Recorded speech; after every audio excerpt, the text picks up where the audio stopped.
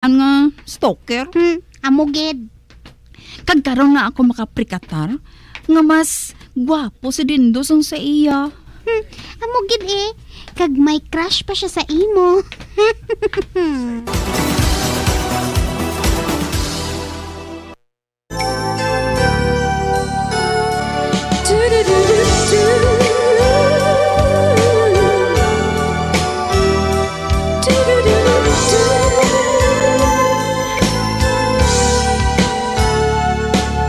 If I could find music in my soul, if I could see beauty in a tune, and could I make something on my own, and breathe one's precious life to a soul, I keep wondering as I wake up from my dream, do wondrous miracles happen while as the birds sing, as the sunlight beams, the magic of my song lives on. Make a song, sing a song, let it fly and ring out loud. Let the music play, feel its every beat, and the world will sing my song.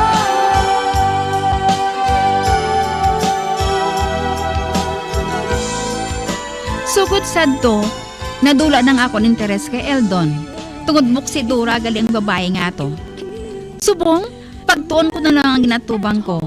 Nagapati ako nga may gay nga para sa akon. Kag hindi na kinahanglan pa nga maglagas ako sang gay nga may tag-iya na. Hindi gali si Eldon ang gay para sa akon.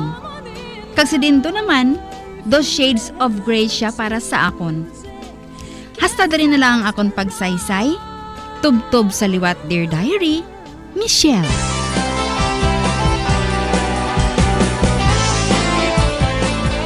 Amuyadto ang matahom nga sugilanon nga ginhatagan naton sang kabuhi. Diri sa Dear Diary, matamo gid nga salamat sa inyo pagpasakop. Basta Radyo Bumbong! Bombo Radyo Isa sa mga heritage churches diri sa probinsya sang Negros Occidental, yara makitaan sa Lisari Street, Barangay Zone 6, Talisay City, amo ang San Nicolas de Tolentino Church. Ang ini nga simbahan tuman katahom bangod sa pagsampot pagid lamang sa fasad sini, yara ang pinasahi nga portiko o kon porch, kag sa pagtangla sa tubang sang simbahan makitaan ang clean lines, ang twin towers nga may magagmay nga domes sa ibabaw sini.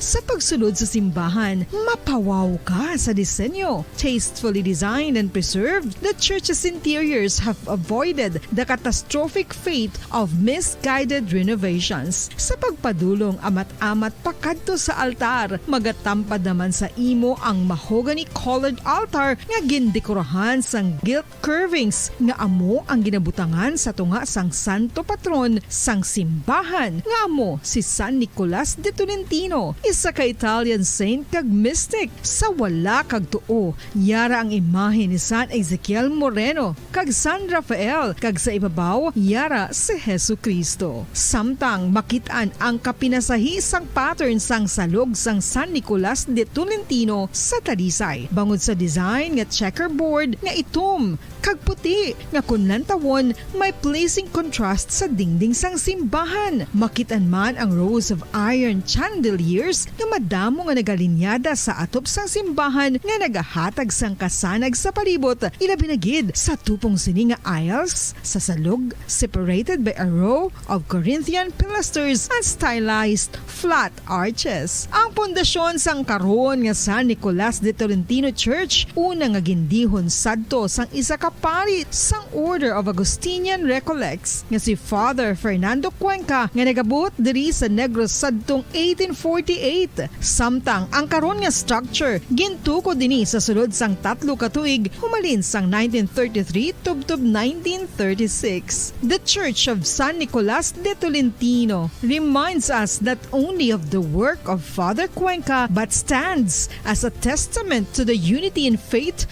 of the people of Talisay.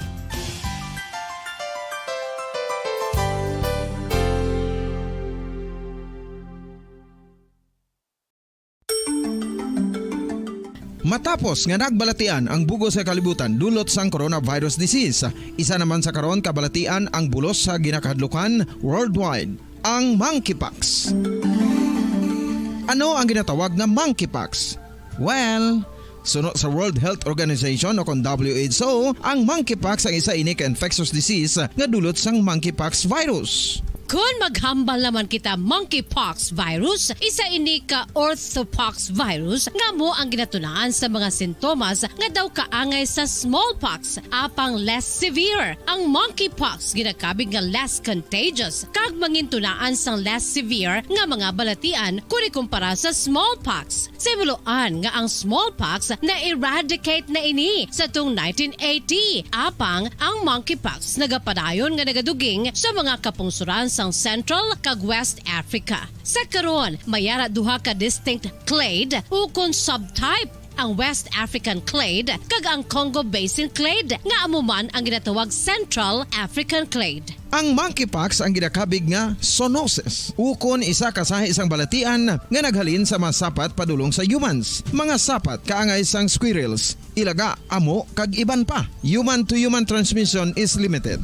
Monkeypox is transmitted to humans through close contact with an infected person or animal or with material contaminated with the virus. Base pa sa key facts ng World Health Organization ukon WHO nga ang monkeypox virus mahimo ini matransmit ukon malaton sa iban pinaagi sa bodily fluids, lesions sa panit ukon internal mucosal surfaces kaangay sa mga naghalin sa baba ukon tutunlan sang pasyente, respiratory droplets kag mga contaminated objects ukon materials kaangay sang beddings. Samtang, base naman sa fact sheet sang Mayo Clinic nga isa ka medical center sa Minnesota, USA, nga kun matapikan ang isa ka tawo sang monkeypox virus, ang initial symptoms amo ang paghilanat, paglingin sang ulo, nagahinubag ang mga lymph nodes, kag pagadasnan sang pagtinubo-tubo sang mga rashes sa lawas tubtob nga magmangin flat patches ini. Amat-amat nga magaulbo o kon mangin nodules tubtob nga magbinitog-bitog kag mangin pus-filled blisters. Ini nga nagalabot sa 5 tubtob 7 ka adlaw. The rash heals by scabbing over. Makabig na nga infectious ang isa ka pasyente sa pagsugod pagid lamang sang paghilanat sini. Samtang pamangkot, may bulong na bala ang monkeypox? Well, dugang pa sa fact sheet sang WHO nga ang vaccines nga ginusar sadto sa pag-eradicate sang smallpox sa bugos sa kalibutan amo man karon ang ginatublok sa mga tao batok sa monkeypox kag ang antiviral agent nga gin-develop para sa smallpox treatment nangin lisensyado naman para sa treatment sang monkeypox. Newer vaccines have been developed of which one has been approved for prevention of monkeypox.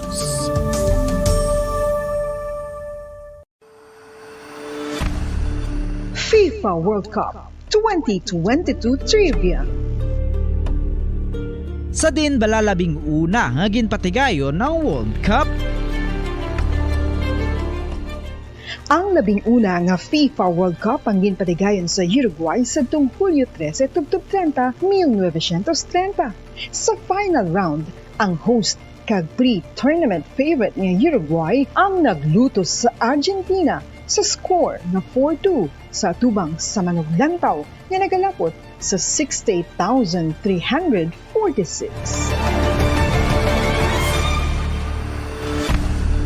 FIFA World Cup 2022 Trivia. Luyag mo bala mga kabumbo nga mapanubo ang imo nga bugat? Nakasiguro ka bala nga nagakaigo ang imo nga pamaagi? Isa sa masami nga ginahimo sang iban nga mga luyag magpanubo sang bugat amo ang starvation diet ukon pagpagutom. Ini ang hinali nga pag-utod ukon pagpanubo sang intake sang calories nga gina-consume sa kada adlaw. Ginapinsar sang iban nga epektibo ini nga strategy sa madasig nga pagpanubo sang bugat. Apang nakahibalo bala kamo nga ang hinali nga pagbaylo sang pinaagi sang pagkaon ang makatuga sang suli nga resulta? Naibaluan nga ang pagkaon sang tuman kadyutay o kon pagpagutom ang hindi maayo nga ideya kag ini ang makatuga agud nga magdako na gid ang bugat. Suno sa mga doktor, ang pagbalansi sang pagkaon sang manubo sa calories nga diet ang pinakaepektibo nga makabulig agud mapanubo ang bugat. Ano-ano ang mga pagkaon nga makakuha kita sang vitamin D? Well, pila sa mga ini ang mayara sang significant amount sang vitamin D nga mahatag sa aton lawas ginalakipan sang cod liver oil, swordfish, salmon, canned tuna, beef liver, egg yolks kag sardines. Uy, ang sardinas! Samtang gina-advise nga nagakadapat gali nga kauno naton ini o kung i-consume naton nga ini nga mga pagkaon sa halos matag adlaw nga tanan agud nga makaangko na aton lawas sang enough vitamin D. Outdoor direct sunlight skin exposure of the face, arms and hands for 5 to 10 minutes 2 or 3 times a week combined with vitamin D supplements is required to ensure vitamin D sufficiency. Gani, ano pa ang ginahulat ninyo? Magwa na kun aga kang magpainit-init o kung magpabalhas samtang naga ulo exercise bagod maayo ang dulot sini sa aton ikaayong lawas. Sa tuman ka kapoy, pag-abot sa balay, kung kaisa nagakatulugan na lang ang isa ka persona. Apang sa babayi antes magdulog, may mga ritual pa nga dapat himuon kangay sang paghukas sang makeup. Ano ini ka importante? Ang pagkakas sang makeup kag pagpanghilam o sang guya antes magtulog ang maayo para sa panit bangod ginakakas sini ang mga cosmetics, impurities kag higko sa surface sang skin nga makatugas sang iritasyon o kung pagpadasig sang pagtigulang sini kung hindi mahimo. Ginabuhinan man sini ang risgo sa pagdevelop sang pimples, pagpula sang guya, blackheads kay iban pa nga size sang blemishes. Naga-promote man ini sang cellular renewal paagi sa paghukas sang dead skin. Importante ang paghukas ang makeup bangod ginapahanugutan sini ang panit nga makaginhawa.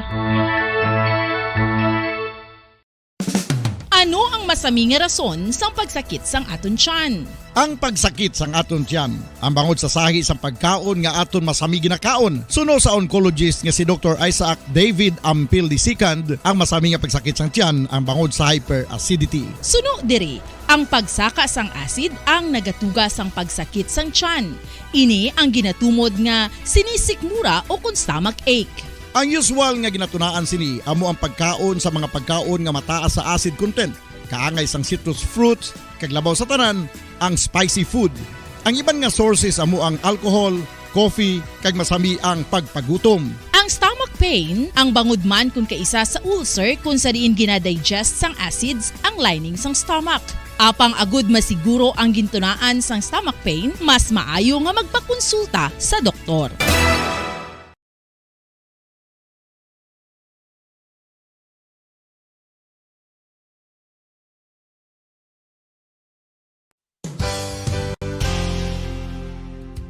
Nakahibalo-bala kamo nga ang makitaan nga dako nga konkreto nga simbahan sa sudad sang Sinay, probinsya sang Negros Occidental nga San Diego Pro Cathedral ang nahuman pagid lamang sadto sa Kawayan, Nipa, Kugon kag Amakan. Mga 246 na katuig ang nakaligan. Tuig 1736 sang gintukod ang parish sang Banwa pa lamang sadto nga Silay kag nagpatukod ini sang pinakauna man nga simbahan nga nahuman lamang sa light materials. Sa pagbulig sang administrasyon sa pagpungko santo nga Gobernador Silio nga si Alejo Severino kag sang pinakauna nga pari sa lugar nga si Padre Alijo Ignacio Di Molinas nga taga Pungsod, Espanya. Ginhingad ang simbahan nga San Diego Parish Church sunod sa ngalan santo sa patron sini nga si San Diego de Alcala nga isa ka Franciscan saint.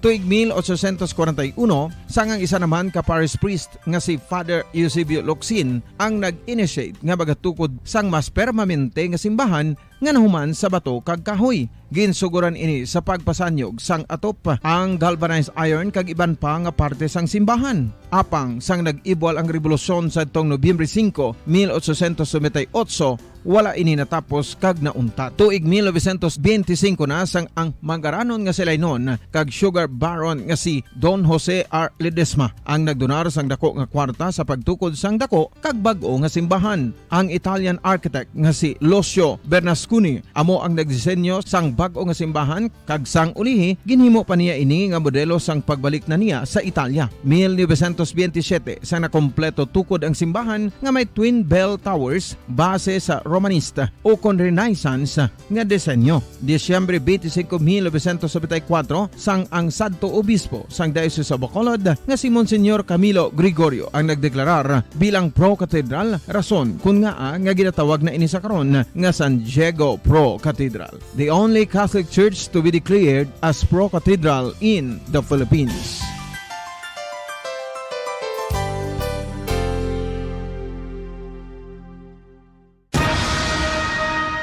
Ang pagpanipilyo ang isa sa mga pinaka-importante nga tikang. Agod mamintinar ang matinlo nga hygiene sa isa ka persona. Apang makapilabala ka beses ini ginahimo sa isa ka adlaw.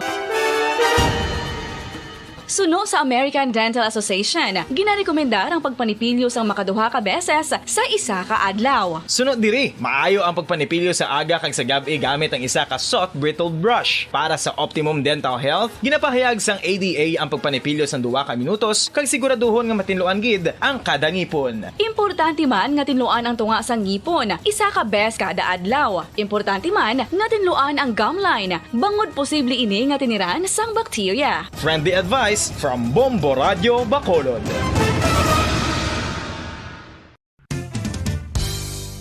Ang 2022 FIFA World Cup natala na sa Nobyembre 21 tubtob Disyembre 18, 2022. 32 tanan ka mga teams gikan sa nakalinlain nga mga kapungsuran sa bugos nga kalibutan ang magapaindis-indis agud mo ang magkakuha sang FIFA World Cup trophy nga nahuman sa Bulawan kag ginakabig bilang one of the most expensive trophies in sporting history. Nga sa karon nagabalor sang 20 milyones dolyares. Sa baragta sang sining nga hinampang, ang Brazil National Football Team amo ang may pinakadamo nga kampyonato Negros Occidental, sudad ka sang Bacolod, bilog nga Pilipinas, kabilog nga kalibutan. Nagapalag na ang Bombo News and Views Afternoon Edition. Karon nga daw sang Miyerkules, petsa 17 sa bulan sa Agosto tuig 2022. Sa kagaron nito kita sa ato sa ring mga headlines. Presidente sa United Sugar Producers Federation nagpasalamat sa pag-resign sa pwesto ni SRA Administrator Hermenegildo Serafica. UniFed nagapanindugan nga hindi dapat tuman kamahal ang presyo sang kalamay bangod madamo sang stock ang gobyerno. Deputy Administrator for Regulations sang SRA nagalaom nga pamatian sa presidente kag sang publiko ang bahin sa mga empleyado tuhoy sa Sugar Order number 4. Negros Occidental Provincial Health Officer ginaendorso ang pagpabakuna sa mga estudyante antes magsugod ang klase. Police personnel kag taxi driver nga giniligar ginkastigo sini mayara na sang settlement. Anay pulis arestado sa drug buy-bus operation sa syudad sang Silay. Mga kabombo, lito nagta sa detalye sa ato sa ring nga mabalita kaupod sa inyo mga tagbalita. Bombo Jairi de los Reyes. Kaga ko naman si Bombo Pon si Espino. Nagpasalamat ang presidente sa United Sugar Producers Federation o kon UNFED matapos i-resign na sa pwesto si Sugar Regulatory Administrator o kon Administrator Hermenegildo Serafica sa Agosto 10 o kung sa Agosto 10 apang nangin epektibo sa Agosto 15. Sa interview sa Bombo Radio Bacolod kay Manuel Mata nagpasalamat ini sa Ginoo kay President Ferdinand Bongbong Marcos Jr. kag Senator Amy Marcos kag kay Senate President Juan Miguel Zubiri matapos gideklarar nga unauthorized illegal ang Sugar Order number 4 kasubong man ang pagduso sa investigasyon sa controversial nga Sugar Order. Suno kay Lamata, ginapahibalo sila sa SRA nga ginsugo ang maini ni President Ferdinand Bongbong Marcos Jr. nga magkuha sang ila board resolution agod nga kinahanglan nga mag-import sang kalamay. Kag sunod diri, naghatag man siya sang iya nga board resolution bilang presidente sang UniFed apang dapat refined sugar ang tanan nga iga-import nga 300,000 metric tons nga kalamay. Apang gidatag sini nga wala niya ginpaboran nga tungaon ang 300,000 metric tons nga refined sugar kag raw sugar bagod daga umpisa na ang galing sa karon kag badamo na ang raw sugar. Suno kay Lamata, ang raw sugar ang pwede man mahimo baklon locally kag himuon nga refined sugar bagod daga umpisa na ang galing subong kag paagi diri mabuligan pa ang mga local sugar farmers. Ay, ang pasalamat sa Ginoo, sa Presidente, sa kay Amy Marcos, kay Mig Subiri, kuha naman gid, natapos ng aton pangantos sa aton sugar industry, ng ginubaya gid ang aton sugar industry. Salamat. Good riddance, Mr. Serapika. Ang kabayan sa pagpag ni Mr.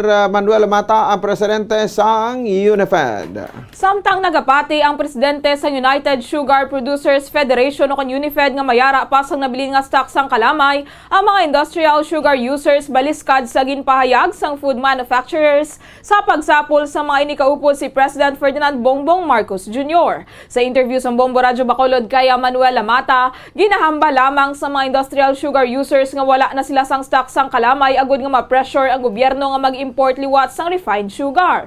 Suno kay Lamata, nagabinutig lamang ang mga ini bangod may nabilin pa nga 140,000 metric tons sa gin-import nga 200,000 metric tons nga kalamay sa idalom sa nga sugar order number 3 nga nabutang sa custom band warehouse nga wala pa natandog. Sunod diri hindi naman husto nga mayara pa nga mag-import liwat nga mayara pa man sang nabilin nga mahimo gamiton. Suno sa UniFed President, karon nga nagumpisa na ang galing mangin available na ang raw sugar, gani mahimo man magbakal ang mga industrial users sang kalamay sang raw sugar, kag ipa-refine lamang ini ka mabuligan pa nila ang local sugar farmers. Ginpahayag man sini nga madugay na ginahimo sang industrial sugar users nga iba na o kuna iba ang ginahambal, iban man ang ginahimo. Suno pa diri ang SO3, ang exclusive lamang sa industrial users, gani nagapati ini nga madamo pa sang supply sang kalamay nga nabilin. Nagpanawagan man ini sa mga industrial users kaangay sang beverage manufacturers nga hindi mangunyan di sa import nga kalamay, bangod ini ang dapat ibutang sa merkado agod nga magdubo ang presyo sang raw sugar. Hindi ako naniniwala sa sinasabi niyo na sinungaling yan. Ilang beses na namin yun na corner. Iba ngayon ang sinasabi, iba ang gagawin. Wala yan. They still have stock and the government is also looking after their welfare. Wala naman sila pinapabayaan. Yan lang, yung mga stocks niyo, Coca-Cola, nandyan pa sa mga bodega. Kalabas nyo na. Kung gusto nyo lang, makikinabang na naman kayo. Itong bagong proposal ni Presidente, yung 150,000. Nabatian liwat si UniFed President Manuel Lamata. Nagpanindugan ang presidente sa United Sugar Producers Federation o kunang sang UniFed nga di dapat tuman kamahal ang presyo sang kalamay bagod badamo sang stock ang gobyerno sa kalamay kag wala man nagakawad-an sang ginabaligya sa merkado. So kay Manuel Lamata, damo ang stock sang kalamay apang mahal lang gani kinahanglan gidayon nga mag-import sa refined sugar apang hindi pagihatag sa industrial users kundi sa mga retailers sa merkado agud magnubo ang presyo sa samtang ang raw sugar ang dapat nga magpabilin ang presyo. Ginpagman sang presidente sa UniFed nga sa tuga-tuga sa bulan sa Setyembre kung katapusan sa nasamit nga bulan magwa na ang bagong galing, magadamo na ang kalamay kag ginaluman nga magbarato na ang presyo sa merkado. Samtang kapin sa isa ka bulan naman matapos nga nag-umpisa ang milling season, mayra sang available sugar locally. Sa Lamata, mahimo man nga mapasakan sa presyo sang kalamay bagod. Kinanglan man nga i-compensate ang mga gasto sa production apang dapat hindi magdangat sa isa kagatos ka pesos. O anytime, basta immediately dapat maka-import na so that the prices will go down. Sang refined. Kaya ang Roya has to be stable at 2,500 to 2,800 up to 3,000. Dapat ang raw price ta ganon. Tiyang aton napat kadlak ko nga sugar mill, ang isa lang kadlaw nagsugod. So you have to give it time. Kinanan mga middle of September or end of September maximum. Damo na ginaya kalamay. Si UniFed President Manuel Lamata. Nagalaom ang Deputy Administrator for Regulations sang Sugar Regulatory Administration nga pamatian sang House of Representatives ang version sa mga empleyado sa committee briefing sang Committee on Agri and Committee on Good Governance tuhoy sa Sugar Order No. 4 nga patigayonon subong nga adlaw. Sang Lunes una na nga nagpatigayon sang committee briefing ang House of Representatives pinaagi sa Zoom kung sa diin ginduso ni Congressman Joseph Paduano nga himuon nga inquiry ang hearing kaga magasugod ang formal inquiry sa masunod nga semana apang magapatigayon liwat sang briefing subong nga adlaw. Sa interview sang Bombo Radyo Bacolod kay Attorney Guillermo Tejeda III, ang interes nila nga mga deputy administrator kag mga empleyado amo ang depensahan ang industriya kag i-justify ang mga sweldo nga ila nagakabato nagikan sa gobyerno. Nagalaom si Tejeda nga pamatian man ang ila punto sa Sugar Order No. 4 nga wala ini nag-agi sa nagakaigo nga proseso kag luyag sini nga mismo ang presidente nga makabati sini nagikan sa ila. Suno sa iya mayara man sang discrepancy sa Sugar Order No. 3 bangod may mga shipments sa idalom sang mando nga kapin 800,000 bags sang kalamay o 30,000 metric tons nga wala pa nakasulod sa border sang Pilipinas apang mayara na sang board resolution. Sunod diri wala pa nakasulod sa border sang Pilipinas ang nasambit nga mga bags apang ginahambal sang Sugar Board nga ini ang na-inspect na kag sara nga gamiton sa domestic. Nagapakita lamang ini suno sa iya sang korupsyon kag nagakadapat lamang nga may baluan sang presidente kag sang publiko. Suno kay si Rafika may bayolasyon ang mga opisyales kag sila nga mga empleyado ang mag-expose sini gani nagalaom silang pamatian sang chief executive kag sang publiko agud may baluan nga may mga empleyado kag deputy administrator sang SRA nga wala nagapahanugot sang ilegal nga mga aktibidad sa ahensya. Kabay pa, pamatian man kami sa amon punto sa SO4, no? Not only in SO3, bumupuan sa give you an advance information, ang SO4 did not undergo the right process. May violation sa pagpasar sini. We want the President to hear it from us because we are the ones implementing this. Nabatian si Attorney Guillermo Tejeda III, ang Deputy Administrator for Regulations ng Sugar Regulatory Administration. Gina-endorso sa Provincial Health Officer sa Negros Occidental ang pagpabakuna sa mga estudyante samtang nagdapit ang pabukas ang klase subong nga bulan sa Agosto. Sunod kay Dr. Ernel Tumimbang, umalin santo nagapanindugan na ang probinsya nga dapat fully vaccinated ang mga estudyante pisar nga direkta nga o kon sa direktiba sa Department of Education nga sarang makapregayon sang face-to-face classes ang mga wala na bakunahan. Sunod kay Tumimbang, dapat nga inganyohon sa mga heads sa kada district division ang maginikanan nga pabakunahan ang ilang mga kabataan. Sunod dili, tuman pa sa karon kanubo ang vaccination rate sa mga nagaedad 5 tubtob o kung 5 katuig tubtob 11 anyos. Samtang madamo naman ang vaccinated nga 12 anyos tubtob 17 anyos sa probinsya. Apisar nga may kaso pa sa COVID-19 sa Negros, wala man sa dapat kabalakan sunod kay Tumimbang bagod manubo ang bed occupancy kag kalabanan sa mga pumuluyo ang vaccinated na gani asymptomatic man ang mga nagpositibo. On health, I am still endorsing some fully vaccination. Kaya bang sige nga masunod ko, ako yung health ko, akong concern is health. But that's why I'm pushing. And we are still undergoing advocacy kag sa mga nanay, sa DepEdMan. But there are other schools nga are not admitting some unvaccinated children. Kailangan na pabakuna. Ang kabay sa pagpahayag ni Provincial Health Officer Dr. Ernel Tumimbang. Padayon pa ang ginapatigayon nga hot pursuit operation sa mga soldado sa mga nagpalagyo nga mga rebelde kasunod sang nagluntad nga engkwentro sa tunga sang 62nd Infantry Battalion sang Philippine Army kag ginapatihan nga mga miyembro sang Communist Terrorist Group sa sitio Cambairan, Barangay Trinidad, Gihulngan City, Negros Oriental kahapon sang aga, Agosto 16. Sa interview sang Bombo Radyo Bacolod kay Brigadier General Inocencio Pasaporte, ang 303rd Infantry Brigade Commander, nakabaton sang impormasyon ang tropa nagikan sa mga pumuluyo nga mayara sang armado nga ginapatihan nga New People's Army nga nagapamahog kag nagapatigayon sang extortion activity sa mga pumuluyo sang Barangay Trinidad, Gihulngan City. Samtang gina-validate sang tropa sang gobyerno ang impormasyon, nakaengkwentro ang mga inisang kapinapulo ka miyembro sang Central Negros 1, Kumiting Rehiyon Negros, Cebu, Bohol, and Siquijor. Nagdugay sa 5 na pulo ka minutos ang pagbayluhanay sang lupok antes nagpalagyo sa nabagatnan nga direksyon ang mga NPA. Duha ka miyembro sang NPA napilasan santo man sa tulo sang dugo sa encounter site kag na-recover man diri ang personal nga gamit sa nagpalagyo nga NPA samtang wala naman sang nasamaran sa tropa sang gobyerno. Ginpahayag sang spokesperson sa Negros Occidental Police Provincial Office o NOCPO nga mayara na sang settlement sa tunga sang ginreklamo nga police personnel kag sang taxi driver nga ginaligar gin kastigo sang pulis. Nabulan nga ginreklamo ni Rocky Tommy Jr., 54 anyos, residente sang Purok Bataan, Barangay Bailom, Ciudad Sampago, matapos nga aksidente nga natrasan sini ang sarakyan ni Police Staff Sergeant Ferdy Vinyas nga namtang walapit sa negosyo siri nga litsunan sa Dalan Araneta, Barangay Singkang Airport, Ciudad sa Bacolod sa Miyerkules ang gabi. Manaw kon tani ang biktima agod magpangausap pasaylo apang ginaligar sini nga ginyaw sang pulis kag ginkastigo siya ni Vinyas kag nakaagom sang samad na sa nagkananayon nga lawas ang biktima. Suno kay Police Lieutenant Judices Catalogo o kon Catalogo, nag-istorya na sa Station 8 si Vinyas kag Tommy para sa settlement. Samtang iban nga kaso ni Vinyas sa ginilgar man nga ginkastigo man sining iya empleyado sang litsunan sining nga ginrefer sa Station 8 sa barangay. Suno kay Catalogo, ginpaybaluman si Vinyas sa Bacolod City Police Office o kon BCPO ngayon ang may pag-atubangon nga kaso sa tion nga reklamo ini sa Provincial Internal Affairs Service o kon PIAS sa Negros Occidental Police Provincial Office kag willing man si Vinyas nga tubangon ang kaso. Sunod diri reckless imprudence resulting to damage of property ang kaso nga mahimo ipasaka sa pulis batok kay Tommy matapos nga maisulan sini ang iya salakyan.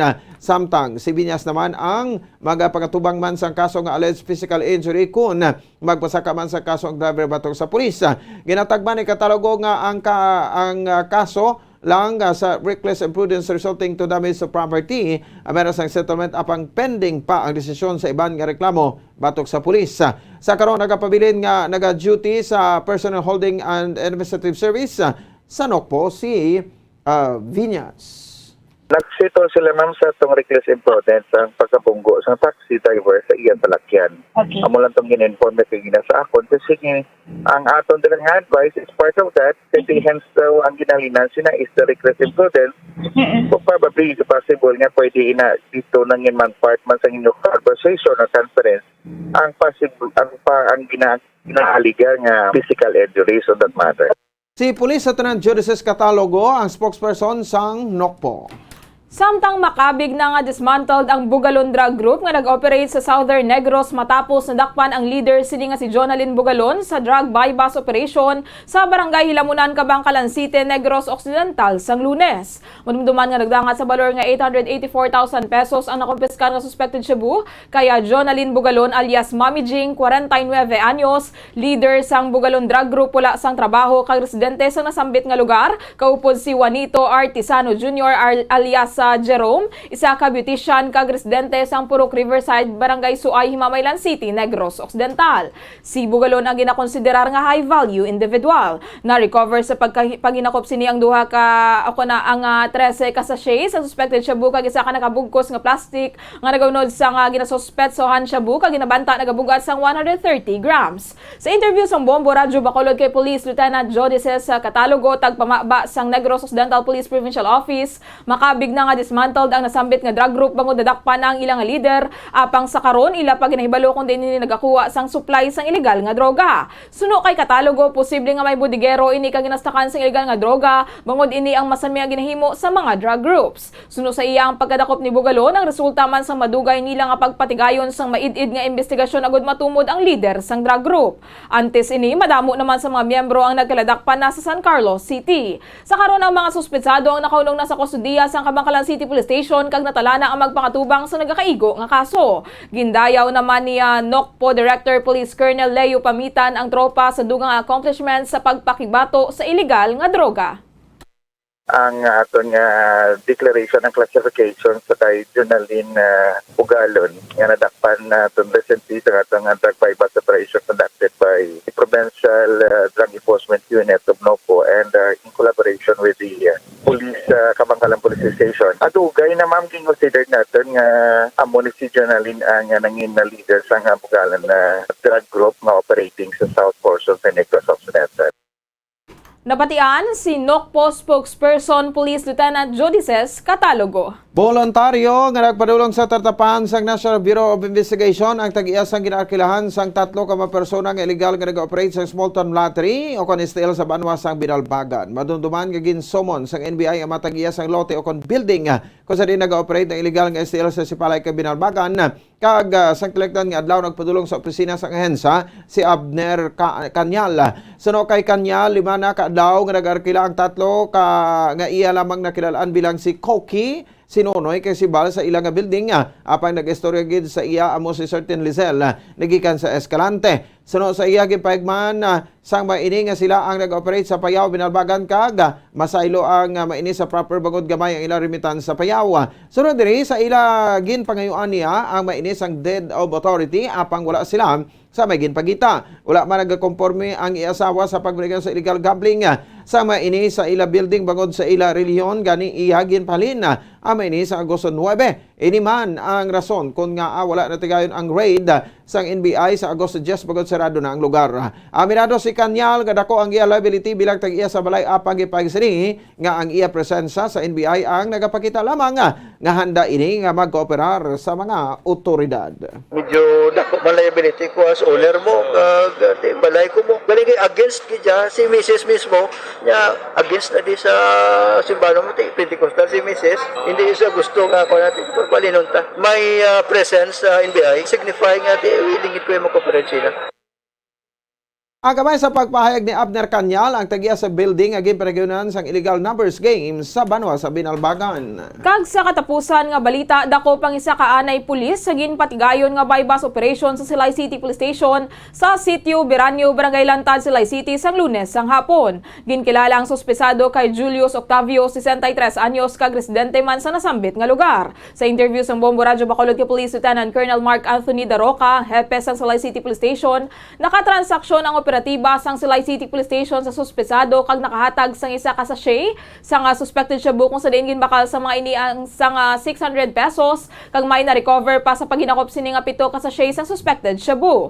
Ang na-recover nga suspected shabu ang nagabugat sang 6 ka gramos kag may estimated market value nga 40,800 pesos. Suno kay Daroca, si Octavio ang anay pulis nga nadismiss sa serbisyo kag mayara sang kaso sang tuig 2015 nga paglapas sa Section 11 sang RA 9165 kon Comprehensive Dangerous Drugs Act of 2002, kasubong man RA 10591 o kuna illegal possession of firearms kag nakagwa sang damlag lamang matapos nga makabayad sang piyansa nga 200,000 pesos. Ginakabig nga high value individual bangod anay nga nadakpan bangod sa paglapas sa illegal nga droga kag anay miyembro man ini sang ang anay miyembro sang Philippine National Police. Ginpahayag man ni Daroca nga suno sa suspetsado ginadulong lamang sa balay siniyang supply halin sa Bacolod kag suno man diri ang suspetsado ang isa man sa nagabaligya sang ginadumilian nga droga sa syudad sang Silay. Nakahunong na si Octavio sa karon sa Silay City Police Station kag magapangatubang sang kaso nga paglapas sa RA 9165 o kana Comprehensive Dangerous Drugs Act of 2002. Ano nga background is dati di siya nga policeman na na-dismiss. Oo. May kaso man din siya sa 2015 nga violation man sa illegal drugs. Section 11 kag Republic Act 10591 illegal possession of firearm. Tapos later hiyansa ni siya 200,000. Kag nakagawa liwat. Nabatian si Police Lieutenant Colonel Mark Anthony Daroca, ang hepe sang Silay City Police Station. 44 minutos sa kaligad sa takna ng alas 5 sa hapon mga kabombo. Ato na panabalikan nato sa ring mga headlines. Presidente sa United Sugar Producers Federation nagpasalamat sa pag-resign sa pwesto ni SRA Administrator Hermenegildo Serafica. Unifed nagapanindugan nga hindi dapat tuman kamahal ang presyo sang kalamay bangod madamo sang stock ang gobyerno. Deputy Administrator for Regulations sang SRA nagalaom nga pamatian sang presidente kay sa publiko ang sabahin sang mga empleyado tuoy sa Sugar Order No. 4. Negros Occidental Provincial Health Officer ginaendorso ang pagpabakuna sa mga estudyante antes magsugod ang klase. Police personnel kag taxi driver kag ginalgar kastigo sini mayra na sang settlement. Anay pulis arestado sa drug bypass operation sa syudad sang Silay. Mga kabombo, inarabatian ang kabugusan nga pagbalita sang Bombo News and Views afternoon edition karon nga daw sa Miyerkules petsa 17 sa bulan sa Agosto tuig 2025. 22. Kami ang inyo mga tagbalita. Bombo Jairi de los Reyes. Kag ako naman si Bombo Ponce Espino. Nagapasalamat sa upo na pagpumati para sa pambansang radyo ng Pilipinas. Consistent overall number 1 sa Bacolod. Basta Radyo! Bombo! Kag sa aton nga Bombo News Analysis. Sa ginbasa ni Bombo Daniel Elecciones may tiguro presyo sang kalamay. Katamis ang kalamay ang daw sa naglasay sa kapi nga gintimpla ni Inday. Ano abi kay ang kadamuon ang nagamay, isa na lang gid ka kutsarita ang imo malugay. Pagbutyog sang presyo sang kalamay ang makatilingala, kulang sa supply amo ang ginrason nila. Apang presidente ang hindi magpati, importasyon sang kalamay, ginpungga niya ini.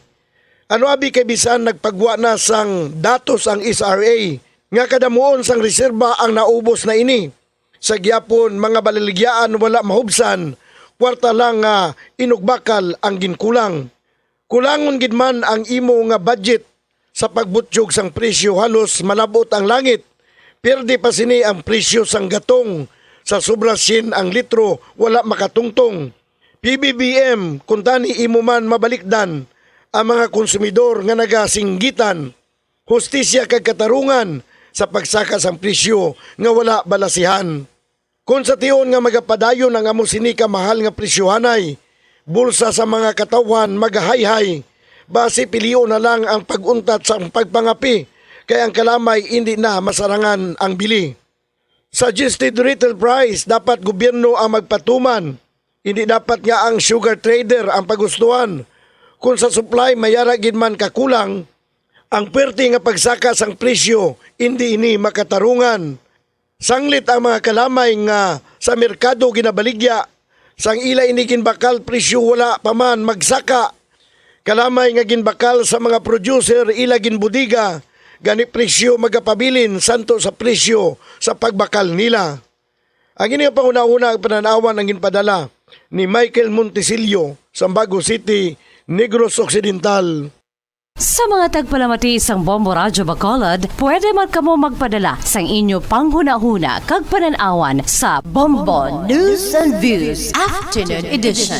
Care of DYWB Bombo Radyo Bacolod, CBS Development Corporation Building, Lacson Street, Mandilagan, Bacolod City. O kung pinaagi man sa email address sang Bombo Radyo Bacolod, bombo_bacolod@bomboradyo.info. Bombo Radyo Bacolod. Number 1! Basta Radio Bombo!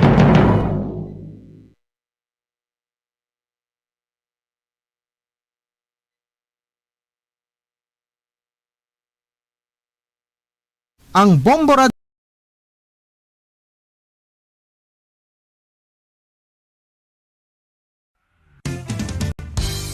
Kung ang hampang nga basketball amo ang mas ginakakunyagan naton nga mga Pilipino, apang salos tanan nga parte sang kalibutan, ang nagapanguna o kon most popular sports in the world, amo ang football better known as soccer sa US kag Canada. Sunod sa latest world statistics sa sini nga tuig 2022, ang football amo ang nagapanguna ilabi na gid sa Europa nga nagadagat sa masubra 4 billion followers. May kantanan sa football, isa sa ginahulat sa mga football or soccer enthusiasts worldwide, amo ang FIFA World Cup. Sa ika-22 tuig sini nga paghiwat bilang Quadrennial International Men's Football. Ang pungsod Qatar sa Western Asia amo ang venue, the first World Cup ever to be held in the Arab world.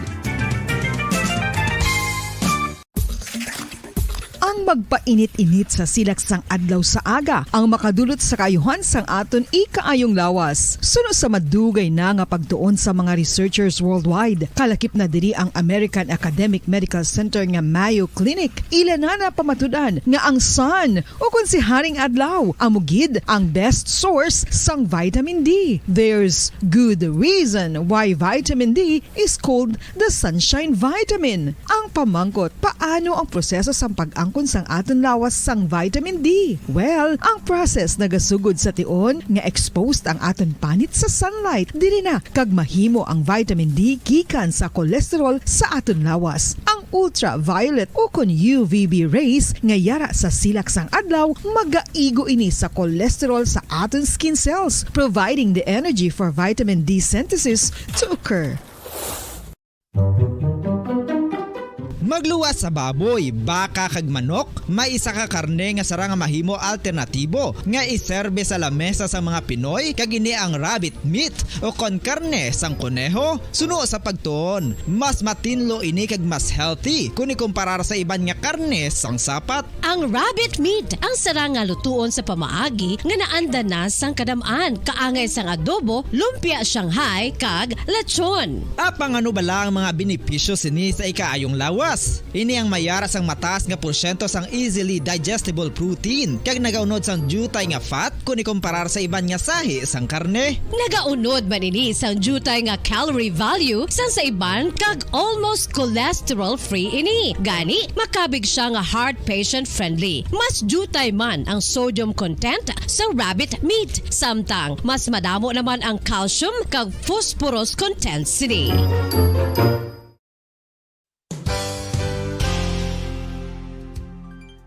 Nakaibalo-bala kamo nga ang bantugon nga simbahan sa Banwa sa Valladolid diri sa probinsya sa Negros Occidental nga ang Our Lady of Guadalupe ukon ang Nuestra Señora de Guadalupe ang mas magulang pa diin ang edad sini kung ikumparar sa amo nga banwa. Tuig 1852 sa gintukod ang kumbento kag simbahan sa Nuestra Señora de Guadalupe, walo ka tuig antes pa man natukod nga mangin isa na kabanwa ang inubayan ang ngalan ukon pagtawag sadto sang Valladolid sang tuig 1860 sa sur nga bahin sang probinsya. Ang simbahan ang gintukod sa mga Recollect missionaries tubtub nga ginpatahong pagid ini kag ginpadako sa tong 1877 nga may baroque style nga fasad kag basic nave o kon central part sang simbahan sa pagpamuno ni Recollect priest nga si Father Carlos Ubida. Ang matahom na nga kumbento kag simbahan ang natapos antes pa man nagsugod ang pag-ibwal sang Philippine Revolution sa tong tuig 1897. Sa paglipas sang malawig nga tinuig, madamo naman nga mga renovations ang ginpadigayon sa sining nga simbahan tubtob nga natapos antes pa man mag-abot ang 20th century. Sadto ang isa sa nagapatahom sa Our Lady of Guadalupe Church, amo ang tuman katupong sang tanan nga parte sang simbahan kag isa na diri ang original nga Doric columns kalkip na ang may design nga salog padulong sa matahom nga elevated nga altar. Ang dingding sang baroque style nga fasad sini nga simbahan human sa coral stones. Throughout all this, the Lady of Guadalupe Church has remained to be one of the most beautiful among all Negros churches.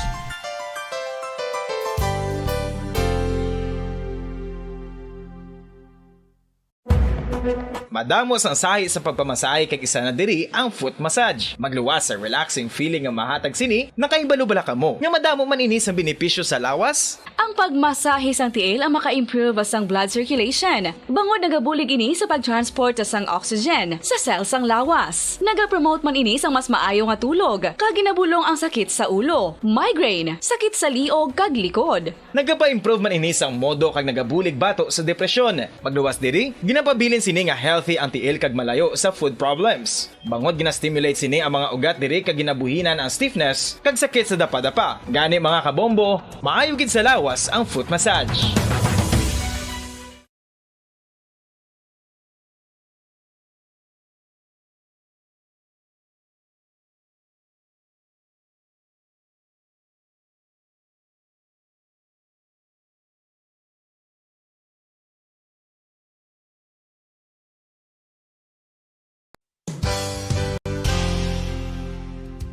Nakahibalo-bala kamo nga ang makitaan nga dako nga konkreto nga simbahan sa sudad sang Silay, probinsya sang Negros Occidental nga San Diego Pro Cathedral ang nahuman pagid lamang sadto sa Kawayan, Nipa, Kugon kag Amakan. Mga 246 na katuig ang nakaligan. Tuig 1736 sang gintukod ang parish sang Banwa pa lamang sadto nga Silay kag nagpatukod ini sang pinakauna man nga simbahan nga nahuman lamang sa light materials. Sa pagbulig sang administrasyon sa Pungko Santo nga Gobernador Silio nga si Alejo Severino kag sang pinakauna nga pari sa lugar nga si Padre Alijo Ignacio Di Molinas nga taga Pungsod, Espanya. ginhingadlan ang simbahan nga San Diego Parish Church sunod sa ngalan santo sa patron sini nga si San Diego de Alcala nga isa ka Franciscan saint.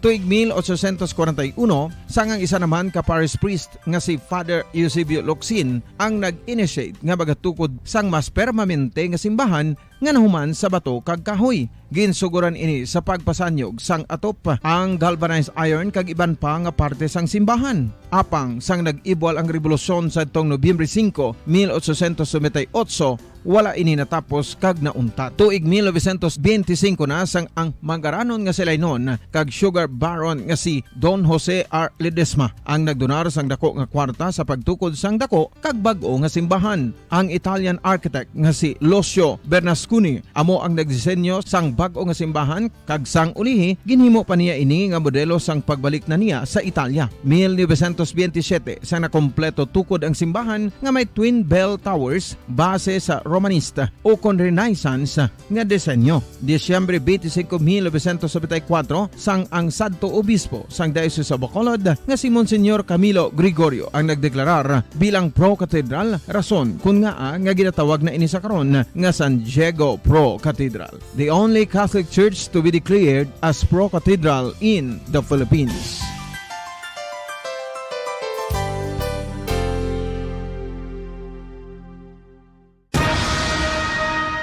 Ang pagpanipilyo ang isa sa mga pinaka-importante nga tikang. Agod mamintinar ang matinlo nga hygiene sa isa ka persona. Apang makapilabala ka beses ini ginahimo sa isa ka adlaw. Suno sa American Dental Association, ginarekomendar ang pagpanipilyo sang makaduha ka beses sa isa ka adlaw. Sunod diri, maayo ang pagpanipilyo sa aga kag sa gabi gamit ang isa ka soft brittle brush. Para sa optimum dental health, ginapahayag sang ADA ang pagpanipilyo sang 2 ka minutos kag siguraduhon nga matinloan gid ang kada ngipon. Importante man nga tinluan ang tunga sang ngipon, isa ka bes kada adlaw. Importante man nga tinluan ang gum line, bangod posible ini nga tiniran sang bakterya. Friendly advice from Bombo Radio Bacolod.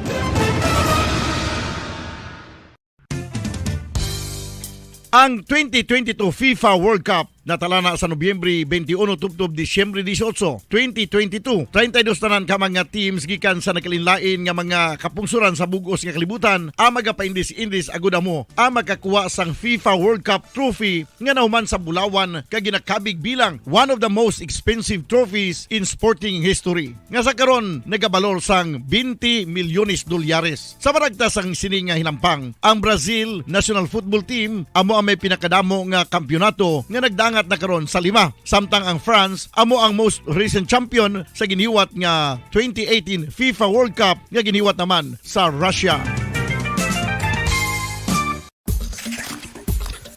Ang vitamin D mayira sang madamo nga papel sa aton lawas. Essential ini sa pag-angkon sang good health. Ang mayor nga papel sang vitamin D amo ang pagsugo sa mga cell sa aton gut o kuntyan agud mag-absorb sang calcium kag phosphorus. Ang duha ka mga minerals nga importante sa pagpabilin nga makusog kag healthy ang aton nga tulan sa kalawasan. Buot silingon, ang vitamin D nagabuli gini sa pag-absorb kag pagpabilin sang calcium kag phosphorus sa aton lawas. Our heart, muscles, and nerves also need calcium to function properly. Sabahin naman sang phosphorus, ang main function sini amo ang pagporma kag pagpatubo sang bones and teeth. Kung kulang naman kita sa vitamin D, mangintunaan ini sang pagdevelop sang pila ka seryoso nga mga balatian kaangay sang osteoporosis, cancer, depresyon, muscle weakness, kag manginhalinan sang kamatayon kung lala na ang balatian.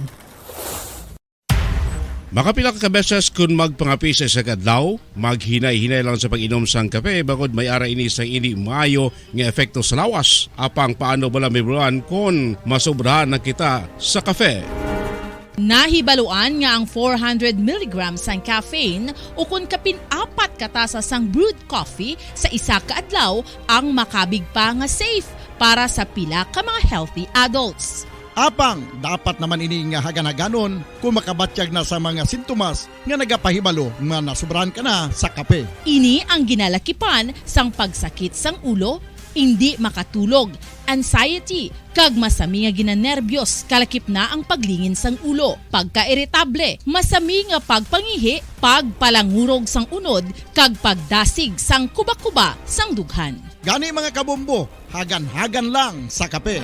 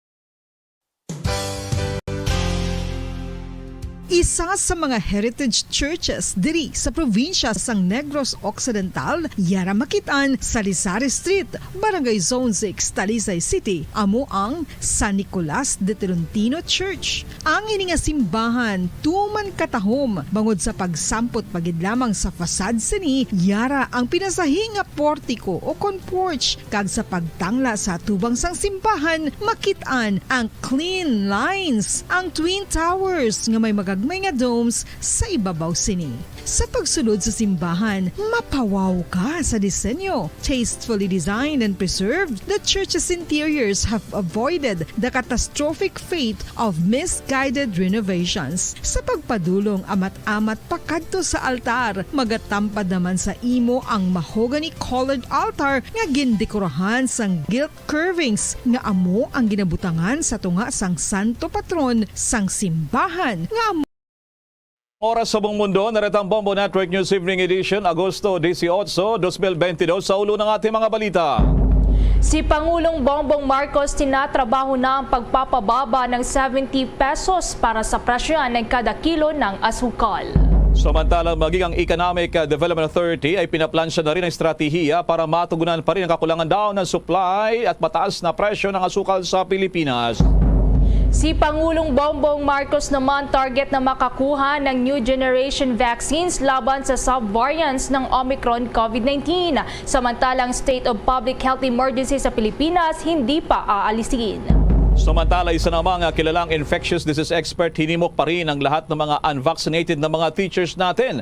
Magpabakuna na para sa kaligtasan pa rin ng mga estudyanteng papasok na sa Lunes. Nasa mahigit 18,900 naman na vaccination sites sa buong bansa inilunsad ng Department of Health upang maabot ang target na mabakunahan sa loob ng 100 araw sa ilalim niya ng Marcos administration. Sa police report naman, militar at mga rebelding NPA nagkasagupa doon sa isang lugar sa Iloilo, mga high-powered firearms na recover ng mga otoridad. At sa international news naman, ang North Korea muling nagpakawala ng 2 cruise missiles ayon yan sa Seoul Defense Ministry.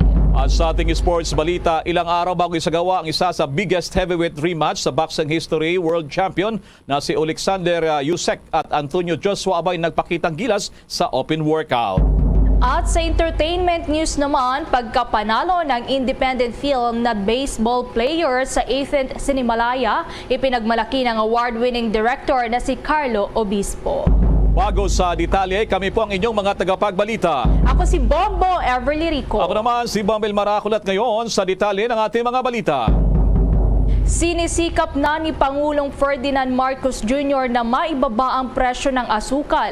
Sinabi nga ng Pangulo na nakikipagnegosasyon na sila sa mga gumagawa ng asukal para ibaba ang presyo nito sa 70 pesos hanggang sa 80 pesos kada kilo. Isang paraan niya ito para maibsan ang pasakit na dala ng mataas na presyo ng asukal na kinukonsumo ng mga pamilyang Pilipino. Ayon pa sa Pangulo, ayaw niyang tumagal ang panahon na may kakapusan ng supply ng asukal sa bansa para hindi magpatuloy ang pagsirit ng presyo nito. Hindi rin anya dapat na magdulot ng banta sa pagkawala ng trabaho sa mga manufacturing sector ang kakapusan ng supply ng asukal.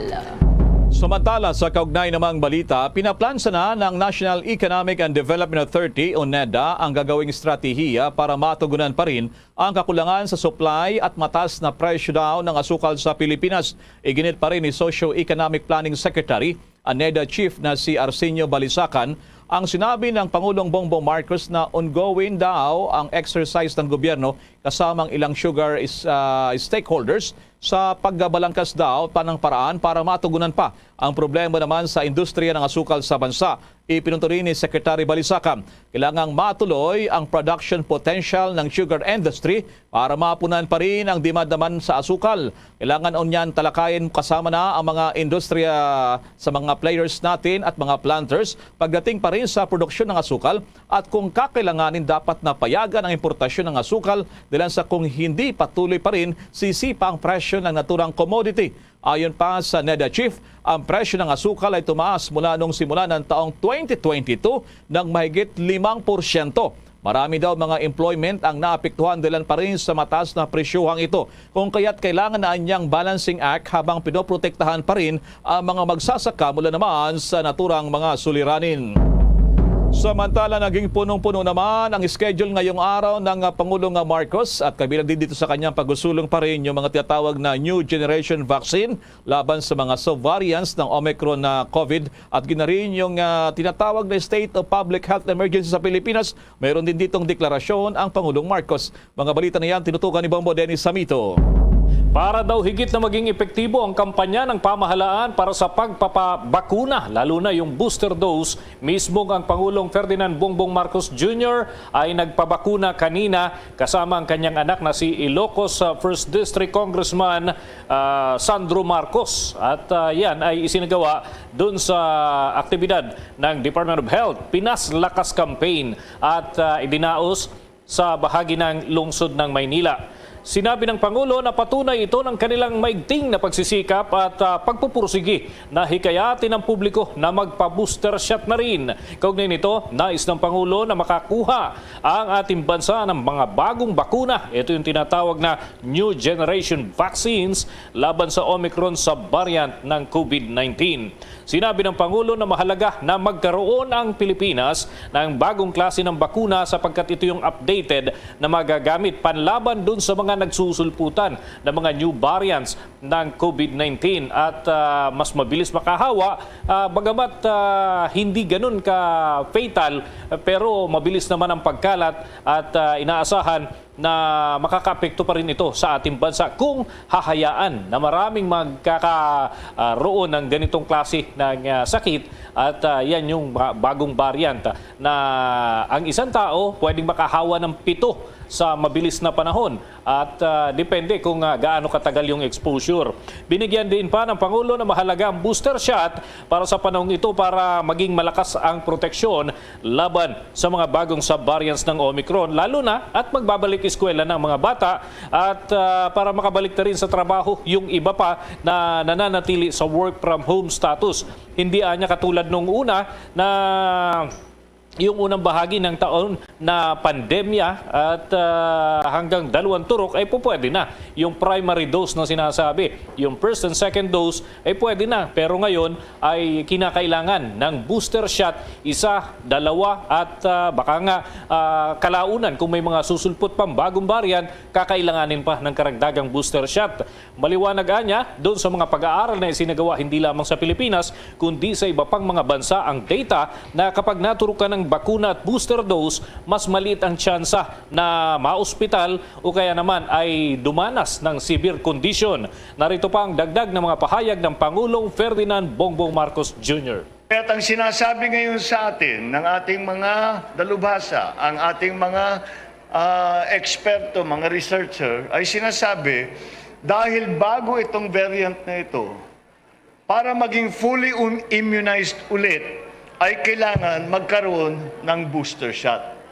Kaya ito ngayon ang kinakampanya namin na sana, lalong-lalo na na dahang-dahang pabukas ang ekonomiya.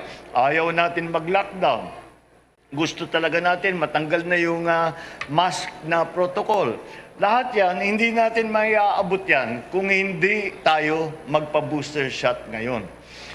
We have many elements that are going to be important. The back to school, the certain parts of the economy, lahat yan ay aming talagang tinitignan para makabalik sa trabaho, para makabalik sa eskwelahan. At para maging ligtas tayo, para maging safe tayo, ay kailangan talaga, we have to encourage everyone to have a booster shot para masasabi natin fully immunized. Bahagi yan ng pahayag pa ng Pangulong Ferdinand Bongbong Marcos Jr. At doon sa kanilang personal na pagtungo ng kanyang anak na si Congressman Sandro ay marami ang nagkagulo at nakipag-selfie. Game naman ang Pangulo doon sa naturang aktibidad at present din dyan sa event si Secretary Benhar Abalos, si Secretary Angping at syempre ang alkalde ng lungsod ng Maynila na si Dr. Hani Lacuna na siya namang nagturok dito kay Congressman Sandro habang si Department of Health o OIC Maria Rosario Vergere ang nagturok naman para dito kay Pangulong Ferdinand Bongbong Marcos Jr. Samantala, Bombo Elmar, hindi naman babawiin ng Pangulong Bongbong Marcos yung umiiral na State of Public Health Emergency hanggang yan sa katapusan ng taon. Ibig sabihin, ganito pa rin ang magiging status natin hanggang sa Disyembre. At sa ilalim kasi ng Proclamation Number 922 na una itong nailabas noong Marso ng taong 2020, yan ay sa ilalim pa ng Duterte administration, idinideklara ang State of Public Health Emergency para maging mabilis ang pagtugon ng pamahalaan sa pandemya ng COVID-19. Bombo Elmar? Bombo Dennis, parang malaking honor, malaking karangalan para kay Yusek Vergere. Baka ayos ng buto-buto dito, Bombo Dennis, siya nang maging next Department of Health Secretary. Malaking bagay ha.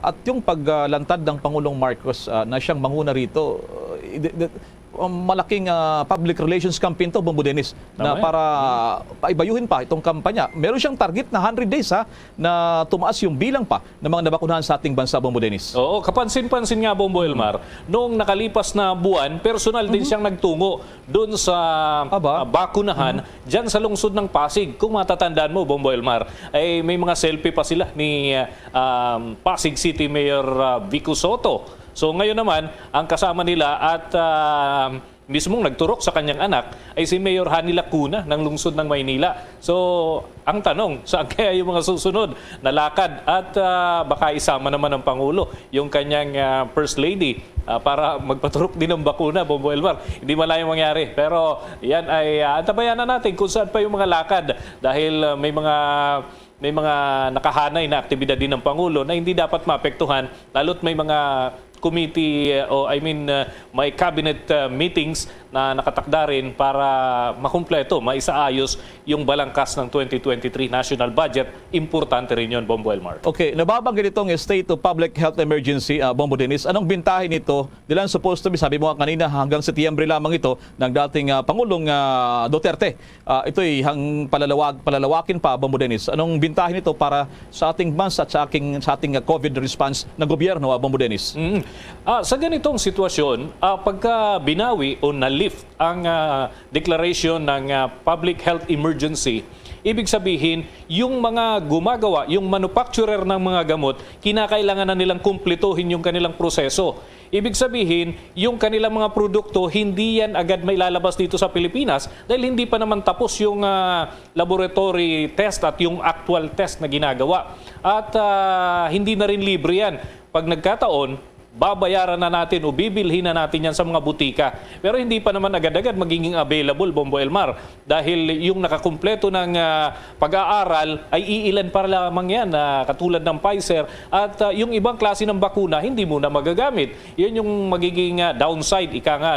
Pero ang kumbaga positibong tingin naman dito, para sa mga negosyante, magandang pangitain na kumbaga lifted na yung state of public health emergency, ibig sabihin mas maluwag na at yung mga proseso ay magbabalik na sa normal na kalakaran. At wala na mga isasaalang-alang pa, Bombo Elmar, na posibleng isara, i-lockdown, wala nang ganon. Yan yung dalawang anggulong tinitingnan at kinakailangang pag-obserbahan talaga at pag-aralang maigi kung ano ang magiging kahihinatnan kung sakasakaling ganyan ang paiiralin at kung ililift ng bigla-bigla, Bombo Elmar. Sige, maraming salamat sa mga updates na yan, Bombo Dennis. Para sa Bombo Network News, Bombo Dennis Hamito nag-uulat para sa Pambansang Radyo ng Pilipinas, Basta Radio, Bombo! Samantala sa patuloy pa ng ating mga balita, inaasang magiging commercially available na ang COVID-19 vaccine sa Pilipinas sa unang bahagi daw ng taong 2023. Ayon kay Department of Health Officer in Charge Maria Rosario Vergere, sa ngayon tanging Hansen na Pharmaceuticals ng Johnson & Johnson pa lamang ang nag-apply para naman sa Certificate of Product Registration para naman dito sa Philippine Food and Drug Administration at ginarin ay parito kay Yusek Vergere. Yung evaluation naman sa turang aplikasyon ay isang mahabang proseso dahil sa ito raw ang magbibigay ng paintulot sa paggamit pa ng bakuna para sa general population commercially. Sa ngayon, lahat ng COVID-19 vaccine sa bansa ay kasalukuyang nasa ilalim pa ng Emergency Use Authorization. Samantala, ayon pa kay Vergere, nakapaglaan na rin ng pondo para sa posibleng pagbili nga yung binabanggit kanina para naman sa new generation vaccine. Inaasang may lalabas daw ng mga manufacturers ang naturang bakuna sa buwan naman ng Oktubre. Samantala naman, pinuna ng Commission on Audit o COA ang milyong-milyong halaga ng COVID-19 items na hindi maayos na naipamahagi ng Department of Health para sa mga recipients. Sa 2021 audit report ng COA noong buwan ng Agosto, natuklasan ng COA na nasa 185,602,876 pesos ang halaga ng COVID-19 items ang hindi natanggap o wala talagang natanggap ang mga intended na recipients ng mga COVID-19 na items o kaya naman ay hindi o kulang o sobra ang naibigay. Ayon pa sa COA, nasa 166.2 million pesos dito na halaga yung maling items na ipinadala para sa Cagayan Valley Center for Health Development, ang Southern Isabela Medical Center at gayon din sa Ninoy Aquino Stadium COVID site. Mayroon ding 54 million pesos na nagkakahalaga na natanggap ng Office of the Civil Defense habang nasa 108.6 million pesos naman ang natanggap ng mga individual o ahensya na hindi naman na tinukoy. Sinabi din ng COA na nasa 150,000 na mga face masks na nagkakahalaga ng 3.4 million pesos ay ipinadala sa Caraga Center sa halip na sa Northern Mindanao Center. Nasa 18.5 million pesos naman ang hindi natanggap na mga items ng Northern Mindanao Center at gayon din ng Dr. Jose Rizal Memorial Hospital, ng Margo sa Tubig Regional Hospital, ang Department of Interior and Local Government, gayon din ang Department of Education at Maria Lourdes Maternity Hospital. Samantala, nasa mahigit 800,000 naman na halaga ang nagpapakita ng discrepancies sa mga quantities na indicated at actual quantities na natanggap sa Metro Manila Center at Caraga Center Hospital. Nagre-resultaan niya ito ayon sa COA ng inefficiency sa pamamahagi o distribution system ng government assets na ma-expose sa pangamba ng pagkawala, misuse at gayon din yung pagkasayang. Ang naturang mga items ay binili sa pamamagitan ng procurement service ng Department of Budget and Management o PSDBM gamit ang pondo na transfer ng Department of Health. Ginawa nga ng PSDBM ang deliveries ng COVID-19 items sa pamamagitan naman ng kanilang third-party logistics. Kaugnay nito ay nirekomenda ng COA sa Health Secretary ng Department of Health na magbigay ng dokumento na magpapatunay na ang COVID-19 related supplies na mga ito ay i-deliver ng PSDBM sa mga natukoy na recipients. Inirekomenda din ng COA sa DOH na magkaroon ng epektibong distribution system upang sa ganon ay mas maging maayos ang polisiya at procedures upang matiyak na on time at kumpletong maipapamahagi ang lahat ng items para sa mga intended recipients.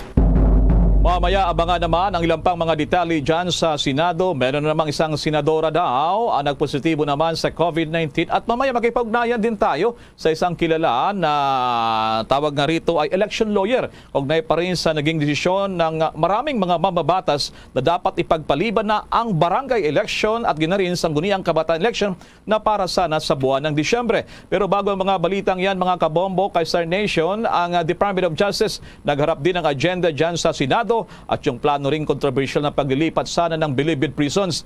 Iba niyan, iba pang mga detalye mula kay Bombo Raymond Tinasa. Bombo Raymond.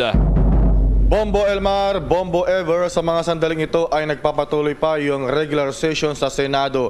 At pero bago yun kanina ay punong-puno na naman yung maghapon ng Senado, partikular sa magkasunod-sunod din ng mga committee hearings.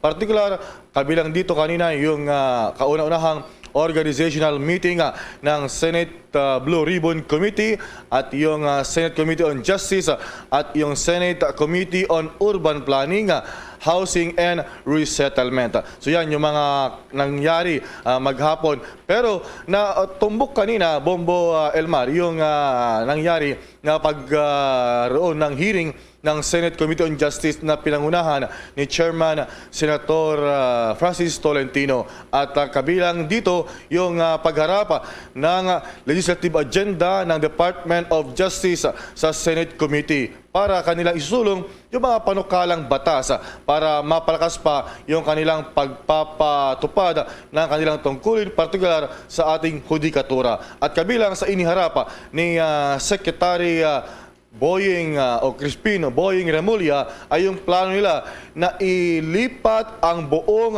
New Bilibid Prisons o NBP na nasa Muntinlupa City sa ngayon sa Nueva Ecija. Ayon kay Secretary Remulla, ito ay dahil halos magkasunod-sunod na yung pagpuga o kaya ay pagtakas na lalo na yung mga preso na nagkumita ng mga heinous crimes, Bombo Elmar, at yung patuloy pa rin na paglagana pa ng drugs operation sa loob ng kulungan. At yun nga, crowded na yung paligid dahil halos puro mga informal settlers o yung mga squatters na yung nandoon at hindi na ligtas.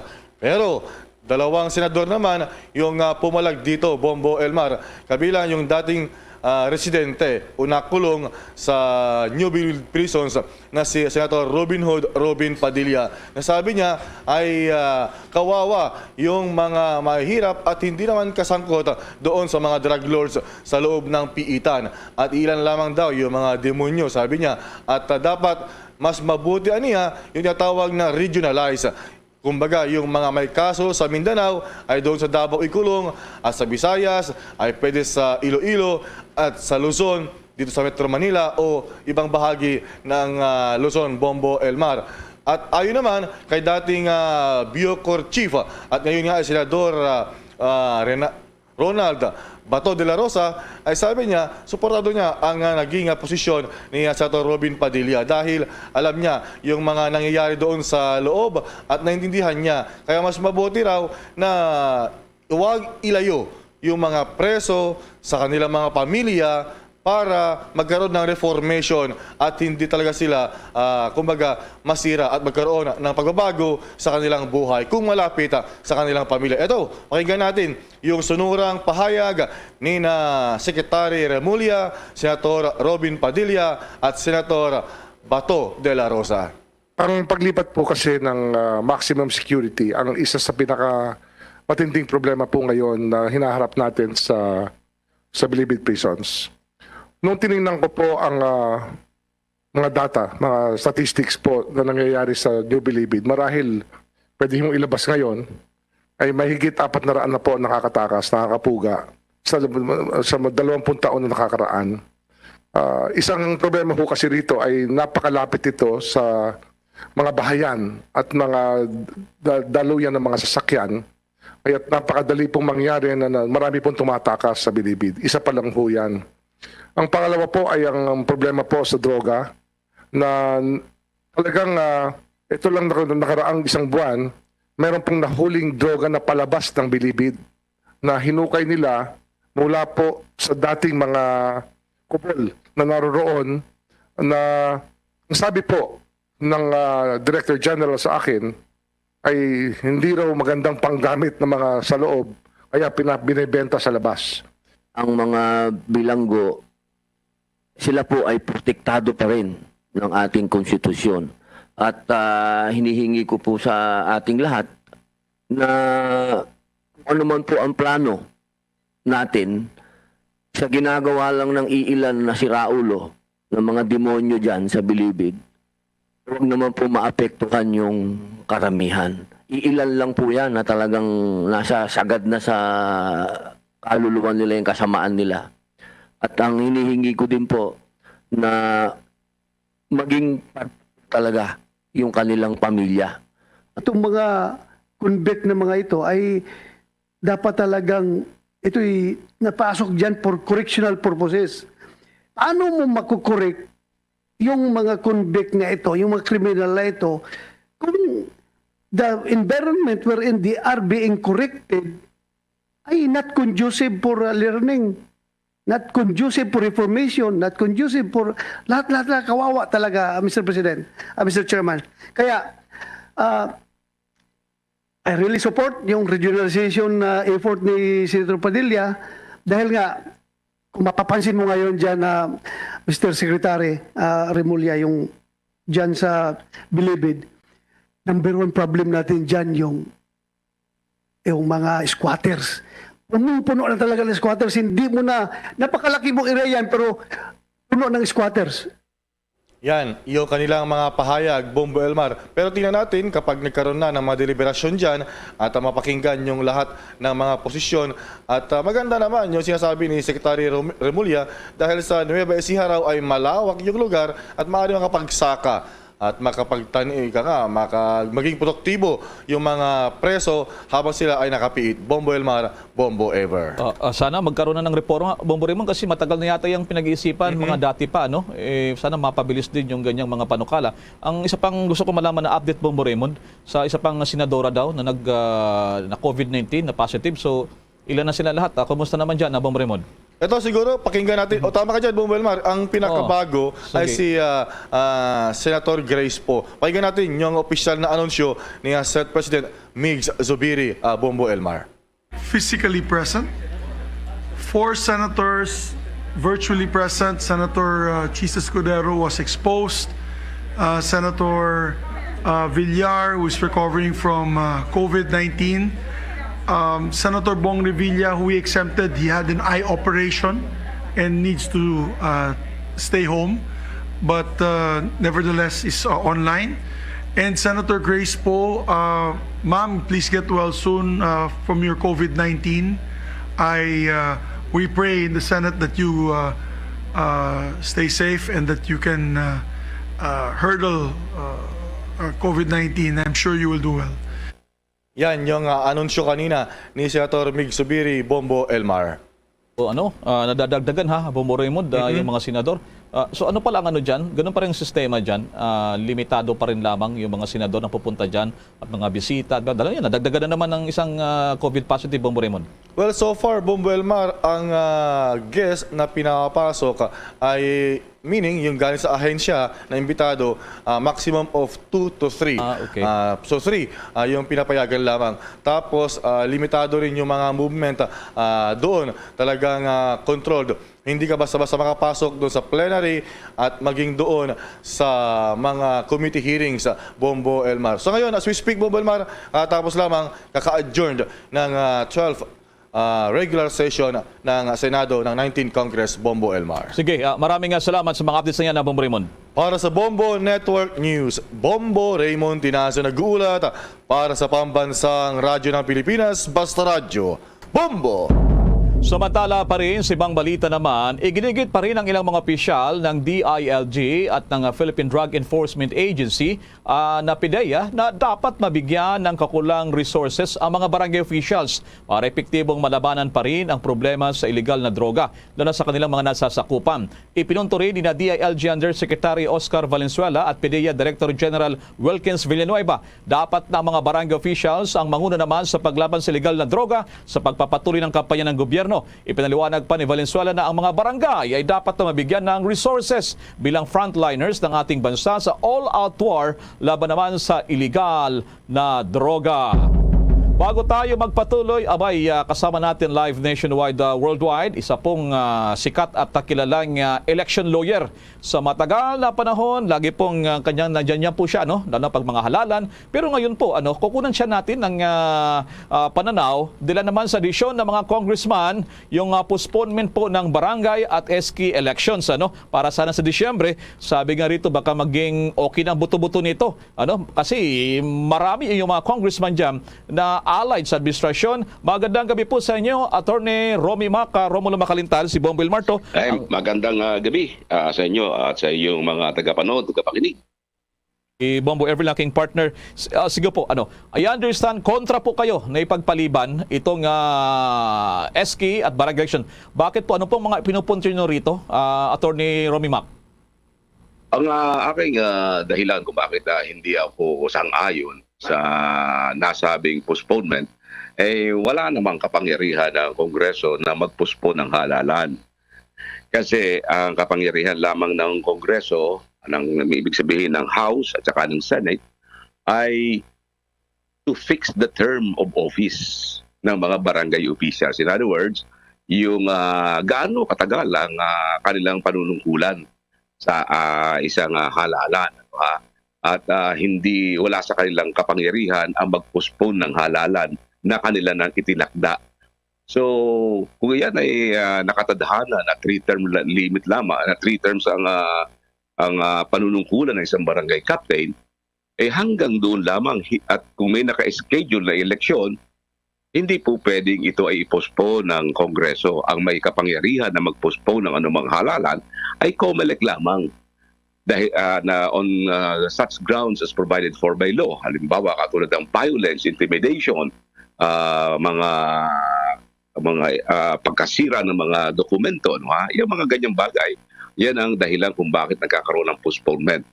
At kapag pinospone ng ating pamahalaan ng halalan, mangyayari yung mga manunungkulan ay yung pa rin incumbent at sila ay sinasabing mag-hold over.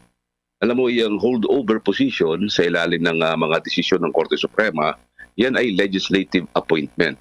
Kapag ikaw ay nag-hold over, ang ibig sabihin, ikaw ay ina-appoint ng legislature. Sa ilalim ng ating Constitution, maliwanag na ang mga barangay officials ay dapat na elected at hindi appointed. Kaya dyan pa lang makikita natin na labag na yan sa ating saligang batas. And even under our Republican system of government, hindi ka pwedeng manungkulan kung wala kang mandato ng ating mga botante. Yung pag-i-extend ng term nila at sa pamamagitan ng postponement ng halalan, yan ay parang nangyayari, pinipilit sa atin ng mga mambabatas itong mga officials na ito para bang sinasabi, whether you like it or not, ito ang iyong mga officials. Hindi po pwede yun. Kasi hindi tayo po pwede na pilitin. Otherwise, kung pwede pala yung ganyan, pwede sila mag-extend ng term of office ng Pangulo, Pangalawang Pangulo, Senador, local government. Gagawa sila ng dahilan. Sabihin na, wala tayong pondo, ano-ano. So, sila na lamang ang gagawa para manatili sa kanilang katungkulan. Attorney Romy Mac, nagtataka naman ako, kayang i-postpone ng mga congressman ang barangay election. Pero sila, pag katulad ng midterm election, after 3 years, election naman, bakit hindi lang pwedeng i-postpone? Pero ang barangay, napapagtutunan nila ng pansin. So, yung punto nyo po, attorney, ganun po ba? Pwede sila. Pag kung talaga pinapayagan yan, pwede nga sila mag-extend ng term nila. Kaya nga sinasabi ko, dapat ito'y makarating sa Korte Suprema at malaman natin kung talagang may kapangyarihan ang nasabing mga mambabatas na mag-postpone ng nahalalan. Kasi ang postponement ay wala sa kanilang kapangyarihan. Ang nakalagay, fix the term. Ibig sabihin, itakda mo yung kung ilang panahon sila manunungkulan. The moment that term is fixed, hindi mo pwedeng baguhin yan.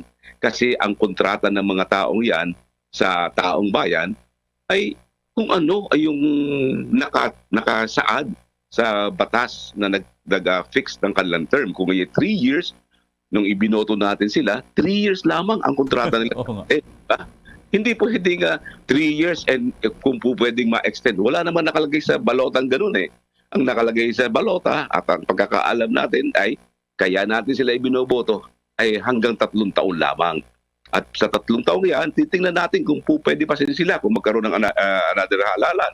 Kaya nga mayroong sinasabing re-election, di ba? Kaya may re-election para kung sakaling magustuhan natin sila, iboboto pa ulit natin sila. At kung ayaw natin, hindi natin sila iboboto. Kung walang election, paano mangyayari? Paano na ang taas sa atin? Di, kahit na lamang sinong nariyan, tatanggapin na natin. So hindi naman po pwede yun. Kailangan yung magkaroon sila ng mandato ng taong bayan. Hindi yung ipinupuwersa sa atin na ito yung mga barangay officials nyo kahit sinusuka na sa barangay nila yung barangay officials nila. Walang magagawa ang taong bayan. Isipin mo, binabayaran natin ng napakahalagang bilyon-bilyon ang mga officials na yan pagkatapos ayaw na natin sa kanila pero ipinipilit sa atin ng mga mambabatas. So hindi dapat yan. At Attorney, ang aking co-partner, ang Bombo Everly, your question to Attorney Romy Mac. Go ahead. Yes, Attorney, nabanggit niyo po na wala pong authority ang Kongreso dito po sa pagpapaliban ng barangay and SK elections. Pero kung kayo pong tatanungin, ano po ba ang basis o kung kailan po kaya pwedeng questionin itong constitutionality po ng panukalang postponement ng SK at barangay elections, Attorney? Inihain nila yan kay Pangulong Marcos at pinirmahan ng Pangulong Marcos ang batas na nagtatadhana ng postponement, yan ang panahon para yan i-question sa Korte Suprema. At kapag yan pinirmahan ni President Marcos at naging batas, doon mo i-question at ihingi tayo ng temporary restraining order sa Korte Suprema para hindi matuloy ang implementation ng nasabing batas. Kaya kami na may umaasa na sana ay mapag-aralan din mabuti ng Malacanang kung sakaling ipapadala sa kanila ang nasabing panukalang batas. At sana naman ay dito sana ng Pangulong Marcos yan at makita niya na wala na yan sobrang pag-aabuso sa katungkulan ang pag-postpone nila sa halalan. Kasi maliwanag sa batas na ang postponement ay para sa COMELEC lamang Section 5 ng Omnibus Election Code at maliwanag din sa saligang batas na ang authority ng Congress ay to fix the term. Ibig sabihin, itakda mo yung panahon kung kailan ang kanilang panunungkulan. Term kasi ibig sabihin yung period of service, gaano katagal ang kanilang panunungkulan. Ay nag-fix sila ng term 3 years. So, kung 3 years yan, hindi mo pwedeng i-extend kasi ibinoto sila for 3 years. Oo nga, no? Okay. Attorney, ito, may question dito, basahin ko ito mula dyan sa listeners natin sa Bombo Radio Iloilo. Dati naman daw nangyayari ito, paulit-ulit lang. May mga before na nangyayari, pinospon din ng Congress. Wala rin tatuloy din, Attorney Romy Mac. Wala, kasi wala nagku-question. Maliwanag sa ating saligang batas na ang isang batas, kung walang hindi ibig sabihin dahil sa walang nagku-question, hindi ibig sabihin hindi na pwedeng ma-question. Non-usage, non-observance of the law is not an excuse para yan ay mabaliwala. Kaya kailangan, kung makita natin na talagang sumusobra na at lagi na lamang ganyan, panahon na para i-question yan sa Korte Suprema. At kami nakahanda na maghain ng petisyon sa Korte Suprema para questionin natin ang constitutionality ng anumang aksyon ng Kongreso o ng Executive Department na i-postpone ang halalan. Alright, on that note, maraming salamat po sa pagbibigay nyo ng panahon sa Bombo Radio Philippines Nationwide Worldwide sa ating mga viewers, listeners. Good evening po sa iyo, Attorney Romulo Macalintal. Maraming salamat sa inyo at isang malaking karangalan maging bahagi ng inyong palatuntunan. Thank you. Good evening. Thank you po. Good evening po. Attorney Romy Mac, isa pong kilalang electional lawyer.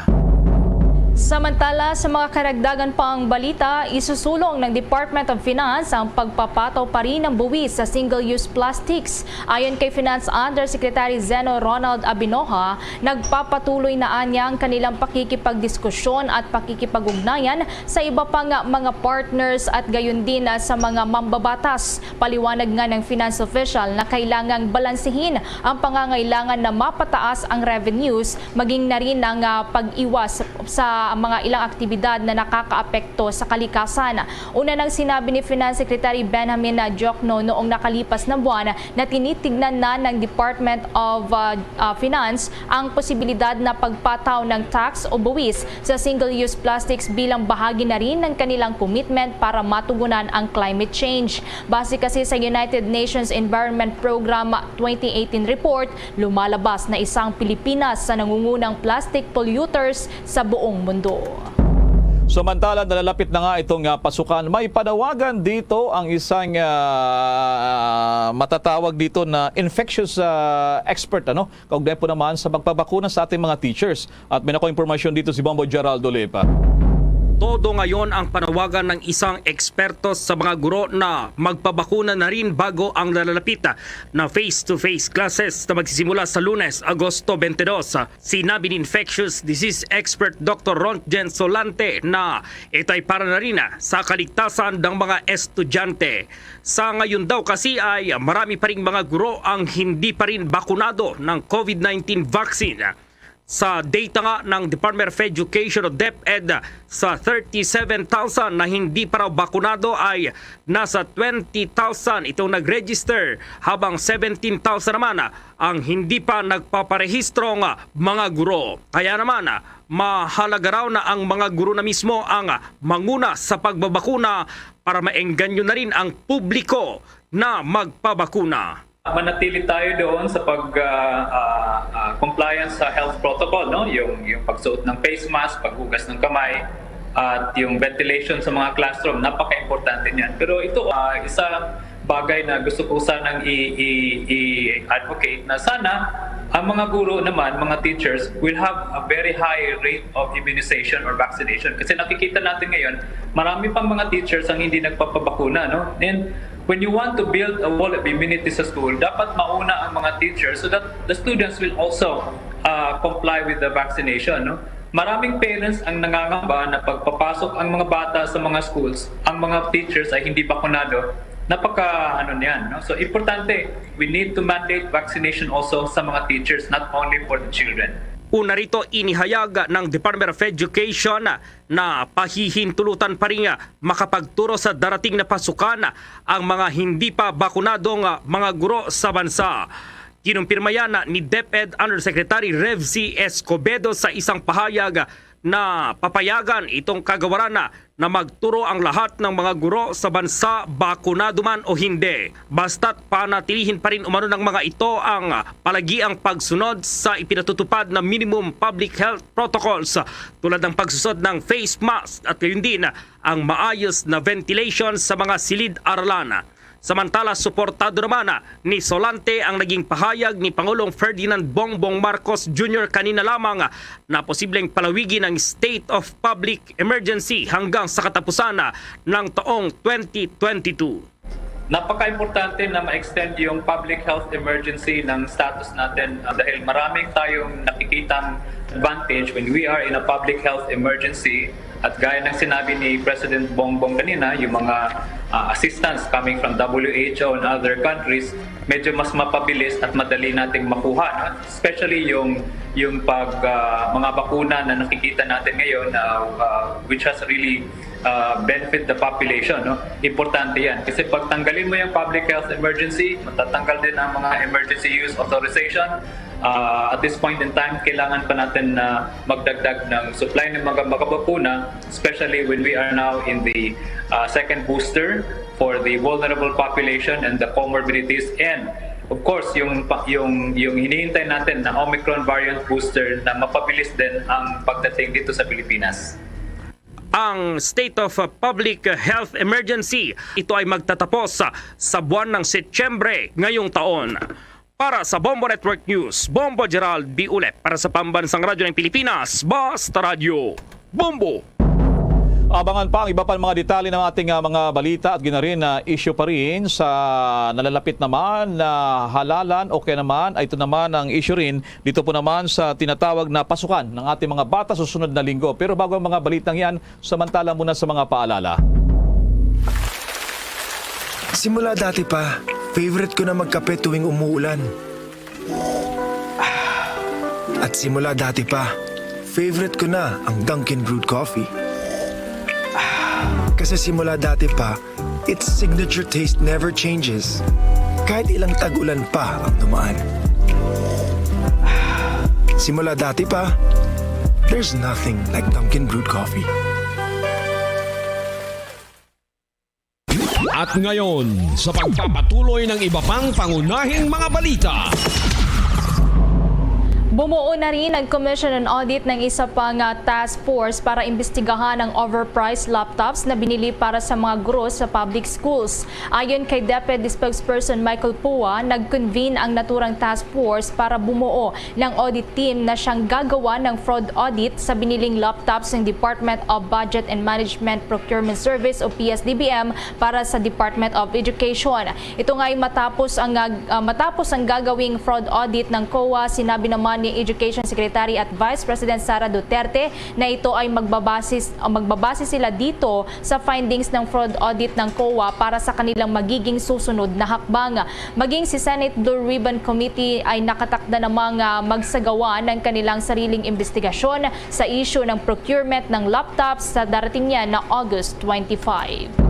Samantala naman, may higit sa 18,000 mga vaccination sites ang inilunsad upang mahabol ang target ng gobyerno ng Pangulong Marcos na 100 days. May mga detalye pa niyan si Bombo Jane Buna. Determinado ang Department of Health na makamit ang target na bilang ng mga mabakunahan na mamamayan ng bansa sa loob ng ika-100 days na pamumuno ni Pangulong Ferdinand Bongbong Marcos Jr. Noong July 26, inilunsad ng kagawaran ang Pinas Lakas Vaccine Campaign. Inihayag ni Department of Health OIC Maria Rosario Vergere na mabakunahan ng 90% ng mga senior citizen at mabigyan ng unang booster dose ang 50% ng buong populasyon. Upang ito ay makamit, nilalapit ng Department of Health ang bakuna sa komunidad na kinabibilangan sa mga merkado, paaralan, workplaces, terminals, simbahan at mobile vaccination sites. Sa ngayon, ang Department of Health ay nakapaglunsad na ng mahigit 18,900 Pinas Lakas vaccination sites sa buong bansa. Sa kampanyang ito, layunin po ng ating gobyerno na mabigyan ng kumpletong bakuna ang 90% ng ating mga nakakatanda at mabigyan ng first booster shots ang 50% ng ating buong populasyon. Gagawin natin ito sa loob ng 100 araw ng first 100 days of our current administration. Ang Pinas Lakas campaign ay isang settings-based approach sa pagbabakuna. Sa strategy na ito, ilalapit po natin ang mga bakuna sa ating mga komunidad. Magbabakuna tayo sa iba't ibang opisina, mga paaralan, lugar ng pagsamba, sa mga palengke, sa pabrika, plaza, malls, transport terminals at iba pang lugar sa ating komunidad. Sa kampanyang ito, magkakaroon din po tayo ng bahay-bahay para sa ating mga nakakatandang populasyon na nahihirapan o wala ng mode of transportation papunta sa ating vaccination sites. Through this whole of government and whole of society approach, we bring the vaccines closer to our people. Magugunit ang target ng Department of Health na matulukan ang nasa 23.8 milyong individual sa kampanya na tinawag na Pinas Lakas Drive. Inilunsad ito doon sa Parañaque Integrated Terminal Exchange. Layon din ang kampanya na gawing immune kontra sa virus ang 90% target ng mga senior citizen population ng bansa. Ayon kay Vergere, sa pagtanggap ng booster, makapaghanap buhay tayong lahat ng mas ligtas. Maaring magsimula o manatiling bukas ang negosyo, mas magiging ligtas ang pagbabalik eskwela ng ating mga anak, manunumbalik ang turismo, makasasamba at may tuloy na ang gawaing pananampalataya. Sa 71.5 million na nakompleto ng primary series ng bakuna, nasa 15.9 million pa lamang ang naturukan ng inisyal na booster shot. Para sa Bombo Network News, ito si Bombo Jane Buna, nag-uulat para sa Pambansang Radyo ng Pilipinas, Bas Radio. Bombo! Ang naturang health news, cited po sa inyo ng Immunomax, the one and only immunomodulator made with pure SIM glucan. Samantala sa iba pang mga balita, ang substitute bill na panukalang batas na magpapataw ng VAT sa mga non-resident digital service providers lusot na rin sa House Committee on Ways and Means. Yan at iba pang mga balita mula kay Bombo Anali Soberano. Lusot na sa House Committee on Ways and Means ang substitute bill ng panukalang batas na magpapataw ng value-added tax o VAT sa non-resident digital service providers sa bansa. Sa pagdinig ng komite sa pangunguna ni Chairman Albay, Representative Joey Salceda, inaprubahan pero subject to amendments ang wala pang numerong substitute bill na dating House Bill 372 matapos ang diskusyon at pagkuha sa posisyon ng ilang stakeholders. Layo ng panukala na maamyandahan ang ilang section ng National Internal Revenue Code of 1997. Kapag naging ganap na batas ang panukala, kasama sa mapapatawan ng 12% VAT ay ang foreign-based digital services gaya ng Netflix, Spotify, Lazada at iba pang online service providers. Nauna nang sinabi ni Salceda na siyang may akda ng House Bill na ito ay hindi naman bagong tax o buwis at sa halip ay layong palakasin na ang tax compliance ng digital service providers.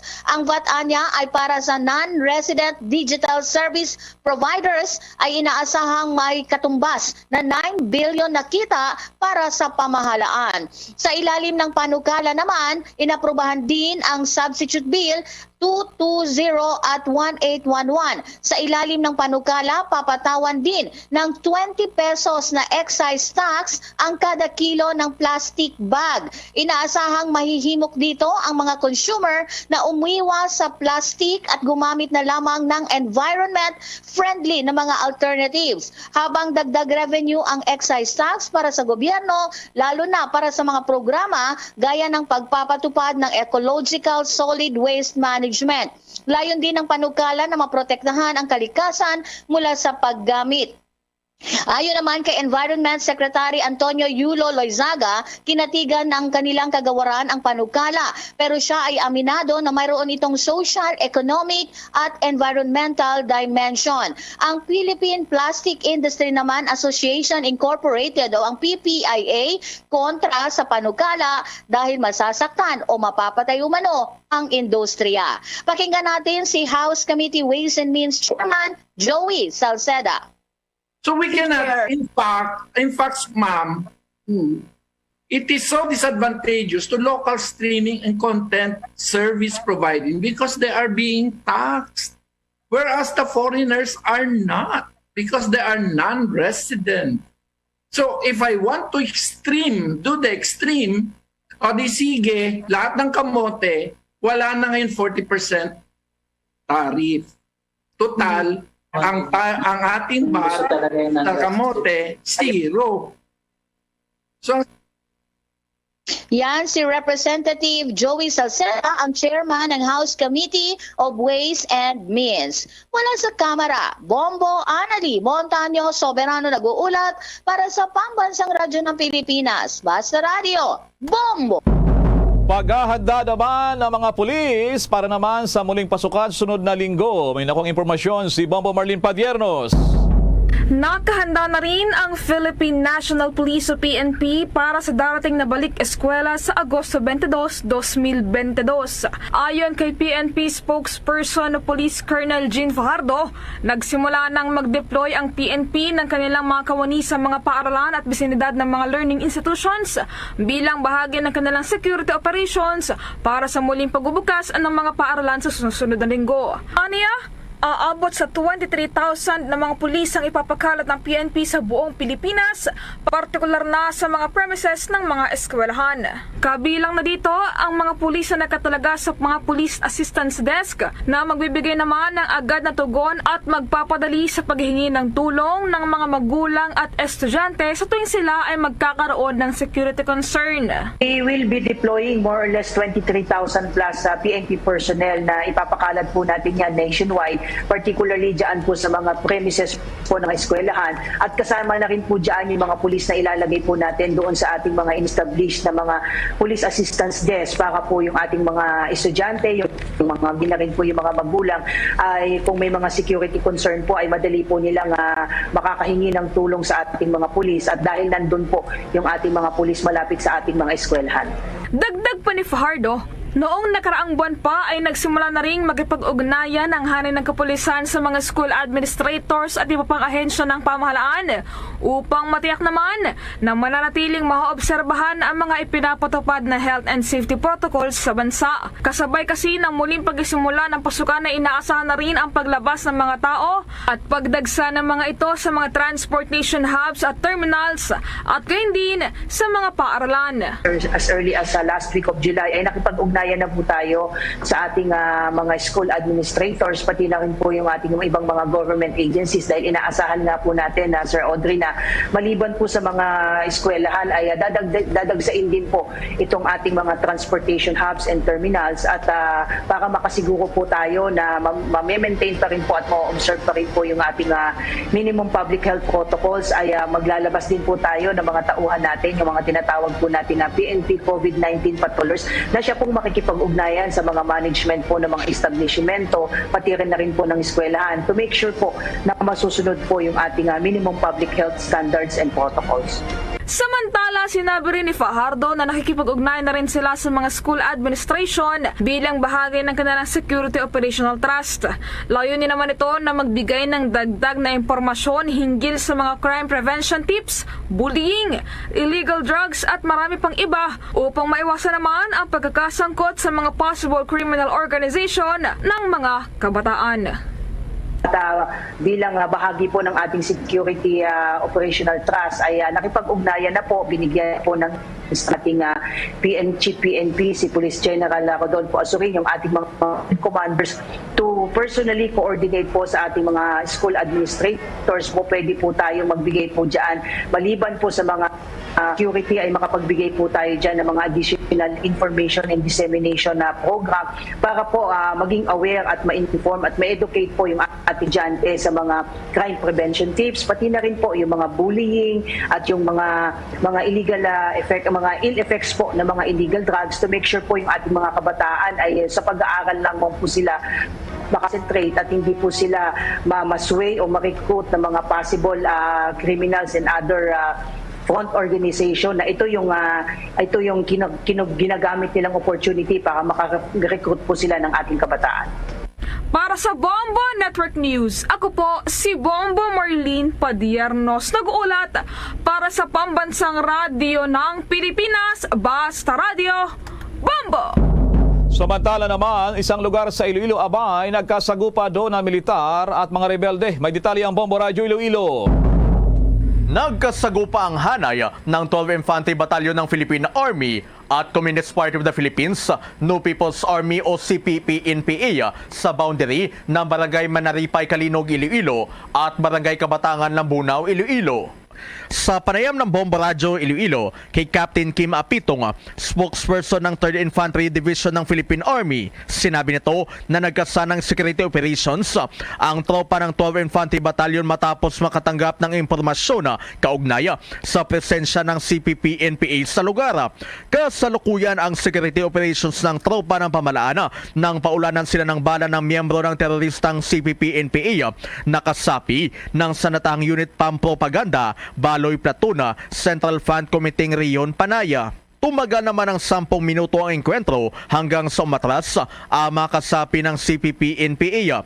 Sa sinigawang clearing operations, may manakitang bakas na dugo na pinaniniwalaang mula sa mga nasugatang rebelde. Na-recover din ang isang AK-47, isang M79GL, isang magazine ng AK-47 na may mga bala, 2 magazines ng caliber .45 pistol at mga subversive documents. Wala namang napaulat na nasawi o nasugatan sa tropa ng pamalaan. Muli namang hinikayat ng kinaukulan ang mga kasapi ng CPP-NPA na magbaba ng armas at magbalik na sa pamalaan kung saan may naghintay na tulong para sa kanilang pag magbabagong buhay. Meron pong NPA na nagkakandak po ng kanilang extortion activity. Ito po yung kinukuha po nila yung pagkain ng community. So yun po, nalaman po ito ng ating batalyon na isupport pinuntahan agad. At nagkaroon nga po ng around 10 minutes encounter. Diyan po yan sa boundary ng Barangay Manaripay, Kalinog at Barangay Kabatangan, Lambunaw. Na-recover tayo na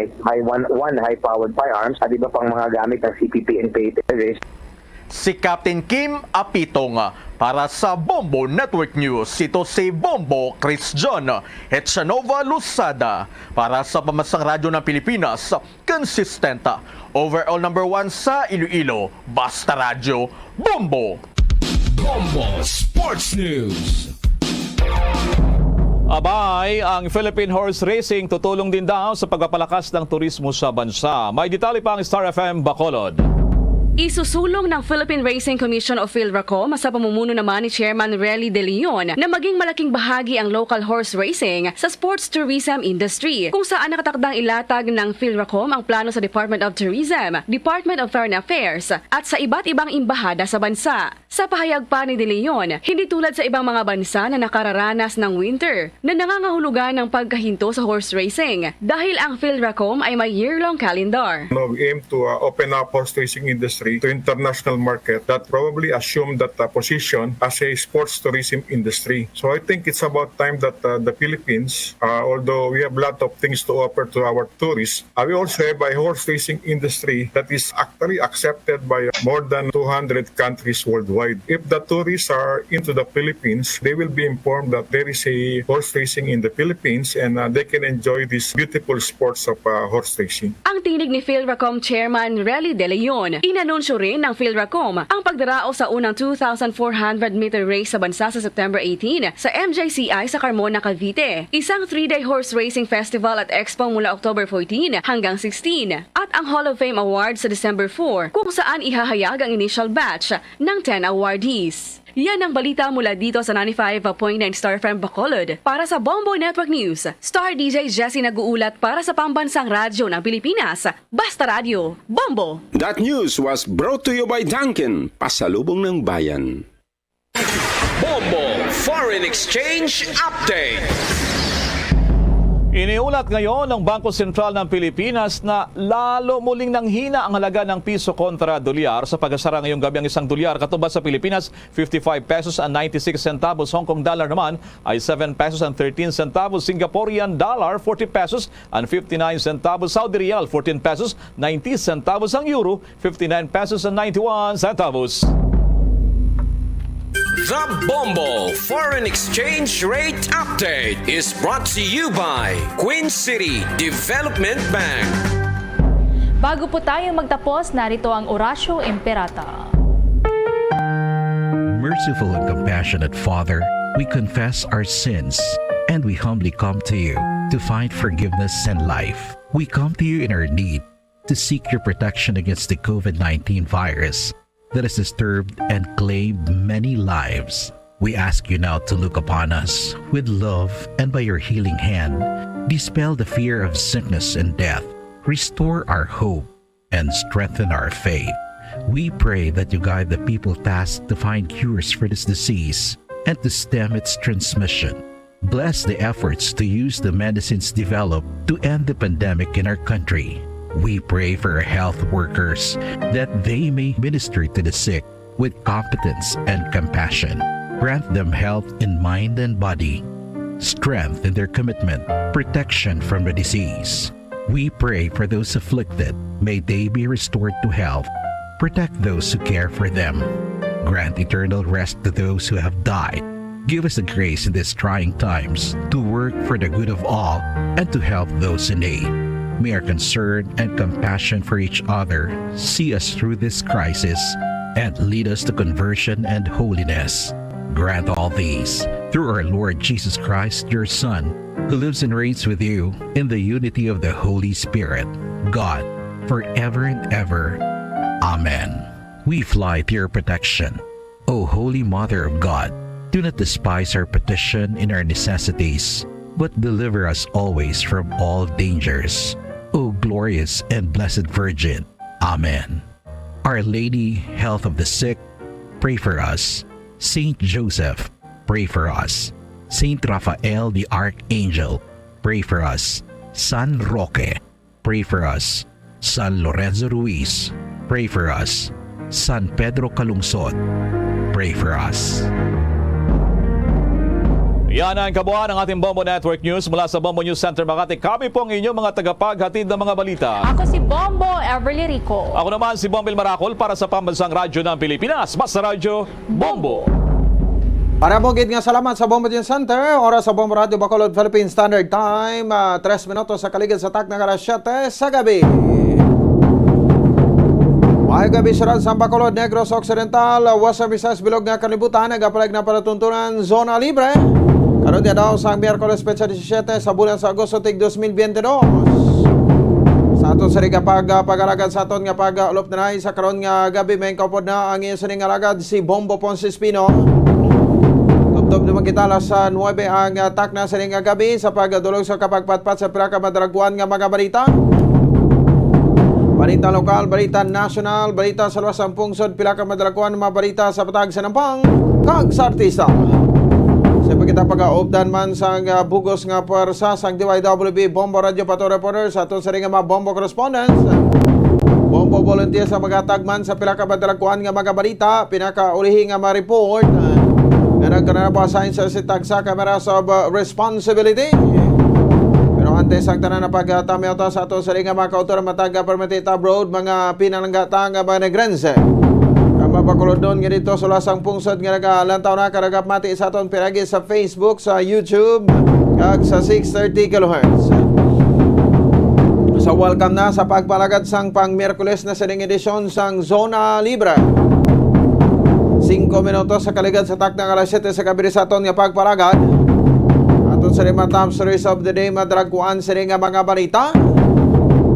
Di after sa resignation iya makabanan no ni SRA Administrator Herminihildo Serafica.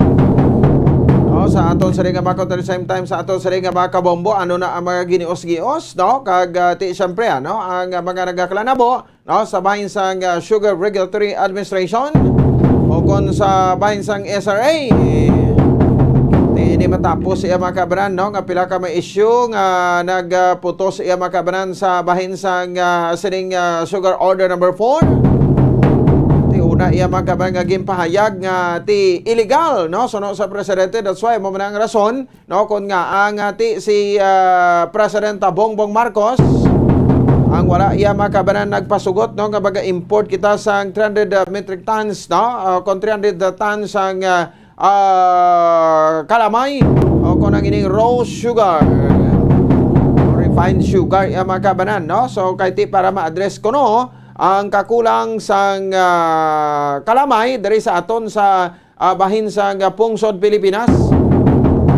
Pero ang lain naman kay ti kung lang tawon mo iya sa bahin sa merkado like dari sa aton sa tatlo ka madalaguan ng merkado sang syudad sa Bacolod ba ti diri mo makita no ang kalamay way man niya ginakulang. Bastante mata sa supply sang kalamay, no? Ti ang pamangkot nga naglabot kaysa sobra isa kagatos. O lapit sa isa kagatos, 27 ang kilo. Sang refined sugar, ano ang nagakalanabo? Hindi lang ati sa pag-insyende na ton kung kulang ang supply, no? Mamahal ang presyo. Di paano magkulang ang supply kay bastante man gani ang supply dira sa bahin sa merkado. Sang syudad ya sa Bacolod mo ang kadtuan no sa mga kultura naton agod nga baklon. Di anong nagakananabo no? So amo isa sa mga rason kuno nga maka-justify no sang importation ti aton ginadayawta no ang presidente sa pungsod Pilipinas at least bisan pa paano no? Agin decline niya kung gin balibaran niya no ang pag-approve sang sining importation. Pero no ang importation kuno ti daw hindi man ni Japon madula no maabot ang tiyempo aga import man kita sa Japon no so ti kun iduso tagid no ang importation para ma-address no ang kakulang sang supply sang kalamay kay ti subong no diri sa aton ti start naman milling season. Mga isa na kabulan no nga nag-start ang milling season no para sa aton sa probinsya sa Negros Occidental ti makaproduce na kita sa raw sugar And kung may raw sugar iya makabanan, no, kati ang in demand subong mo ni refined sugar, no, ning puti, no, nga kalamay, amo ni in demand sa mga merkado, no, nga ginhimo naton nga syrup. Ti kung mag-import pagi kita pasudlan ta diri sang pilato 300 metric tons, no, sang kalamay, ti ano matabo kay ti sugod naman tagaling, no? So ti ang matabo, no, ma-hostage diri kon ma-sandwich, no, ang aton nga mga farmers. Ti ang ilang locally produced nga kalamay kay ti ang mga kwande, no, mga pila ka mga interviews nato resource person ta gasiling nga ti hindi kuno maka-coop up, no, sang demand naton ba ora-oraw pa. Kita na gid hindi tayo anay mag-import meaning to say pero sa Bacolod City, no, kag Negros Occidental hindi kita anay mag-import sang kalamay, no? So ti gwa sini konsigihon ta gid ang pag-import sang kalamay, no, magkalaputo-puto ning aton nga mga sugar planters. Nga mga magagmay malang ning ilang nga mga plantasyon sang tubo, no, nga makabuhi-buhi bisan pa paano bla, no, makabuhi sa ila sini nga pamilya. Di karon anong ipakaon ni sila pamilya kay kompetensyahan ta ina, no, kag gusto tagid ya mag-import. Sang kalamay. Namon isa sa mga rason sa diri makabaran ti import na kita nga import so ginasagod ta toy iban nga pungsod samtang kita diya, no, ti naga-umang hasta nga magpamigado ang ang pungsod Pilipinas ti ano na lang matabo sa aton. Basi magpareho kita sa Sri Lanka bla. No, nga magtibusok ang aton iya makabaran nga nga ekonomiya. Diri sa may bahin sang sang pungsod Pilipinas. So di dapat, no, ipaiway gid anay, no, ang gining importation kay ti bisan papano makabanan bala naton, no, proteksyonan tamana, no, ang aton sa nga mga mangunguma, no, kon mga sugar producers naton diri sang kalamay. Ti sa importation, no, kung may importation ng gobyerno, ti baklon man na Japon sa mga traders, no, tapos ibaligya sa barato, ti ang tawo malagas naman na to sa barato kay hindi na magbakal sa locally produce kakalamay. No, ti baklon na to barato, ti magkalabang-aw na no, ang kalamay nila, no, so hindi ya mabakal kay hindi ma-consume kay ti ginkompetensyahan naton. Although ti negosyo part ina sa negosyo sa komersyo sa trade makabaran, pero ti may ari naman lang kita di, no, may import pa ta sa guha.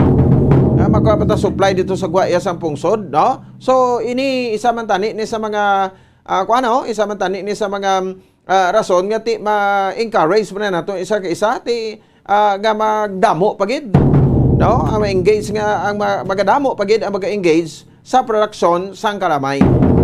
Iti diri mabuhi man lang kita within sa aton, no, local production sang kalamay. Pero iba niya gadagadusok gid sa importation mga sakon ina ya, no, kag mga tulisan baw ining mga traders, no, kun ako ni sa kay presidente Bongbong Marcos, order Canada direct Canada sa abay sa National Bureau of Investigation sa CIDG.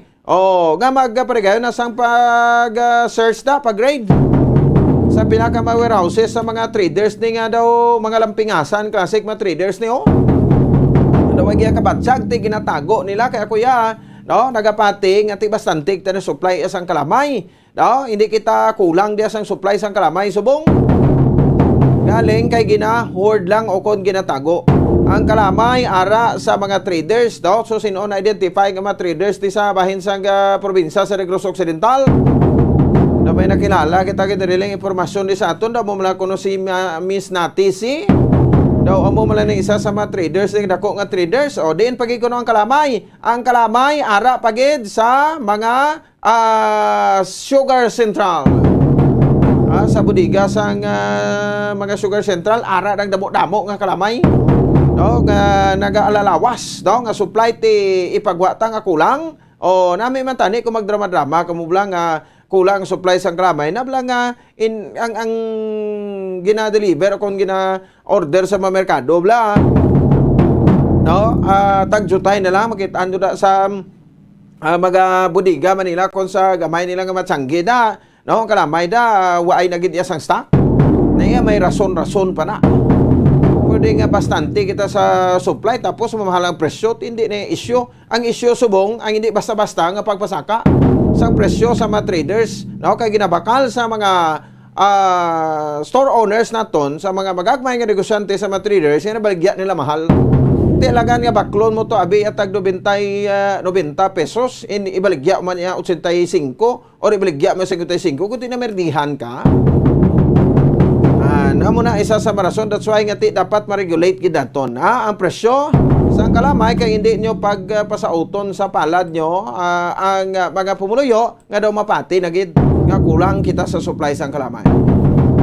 Sige tiyan mo nang aton, dapat ipensahan tayo ang aton nga mga farmers diri, mga local farmers ta, no, kag hindi kita gid pabor, no, sa saning nga importation sa kalamay. 14 minutos sa kaligid sa takna kalas 7 sa gabi sa aton sa ring pagpalagad. Ano pa ginato labing talapagdot pila ka badalagkuan nga balita sa mga top stories of the day. Dugang report karon ni Bombo Ann Sindol Sorilla. Ang interview sa kay Councilor M. Ang with regards sa sining pagpasar sa third and final reading asang iya sining ordinansa, no, nga tagaan sang ayuda o kung tagaan niya makabanan sang sining mga mga financial assistance or fuel subsidy ang aton nga mga tricycle drivers diri sa sudad yasang Bacolod, no. So tinapasar na sa third and final reading te pamangkot, no, kung saan ini makabanan implement, no. So ti depende na sa administrasyon o ti basi mabutang naman sang pader na di ang administrasyon sang bilyonaryo nga mayor sang sudad sa Bacolod. Ikaduwa ni sang una mo sang congressman ni siya, ikaduwa ni sa pinakamanggaranon ang kongresista sa pungsod Pilipinas sunod sa kay Pacquiao. Ang mayor sang sudad sa Bacolod nga si Mayor Alfredo Benitez, ti kay napasar na kay munang obra sa mga city councilors naton, ti basi matabo naman, no, hindi naman ini pa-implementar. Dira ta naman na makitaan, no, nga ti gabutang gid sila sanggap no, sa ila sa bahin sa pamulitika or nagapamulitika sila dito si Mambal Abiti, hindi man aton konsyal, no, hindi man na sa grupo ta o hindi tanan na pagkuan no, unahon taning sa mga grupo ta, di unahon mo na sa mga grupo mo da mga konsyal da sa grupo mo nga daw ginapangstipliran na ganing mababa nila na, no, sang kampanya daw kumawakalan man ni sa ila, no, pero may ara kita di na notice yang di mo lang na, no, amo lang gid i-serve na, no, ang magtanga-tanga sa sesyon. Tapos ti may mga ni mga sipunon pa ni na mga konsehal, no, ti kay gimbuto man ako sang tao ti sang may memo pero kaling amo lang ng akon nga obserbasyon, no, nga ti ni interpolate dira wala gid. Sa bahin sang sesyon ti okay lang nang tawgon kay ang councilor okay naman na guro sa ilang tawgon sila nga honorable na honorable gid, no. Ti sige, no, so taning sa administrasyon ni Mayor Benitez, no, kung mapatuman ini mga benepisyaryo makabaton sa fuel subsidy worth 1,000 pesos, I think di mo sa kapin sa 50,000 or yes, ano, or kung 5,000, no, ka mga tricycle drivers. Samtang report man karon niya ni Bombo Dennis Obicade sa ato sa ring pangalagad pahayag ni Governor Bong Lacson sa pagpabilin ni board member Aurelio Valderrama, no, sa bahin sa Sugar Regulatory Administration. Ti bantong mga board member nagre-resign na kay daw hindi na gid magwantahan ang issue. Sa bahin sa SRA kay ti kahapon revelasyon man nga nag-resign, no, ining si SRA Administrator Hermenegildo Serrafica. Ang Vice-Gobernador iya makabaran sang probinsya sa Negros Occidental may pahayag man diri si Vice Governor Jeffrey Ferrer sa resignation ni SRA Administrator Hermenegildo Serrafica. Of course, ti dugape sa ni karon nga mga balita naton. Di ba sa aton nga pagparagad, no, kahapon tiwete mingagaw ni kagabi, pero ang latest subong kasunod sa sining pagkatipag sang mga duta dito sa bahin sa Banaw sa Mrs. Padilla kapag litik sang duta no sa especially sa Barangay Quintinrimo sa Banuasang Moises Padilla nagapadayon ang report naton nga nabaton no nga daw may mga evacuees na kuno didto karon sa bahin sang Barangay Quintinrimo sa Banuasang Moises Padilla. Pero kadalagko sa mga buka nga kuano naglilitek nga mga duta no sa bahin sang Banuasang Moises Padilla. So ang NDRRMO nag-inspection kahapon no kagati subong adlaw may recorded na nga mga evacuees. Kaya daw sige pa ng pagkalatipag sang duta ay nano nagkalanabo.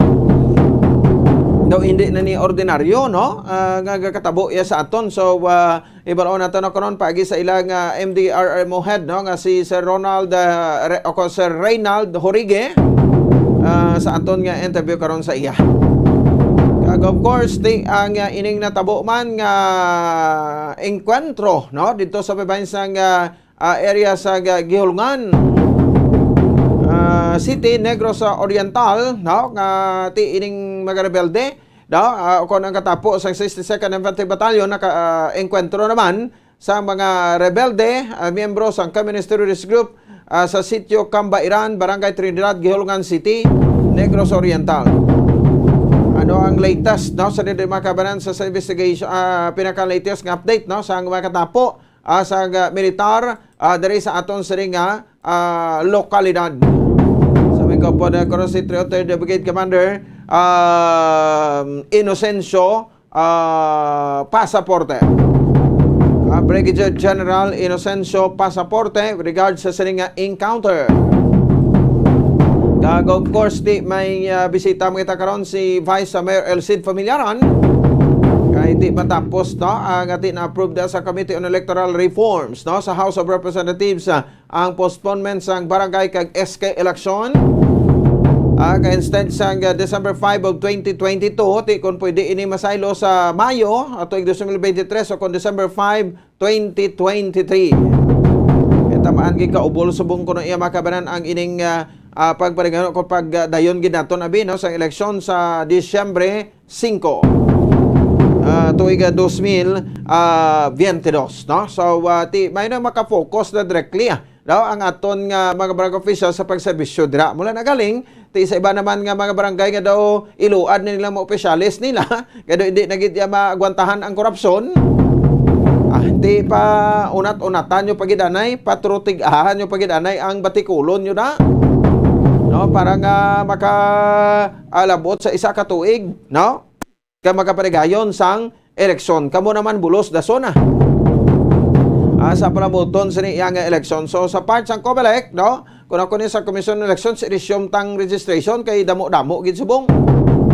No, ang nagakumod pa nga ti wala pa sa gyapon nakaprehistro no sa bahin sang sining nasambit iya nga palabuton ko taning eleksyon. So siling sang COMELEC kang nagaduso sang postponement kay dako kuno ma-save naton mga 8 billion pesos nga pwede ta pa magamit sa sining nga sitwasyon sang pandemic no kay ti manugsulod ng daan ang pabukas ang klase sa Lunes. So ekspektaron naman naton ini nga ti base bala no palayo lang wa ta maginapangayo nga magsinaka naman no ang kaso sang COVID. So ang aton dira no isituita lang nga may mapreparasyon na kita. So ining 8 billion pesos iaman naton na ini no sa magarastuhan naton sa pagbangon sa ekonomiya sang pungsod Pilipinas sa sulod sa duwa na katuig nga pandemic. Ti sakto magida no ang hambal sang Octa Racers gabay 2023 pagidman kitas ni makaburuboylo no kag makaguro ginawa no kag makapanginpadlos na sa kay COVID. No, dali na malang pila na lang 4 na malang ka bulan no ang ining 2022 dasig malang mo no lakat sa panahon. So ti amo naman no so back to normal kita ang mga serbisyo sa barangay padayunon ta para sa aton siri nga mga pumuloyo no kag syempre ang paghalong naton sa COVID. 22 minutos sa kaligid sa tak ng alas 7 sa gabi sa aton siring nga pagpalagad. Pagbalik naton no, kuando unang report ni Bomboan Sindor Sorilla kag mga nakalinyada nga matupiko naton kag may mga kwan pagita pangagda no sa aton siring nga matag permati sa nagapasakop sa aton enhanced sorte sa palengke sa Star FM kag Bombo Radio dalagko nga mapapremyo ato ginaparagtag sa kasimana, no? So may mga dugang kita diri, no, nga promo mechanics diri sa ato sa ring pagparagad karon sa ato sa ring paratuntunan. But for the meantime, mahatag kita na, no, sa pila ka mapanumdom para gatis makabalik kita, no, diri sa ato sa paratuntunan tayo na sa pagkuha sa kapagpatpat sa mga detalye sa aton nga mga balita. Standby! 6.5 million pesos cash siyahan. Total prizes ang ipamimigay nationwide sa Enhanced Swerte sa Palengke 2022 ng Bombo Radio at Star FM. Balde-baldeng papremyo na, may cash pa. Narito ang isa sa mga winners sa Palengke On Ground event. Una nga hatag! 100. Ikadua nga hatag! Ikatlo nga hatag! Ikaapat nga hatag! Ikalima nga hatag! 500. Ako galing si Aaron Tamisara, nagapasalamat nga isa ako sa nagdaog sa Enhanced Swerte sa Palengke. Kag nagapasalamat ko nga isa ako sa nagabutan sang ilang draw dire sa Bago Public Market. Nagapasalamat ako sa Bombo Radio kag sa Star FM. Kag gina-invite ko kamo nga mag-intra sa ilang draw para nga magdaog kamo sang 500 cash with worth 500 groceries. Basta Radio Bombo, Star FM, it's all for you.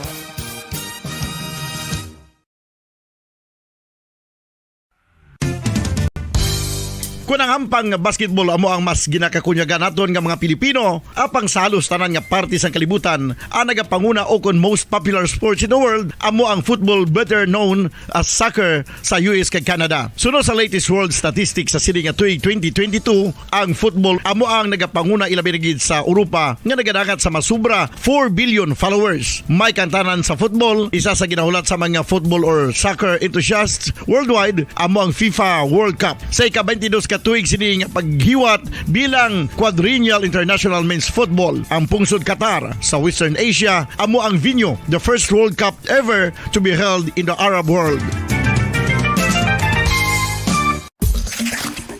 Ang magpainit-init sa silaksang adlaw sa aga ang makadulot sa kayuhan sang aton ikaayong lawas. Suno sa madugay na nga pagtuon sa mga researchers worldwide, kalakip na diri ang American Academic Medical Center nga Mayo Clinic. Ilan na pamatudan nga ang sun o kung si Haring Adlaw amugid ang best source sang vitamin D. There's good reason why vitamin D is called the sunshine vitamin. Ang pamangkot, paano ang proseso sang pag-angkon sang aton lawas sang vitamin D? Well, ang process nagasugod sa tion nga exposed ang aton panit sa sunlight dili na kag mahimo ang vitamin D gikan sa cholesterol sa aton lawas. Ang ultraviolet o kon UVB rays nga yara sa silak sang adlaw magaigo ini sa cholesterol sa aton skin cells, providing the energy for vitamin D synthesis to occur.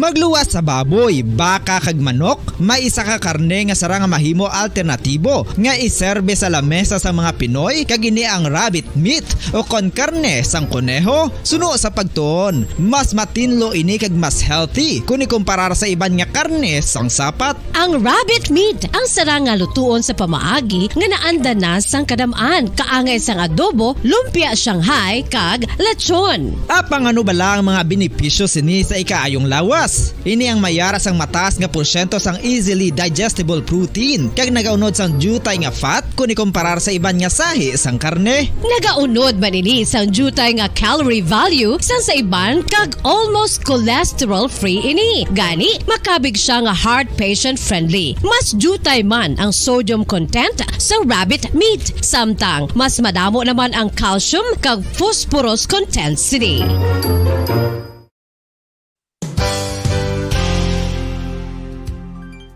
Nakaibalo-bala kamo nga ang bantugon nga simbahan sa Banwa sa Valladolid diri sa probinsya sa Negros Occidental nga ang Our Lady of Guadalupe ukon ang Nuestra Señora de Guadalupe ang mas magulang pa diin ang edad sini kung ikumparar sa amo nga banwa. Tuig 1852 sa gintukod ang kumbento kag simbahan sa Nuestra Señora de Guadalupe, walo ka tuig antes pa man natukod nga mangin isa na ka banwa ang inubayan ang ngalan ukon pagtawag sadto sang sang Valladolid sang tuig 1860 sa sur nga bahin sang probinsya. Ang simbahan ang gintukod sa mga Recollect missionaries tubtub nga ginpatahong pagid ini kag ginpadako sa tong 1877 nga may baroque style nga fasad kag basic nave o kon central part sang simbahan sa pagpamuno ni Recollect priest nga si Father Carlos Ubida. Ang matahom na nga kumbento kag simbahan ang natapos antes pa man nagsugod ang pag-ibwal sang Philippine Revolution sa tong tuig 1897. Sa paglipas sang malawig nga tinuig, madamo naman nga mga renovations ang ginpadigayon sa sining nga simbahan tubtob nga natapos antes pa man mag-abot ang 20th century. Sadto ang isa sa nagapatahom sa Our Lady of Guadalupe Church, amo ang tuman katupong sang tanan nga parte sang simbahan kag isa na diri ang original nga Doric columns kalkip na ang may design nga salog padulong sa matahom nga elevated nga altar. Ang dingding sang baroque style nga fasad sini nga simbahan human sa coral stones. Throughout all this, the Lady of Guadalupe Church has remained to be one of the most beautiful among all Negros churches.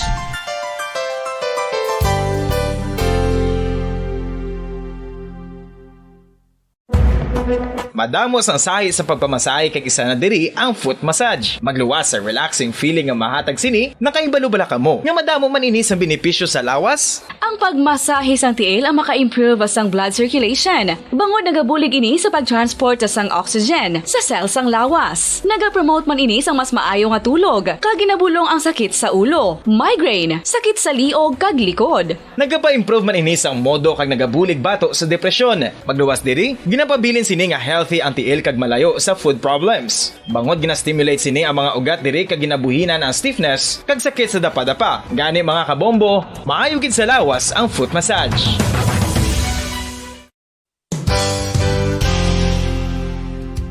Nakahibalo-bala kamo nga ang makitaan nga dako nga konkreto nga simbahan sa sudad sang Sinay, probinsya sang Negros Occidental nga San Diego Pro Cathedral ang nahuman pagid lamang sadto sa Kawayan, Nipa, Kugon kag Amakan. Mga 246 na katuig ang nakaligan. Tuig 1736 sang gintukod ang parish sang Banwa pa lamang sadto nga silay kag nagpatukod ini sang pinakauna man nga simbahan nga nahuman lamang sa light materials. Sa pagbulig sang administrasyon sa Pungko Santo nga Gobernador Silio nga si Alejo Severino kag sang pinakauna nga pari sa lugar nga si Padre Alijo Ignacio de Molinas nga taga Pungsod, Espanya. Ginhingadlan ang simbahan nga San Diego Parish Church sunod sa ngalan santo sa patron sini nga si San Diego de Alcala nga isa ka Franciscan saint.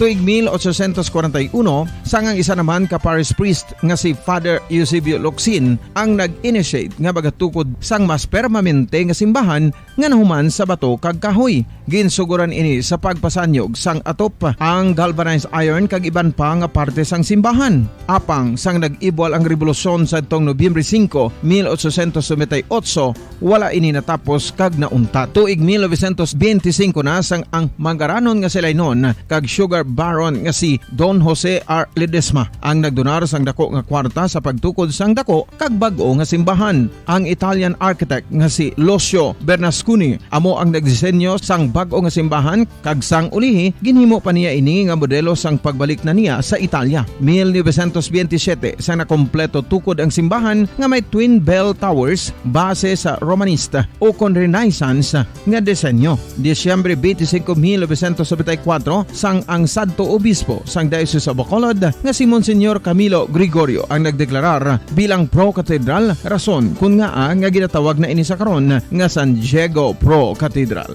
the only Catholic church to be declared as pro cathedral in the Philippines.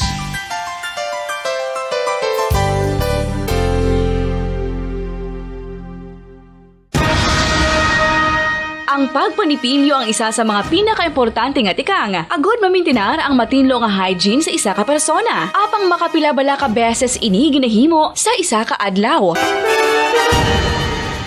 Suno sa American Dental Association, ginarekomendar ang pagpanipilyo sang makaduha ka beses sa isa ka adlaw. Sunod diri, maayo ang pagpanipilyo sa aga kag sa gabi gamit ang isa ka soft brittled brush. Para sa optimum dental health, ginapahayag sang ADA ang pagpanipilyo sa 2 ka minutos kag siguraduhon nga matinloan gid ang kada ngipon. Importante man nga tinluan ang tunga sa ngipon, isa ka bes kada adlaw. Importante man nga tinluan ang gum line, bangod posible ini nga tiniran sang bakterya. Friendly advice from Bombo Radio Bacolod.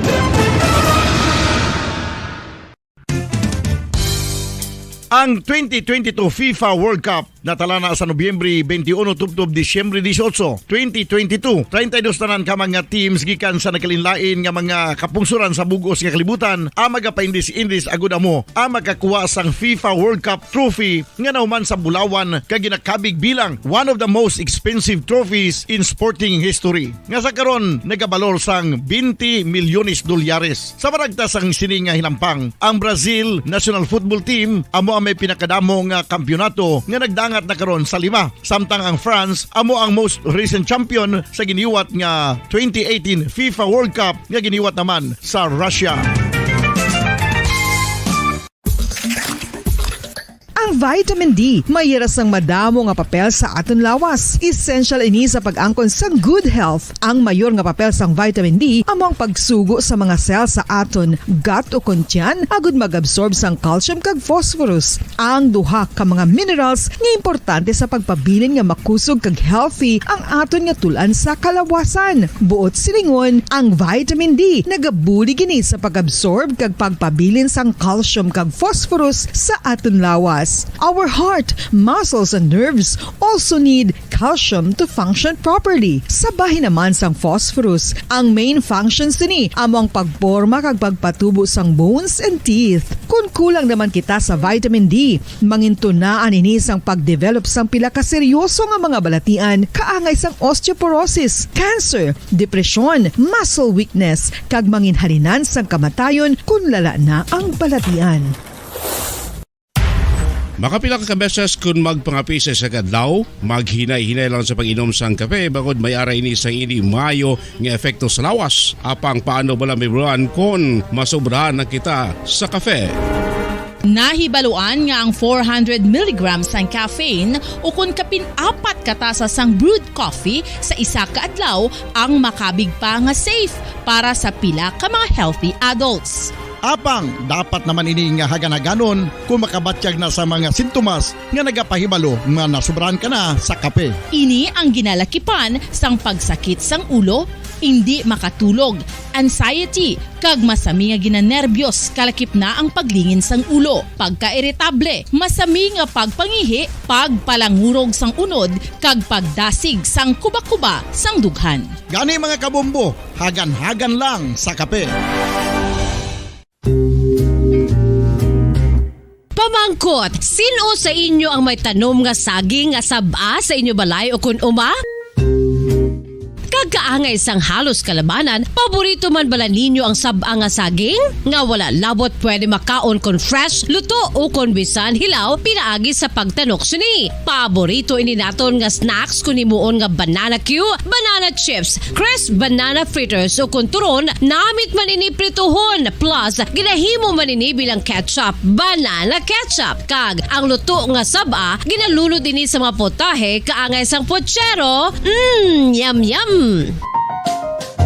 Well, sa mga utod naton dira nga hindi kumpleto ang ila adlaw kung hindi makakaon sang luto nga saging nga saba, good news! Bangod tuman kadamo gali ang makuha naton nga benepisyo sa pagkaon sang saba nga saging. Ang saging nga saba ang mahimo matawag Cardava banana. Gina-classify ini botanically bilang Musa acuminata ex balbisiana, isa ini ka hybrid cultivar nga native diri sa Pilipinas. Ginatawag man ang saba bilang praying hands, bangod daw kaangay sang mga kamot nga nagapangamuyo ang kortes ni. Yari ang pila ka mga surprising health benefits nga mahatag sang sab-a nga saging. Number 1, manggaranon sa potassium ang saging nga sab-a nga kinahanglan sa aton lawas para sa pag-function sa mga nerve cells kag muscle cells. Kalakip na diri ang aton nga korason. Mas sa minaton mabatian nga kun daw malupog ang isa ka tawo, bangod nagapalang luya ang iyang nga mga tiil kag tuhod, ginapakaon ini sang sab-a nga luto, ang kardaba, banana. Naghatag man ini sang mineral nga importante sa pag-regulate sa aton blood pressure, fluid balance kag makapaayo man sa aton nerve and muscle function. Uy, agud nga mapaiway ang pagbatsyag sang muscle cramps kada tapos exercise, magkaon sang saging nga saba to avoid cramps. Manggaranon man ang saging sang vitamin C kag B6. Kalakip na ang magnesium, potassium kag magnesium rich nga saba banana makabulig sa aton lawas to regulate healthy heart rate besides lowering blood pressure. Ang isa ka tawo nga palakaon sang sab-a nga saging nagalubo ang risgo nga magkabalatian sa korason. Sa karon nga may pandemic, mapuslanon gid ang pagkaon sang sab-a nga saging bangod napamatud-an nga makapaboost ini sang immunity bangod sang ginaangkon nga high concentration sang vitamin C. Sa pagpamahaw kun aga upod ang pagkaon sang saging, makapa-kickstart ini sa aton nga immune system kag makaamlig sa aton nga lawas batok sa mga infections, dala na ang pagpabakod sang antioxidant sa aton nga lawas. Gani wala labot sang apple, mahimo man mahambal. A banana a day keeps the doctor away and does your body a bunch of good.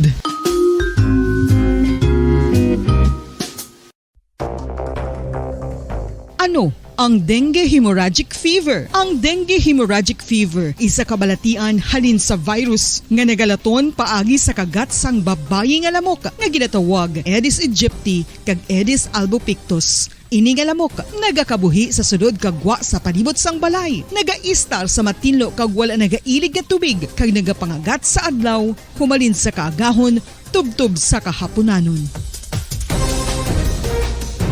Paano makaangkon sang dengue ang isa ka tawo? Kung ikaw ang makagat sang lamok nga nakasuyop sang dugo sang pasyente nga may dengue. Kung ikaw ang makagat sang lamok nga halin sa pagkaitlog may dala nga virus.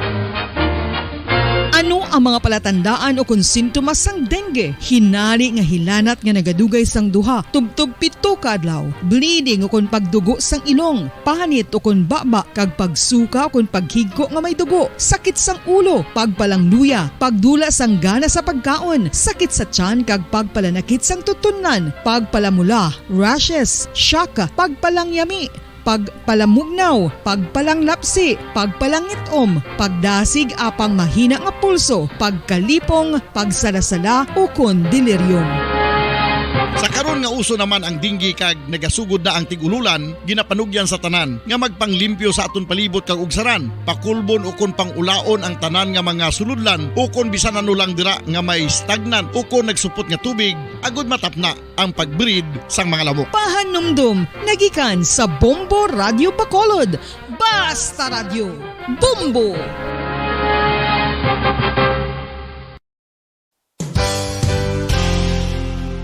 Isa sa mga makabig heritage churches diri sa probinsya sa Negros Occidental amo ang Our Lady of Peace Church o kun Nuestra Señora de la Paz nga yara makitaan sa Dalan La Paz, siyudad sang La Carlota. 1870 sang ang ini nga simbahan isa lamang sadto kakapilya nga nahuman sa Kugon kag Kawayan. 1873 sang si Father Eustaquio Casgaro amo ang nagpungko bilang pinakauna nga pari sa Banwa pa lamang sadto nga La Carlota, tubtob nga ringin parokya na gid ini sadtong 1876. Sang pagkasunod nga tuig 1877 sang nagpungko naman si Father Andres Torres bilang first Recollect Parish Priest sa amo nga simbahan. Si Father Torres amo gid ang nagsugod kag nagsupervise sang pagtukod sang dako na nga simbahan sa Romanesque architectural design nga nahuman sa red bricks gikan sa Banwa pa lamang sadto sang silay kag puti nga coral stones nga ginkuha naman sa isla sang Guimaras. Gintapik ini nga mga material pinagi sa lime nga ginmixklahan sang itlog sang pato. Apang bangod sa natabo nga Philippine Revolution sadtong 1898 wala gid lubos nga natapos ang ini nga simbahan. Apang sang Enero 23, 1936 sa pagpamuno sang nagpungko sadto nga duha ka Recollect priests nga sanday Father Abondio Frias kag Jose Cuesta ginpatigayon ang blessing sa human na nga simbahan sa idalom sang patronage sang Our Lady of Peace. A unique feature of the Our Lady of Peace Church are its massive arched windows that reveal the thick walls of the church.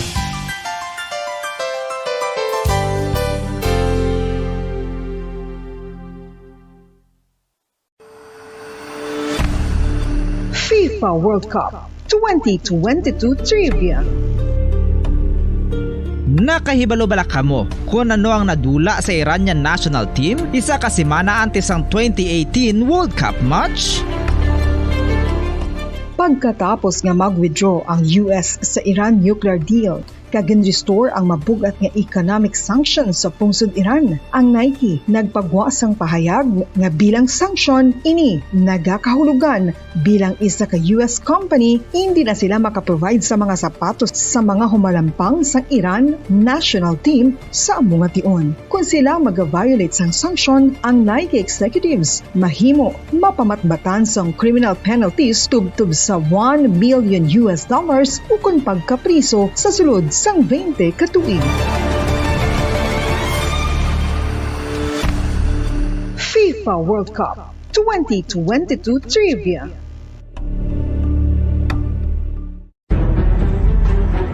Mga carcinogenic foods o kuntigi nga mga pagkaon mangintunaan sang cancer.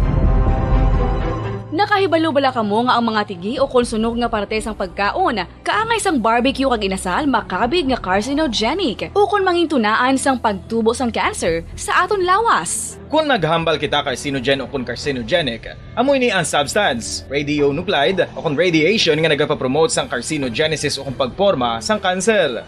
Madamo ang mga carcinogenic foods nga nangin paborito naton. Kaangay sa mga processed meat, overcooked foods, kag mga fried foods like french fries. Abaw!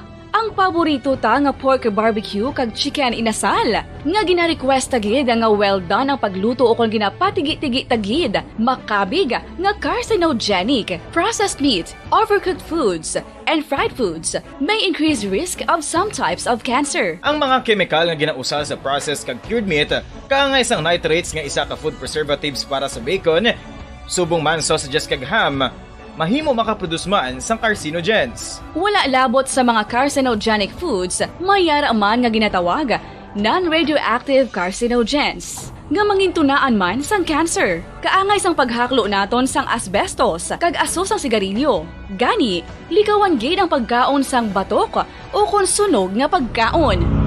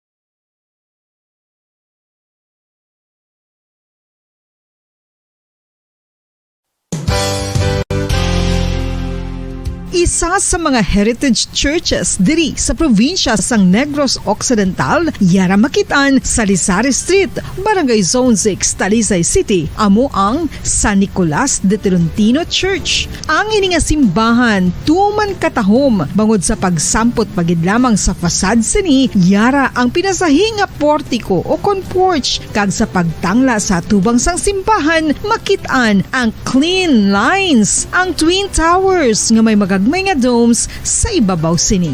Sa pagsulod sa simbahan, mapawaw ka sa disenyo. Dari makabanan sa atong siring nga pagpalagad, oras sa Bombarado Bacolod, Philippine Standard Time, 50 minutos sa kaligad sa takdang alas 8 sa ako alas 7 sa gabi. Managka pamati diri sa atong siring nga palatuntunan sa Zona Libre o sa ilagad Bombo Ponce Espino. Sige, this time, no? Ayan, check nato ang unang report ni Bombo Ancino Sorilla. And then next na bumulit, no? Ma-video interview kita, no? Sa Kaiser Reynald Jorge. Ito, labing talopang. Doon na gitong Moises Padilla. O, bato na hon tanay, no? Ini mga kananabogi na, sesyon man kaina. Sa aton City Council, ano ang natabo? No, dari makabanan sa bahin sa aton saring mga kauturan, no? At the same time sa aton saring iyang mga kabombo. Sa bahin sa saring nasabit iyang kuan, no? Resolution ni Councilor M. Ang ini with regard sa bahin sa saring paghatag sang ayuda, iti ini kuan man fuel subsidy. Sa bahin sa aton saring kuan, no? Mga tricycle drivers dari sa bahin sa syudad sa Bacolod. Check na to, kaya napasan na sa third and final reading kay na. Po sa Bomboan Sino Sorilla. Bomboan, may gabi please come in. Okay, sige. No, Tod? Okay, balikan na to na, no? Diri sa aton sa mga kauturan, no? Diri man sa aton sa pagpangalaga. 52 minutos sa kaligid sa takna alas 7 sa gabi. Sige, no? So standby sa mga kauturan na to na. At the same time sa aton sa mga kabombo, no? So dani, no, ang aton dira sa bahin sa saring administrasyon, hindi na ta magbutang blasanggap, no, between sa bala, no, kay ti daw naghaliman ni sa baba ni Mayor Benitez kasi tapos ng eleksyon, no. It's time to move on. So I hope nga ti maamanan man isang pundo, no, sang syudad dia sang Bacolod sa saring administrasyon. Kay ni kita mag-after dira bala sang mga kredito kay siling hindi tani kay ini basi makadto ditong kredito sa ilan di, no? Ang concern naton diri ti maidulong naton ihungit ta, no, sa tagsa ka mababa ang serbisyo sang syudad sa Bacolod sa mga pumuruyo kan apektuhan especially sang pandemic. Sek naton si Bomboan Sino Sorilla sa pikalinya. Bomboan, may gabi please come in. Bombo Pons, pasado na sa third and final reading sa sesyon sa makatapos ang Sangguniang Panlunsod sa siyudad sa Bacolod, kaina, no? Sa 11th Council, ang ining subsidy para sa mga tricycle drivers, 1,000 ka pesos ni siya Bombo Pons, masobra 5,000 ni ka mga drivers sa makabenepisyo sini.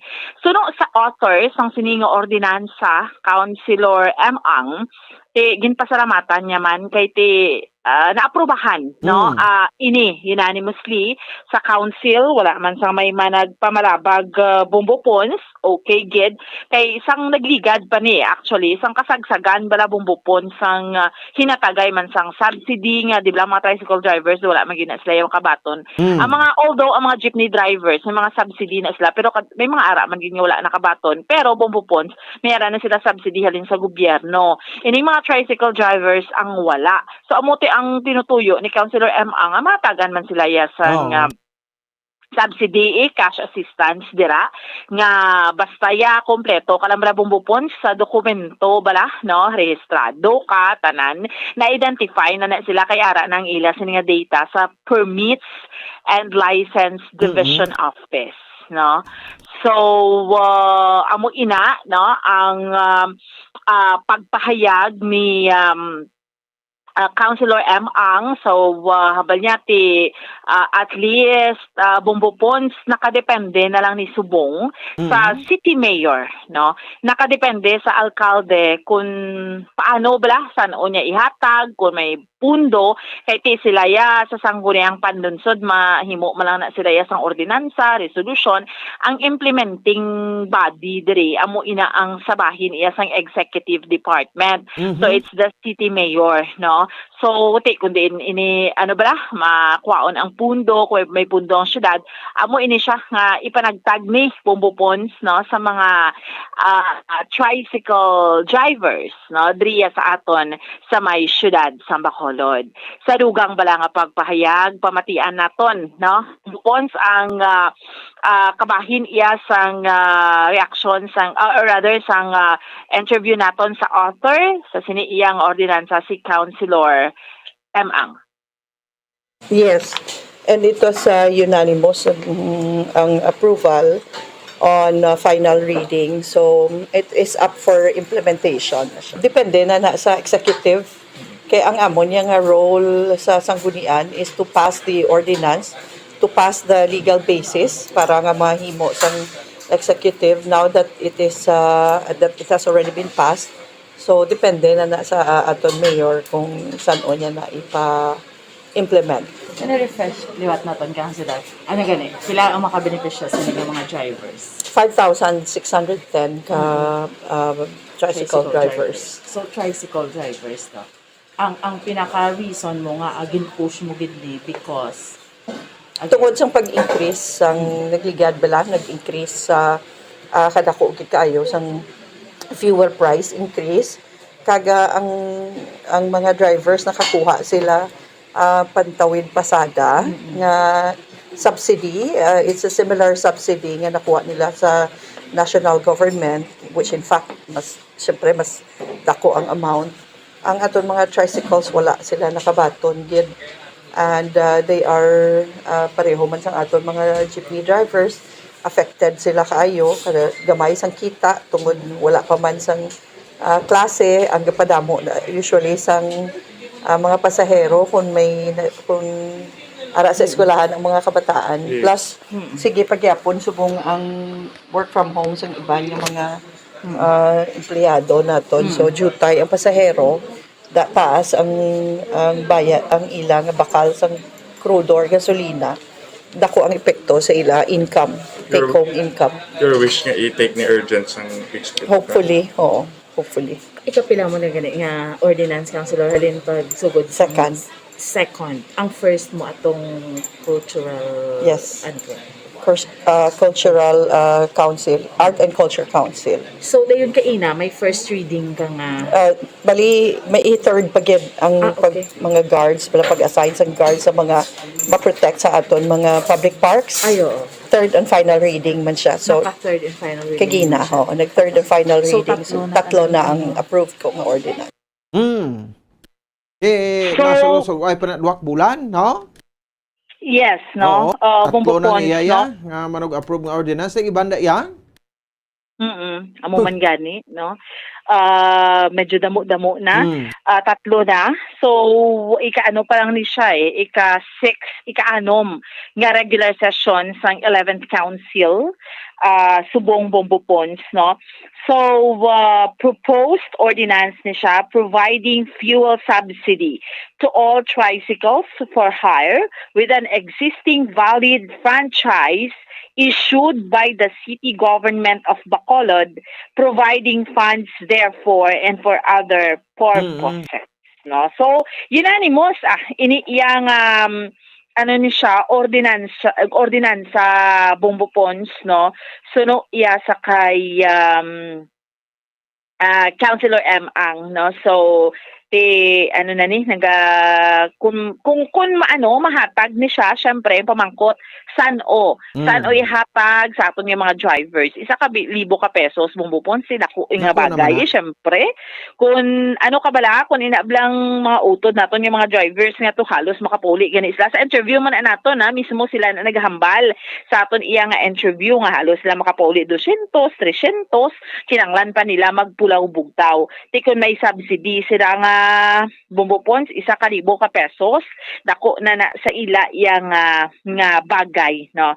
So amo ni siya, no, bumbupons ang pagpahayag ni Councilor M. Ang. So nakadepende na sa kay Mayor Albi Benitez, no, kung paano siya pangita baladera iya sang pundo para mahatag iniyang sa sobra times 1,000 mga 5 million. Oo mga 5,000. No? I-times mo ang 5,000 sa 1,000. Dako man 5 million. Oo. Isa baka 1,000 ka pesos pero ano ni ganito? Oo, dako man. So that's 5 million. Bumbupons actually ning numero sa mga tricycles ng mga 5,000. Damo pagid na no? Sa aton iya nga mga kabombo. Damo pa na sila garing iban vlog. Ako managani nga wala sila sa mga registration, no? Kada sa iban do kagabi o kagahon na lang gid yan nagabiyahe. So amo na ang isa to ka ordinansa ato nga napasar kay na ni Councilor M. Ang pag-assign bala sang permanent guard sa mga public parks sa syudad sa Bacolod, no? So third and final reading butangan gwardya kaman kung kisabla bumbupon so ni magwardyahan ng mga public parks, no? Mga mayara iban nga do kung kisado ang mga palibot magkalaguba. So amo ni siya kag ang iyang duha ka ordinansa nga naaprobahan kay na sa sesyon sa makatapos ang sangguniang panlunsod. So bumbupons amo ni so far ang update report nato ni madulong para sa pagpangalagad sang zona libre ini si Bombo Ansindol Sorilia para sa pambansang radyo ng Pilipinas, consistent overall, number 1 sa Bacolod, Basta Radyo, Bombo! Sige, damang salamat sa kay Bombo Ansindol Sorilia. Oras sa Bombo Radio Bacolod, Philippines, sa right time, 2 minutos sa kaligid sa tak ng alas 8 sa gabi. Diba naman no? Dako-dako na nagabulig, 1,000, no? Nga fuel subsidy para sa aton nga mga tricycle drivers nga napektuhan man, no? Sa pandemic, bagay ang national government may programa man tuod ya sa bahin sang pandemya, pero para to sa mga POJ. Para to sa mga POJ, pero why matugan 100% gid yan nahatagan.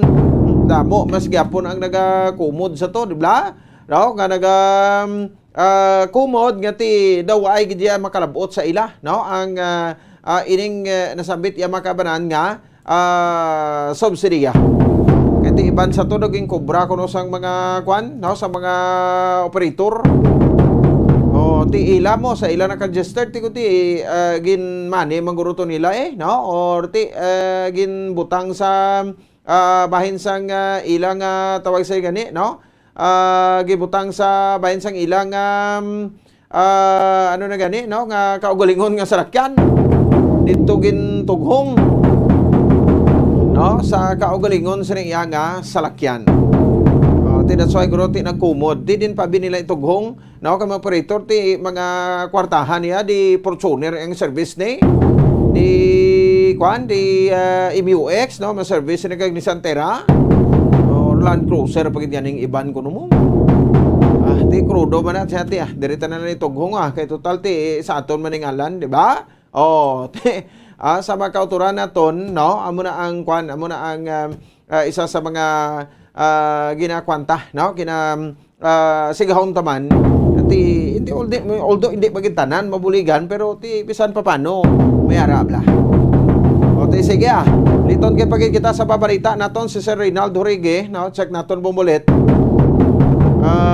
ang MDRRMO head, no, sang sang Moises Padilla, no, sa bahin sang banwa sa Moises Padilla kay i-check naton to no, kay ko sa dumduman ko doon nakakadto ko ni sa bahin sang Kitinrimo sa banwa sang Moises Padilla kag ti isa matuta sa naka-witness to, no, sa pag doon nakasakay pagigani kita to sa chopper mo, no, sang Philippine Army nga naglibot lang to aerial survey, no, nga may nagkalatipag, no, nga mga duta, no, sa banwa sang Moises Padilla, no, partikularmente sa Barangay Quintinrimo. Although kahapon ining report nga naglibot dito ng inspeksyon nga makatapo sang MDRMO sang Moises Padilla, no? Kaina na pagbalik daw may mga evacuees na kuno kita lalagko mo, no, nga mga kwan nga take sa duta, no, tapos nagkalatipag, ti ini mga nag-evacuate, no, as per information, nga nabaton naton daw kwan ini ko, no, ng sa lugar nga nagakatipag blang duta. Ti ano ihan ang rason man, no? Ano ihan ang rason kung nga ang nagakatipag, no, ang duta, no? Sa bahin sang barangay Quintindimo sa Banwasang Moises Padilla. May man niya. At least ma-check naton iya makabanan, no? Kay ti para ma-informan ang publiko, no? So ano gid ang rason kay Moises Padilla daw ari ni sa danger zone man, no? Or matawagyan naton nga ti kung kwan guro, no, kwan ang bulkan dira, no, kati boundary man nimo, no, sang oriental tayang kadlaon daw sa part A daw gintunga ini, no, sa oriental kay sa Negros Occidental, no, pero isa man ni Japon ka probinsya. Di base bla ko kay isa may mga movement sang bato, no, sa sulod sang bulkan base naga-epekto bala ini, no, sa mga katupad seriya nga mga kuan, ano, nga mga kabanuhanan. Oy, timing man kay nga ato ni background gili bumbulit do bulkan kan laon man ni, no? Bulkan so ti amo ni siya, no? I-check naton bi sa Sir Reynald Jorige para nga makwata ang iya sining linya, no? Kaya nag okay naman sa bumbulit, no? Itawag lang siya, no? To check, no? Kay ariyo ipakita tabla ang kuan ang mga nagakalatipag blang nga duta. No? Kay naglibot din kahapon ang aton nga MD RRMO, no, dito sa may bahin sang Barangay Quintindimo. Barangay Quintindimo sa piyak sa nato boundary na sa Oriental. Amo talipat ko kung ano na nga kwan dito, no? Barangay Magsaysay sa Gilungan, to ang tabok sa do Isabela, no? Isabela. Dire pina sa Isabela ang barangay Magsaysay. Ti ariwo ko dalalagko, no, nga mga kwan ini, no, nga mga litik, no, sa bahin sang duta, no, nga konsidente do nagtuga ini Reynald ang iya kwanlet, Reynald Jorige, no, do may ginmisay sa kami sa iya kahapon mo. So ti may lang, no, ining mga lugar ti do may matamen kitaan nga mapamalahin na di, no, pero may mga evacuees ng kuno subong, no, kaadlaw. So din sila temporaryo nga nagatener subong. So bagod man sa sining pagluntad, no, sang sining nasabit iya nga pagtiphag, no, sa maduta, may nagkalatipag pa inada, no, kaduta, no, sa daw mountainous nga area bla, pwede daw alagyan sa kilid ni sang alagyan, no. No, so may mga movement mo na ko sa namin ni siguro ti palabot ta pwede, no, ma-interview kita sa aton nga mga geologist, no, kung ano gid ang kwan sini. But may assessment diri, no, nga aton ni MDR mo sa Moises Padilla si Sir Reynald Jorige na sa piya linya. Sir, may gabi sa mo live kita sa Bombo Radio Bacolod sa Zona Libre. Upod mo sa mga gabi, sir, si Bombo Pons. Kaya Bombo Pons sa mayong gabi kag sa imong mga kaupo dira kag sa imo labi na gid sa imong mga tagpalamati. Yes, sir. Salamat gid, sir, no. So sa part sa MDR mo sa Mrs. Padilla, sir, na ang ining reported nga managliditik nga mga duta sa nakalibot nga mo kahapon, bali ano gid ang kwan nasuguran si Sir Reynald, sir? Nasugod ni ang incident. Actually, kung history ang aton nga lang tawon sang 2009, may dako na da nga pagtiphag o liquefaction ang term sa aton dira nga MGB kay ginkantuan man nila at that time. So may liquefaction area na dira. So 2009 na tabo na da kag kadako sang damage or ang pagnubo sang ano sa mga duta sa sina nga area. So last August 10 may concerned citizen nga nagpalapit sa opisina ni Mayor at the same time pabaluman sa aton nga opisina sa MDRMO nga ila nakita nga may mga paglitik, pagtiphag, kag pag-usmod sang duta sa dra mangyapon nga area sang Sitio Manaol, Barangay Quintindimo.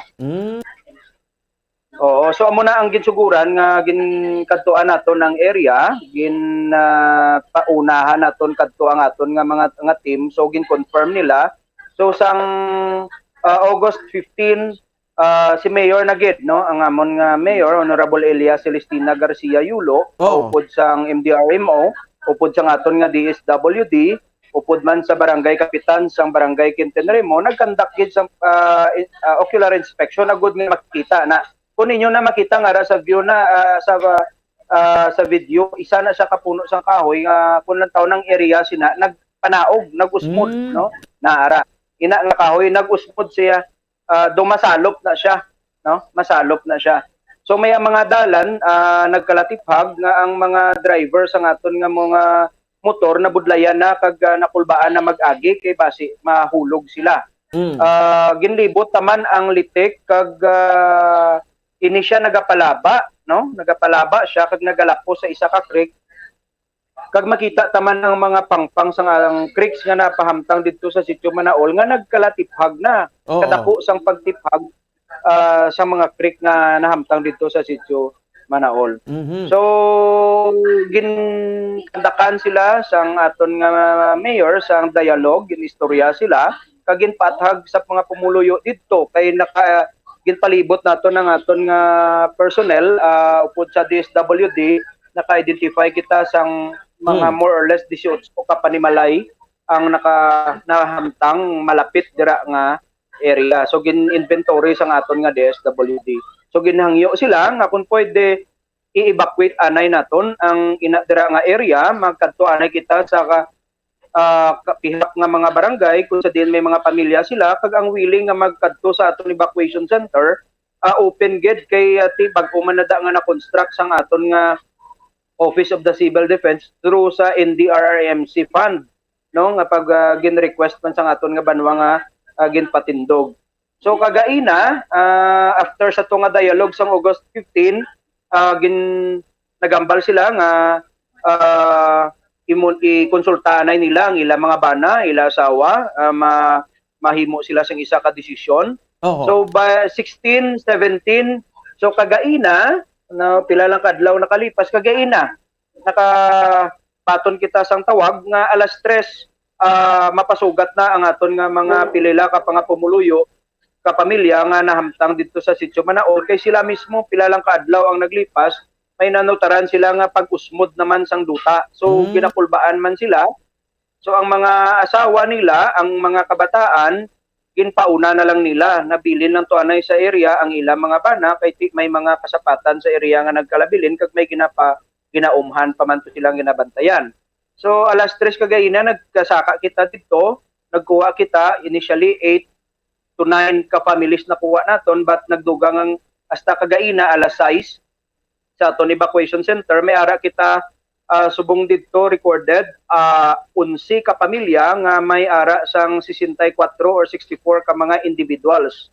So timing man nga ang amon nga MSWDO ato kagina sa may Bacolod nakabaton sa sila nga report, ginsendan taman sang report. So nakapadala man sila kagina sang modular tents agod nga way labot nga ra sila sa evacuation center, mas ma-plaster sila sa modular tents nga daw may privacy gid sila nga ila kag nag-call naman sa mga personnel agud nga handa magatluto sa ila nga pagkaon kag ang food packs na ready naman para sa ila. No, so ang health kagaina, ang health naton kagaina na inform taman pag alabot to sang pumuluyo, so nag-report kadto man to sila agud mag-check sang mga evacuees. So nag-coordinate man nato ng aton PNP kag aton Philippine Army agud mag-conduct man sang security matter sa dito nga area. Okay. Sir, kinanglan pa naton o iniabi nga i-consult sa aton mga geologist, no? Kung ano gid ang cause ni kay way back 2009 nakakadto man ko gali na da kung madumduman ko sa Quintenremo gid, no? So after 13 years, so nagliwat naman, no?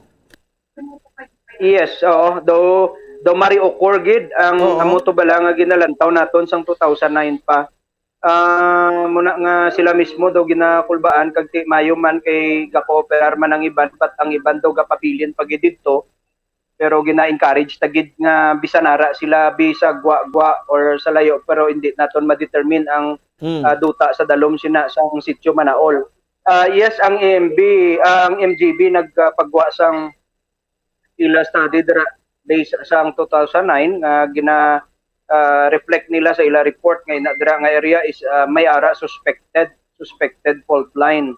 Pero sa gihapon sa directive ni Mayor Elia Celestina Garcia Yulo, nag-draft sa or nagubra sa isang sulat kag email naton sa opisina ni Director and now Secretary Renato Solidom agud nga mapadalan gid sang geologist kag madugangan nila ang ilang pagtuon dira nga area kay base kun may ara pagid sila nga manotaran kag matagaan kami nila sang insakto nga guidance kag information mangin basihan namon sa amon man nga mga policies kag mga responses. Oo, mo gani. No, pero bag-o naman ini nga man naglilitig, sir, kay last 2009 basi ko na sulit na ini or bag-o naman ini sila? Kung lang taon na, nung sa 2009 nga mga agi sang mga liquefaction, nagkaladula na nga mga traces sa Bombo Ponds. So, hindi mo na gid man makita kasi doon nagbalik, kasi doon naghugot naman ang duta, ang mga tanom nagtululubo naman. Ang iban gani nga trace ng tiphog do hindi mo naman makita kasi nagdamol naman ang mga hilamon kag ang mga kahoy. Kung lang taon mo siya bag-o naman nga agi sang litik siya, hindi siya daan, bag-o siya. Kag everyday may makita kita nga daw may naga-usmod gid siya, no? Sila mismo mga pumuluyo maka-witness naka-testify nga naga-usmod ang duta. Kung sa baga ang litik gamay lang pagkabalik mo sunod nga adlaw na nagadako na ang biak. Ang level sang litik sa piyak nga area hindi na sila pareho kay sa piyak yan nanaog na. Okay, why man sir sang tubig nga nagagwa abi sir no sa nga mga crack ni? Kung lang taon mo lilion mong crack hindi siya naton ma-determine no nga may tubig dito sa dalom but kung dito ka na sa creek, lapos ka na sa ilang mga tipag, dito mo na makita nga sa dalom sina sa mga litik, sa dalom sa may mga ga-exist nga mga spring or tuburan. So mas delikado gid no kay ti basta-basa dasig ang pagtiphag sina. Amo gid na da siya ang aton nga kung kon sa mga istorya sa aton nga mga katigulangan dira mga myth manada nga may makikuanan sila nga mga magadulungkaan sang barko pero ti inaya hindi taman na mabasihan ket hindi man na scientific pero ti kami ang nagaduda kag sa testimonya sa mga katigulangan nga iban dara nga daw dira nga area to may underground river bala Bombo Ponds. Okay. Oo. So ang iban to ya sir nga may mga pictures pag din kitaan naton nga gakatiphag gid ang duta. Mala pero sa mga bukid bala bukid-bukid. Oo. Sa mga bakulod bla sir. Araw? Come again, Bombo Ponds. May ara gito ya luwas sa crack nga ini, may ara gito da bro bakulod nga nagdatiphag gid ang mga duta. Ang nakita lang namo dito sa pag-check sa area ang dagkakalatifag gid sin ang dagdag nga mga nga duta ara sa creek, ara ining sa kilid sang dalan nga sa piyak abi medyo nanubuan na. Pero kalabanan makita naton niya ng crack no. Bitak litik sang duta ang makita naton kag pagpanaog sang isa ka parte sina. Okay, no? So, bali, why naman sa problema ito may evacuate ito, do ay di tapaman sure gid no kung saan sila makabalik, ano? Kay, lagi sir kung ara sila sa ila sa tagsak mapuluyan mo. So, importante ito subong na tagaan na sila makayuda, bastante na itong mga pagkaon nila to? Wala to sila problema, Bombo Ponds, kay pagkagina pa lang nagatag sila alerto nga ma-evacuate sila. Ang aton nga DSWD gain call na nga daan ni Mayor, inform na nga daan sila kag ang aton nga mga nutrition personnel ready na sila nga mga lulutuon, no? Ang aton nga mga DSWD personnel ready naman nga daan ang mga food packs na nga daan ara na. So though hindi na gid problema ang aton transport team kagaina pag siling alas 3 masaka mananaog sila. Nagpadala na dayon ang in charge nga staff ni mayor pasaka dito sa area. Okay, take a by pa, no? Ara sila sa safe nga sitwasyon dito. Anyway, ti magluwasan na sarway naman kamo sa identify nga mga barangay abin, no? Nga may amo man nga mga occurrence ang crack sa duta. So far wala pa pero amo lang na kay sang at that time 2009 malapad man ni siyang area nga naigo sang liquefaction but sa subong portion pa lang ini siya daw natupa ni siya abi sa lower. So ginamoro monitor man namon ang mga upper portion sang sininga sang Manaol nga affected man sang 2009 kay may information man nga daw nagagiho ang dito nga area. So instructed naton ang mga barangay officials na paunahan nila dito na check kung tuod gid man nga may movement man sa upper portion sang Manaol. Okay, oo. So, pero ang madalan ni sir, although mga skin na nasa ni, magyan pa man sa mga balabal, sa lakyan? Kung mga motor lang pwede pa sila gyapon ka labay kay makita naton, but kung mga sample na mga tracking na kay nadra nga mga area iba na da nga may arada portion nga may tubo. So delikado hindi na namagyan. Okay, sige, no? So posible may mga closure kamo sa mga dalan nga himuon, no? Yes, amo pag pro kay kun sa bagay gagmay pa kag indaw ang mga tracking hindi pagid man tsimpo nga magsinaka na dira didto sa wala pagid man sa mga dalagko nga salakyan kasi naka magluwas lang gid sa mga habal-habal kay ang means of transportation sang sitio Manaol amo gid man ang sa habal-habal. Okay, sige. Sir Reynald, sir, thank you gid sa sinema information, no? Kag ibulon ta pa ini, no? Kung maka-declare ka mo sang state of calamity, kung magsigi-sigi ang mga crack blast, no, sa duta. Palayo lang maka-experience magdako pagid ang affected naton nga area. Ang amon malang ginakulbaan bubupon so magsigi-sigi ang ulan kay amo gina sa ang halinan kay ang ginsuguran sini mga nagligad nga semana before nga nasiplatan ini nga mga cracks. Sunod-sunod nga mga kada hapon nagabunok ang ulan sa sinadra nga area. So nagahumok nga nagduta.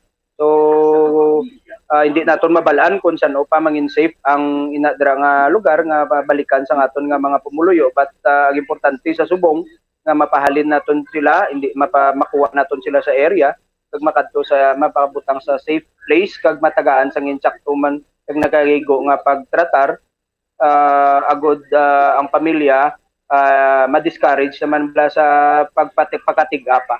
Alright, sige.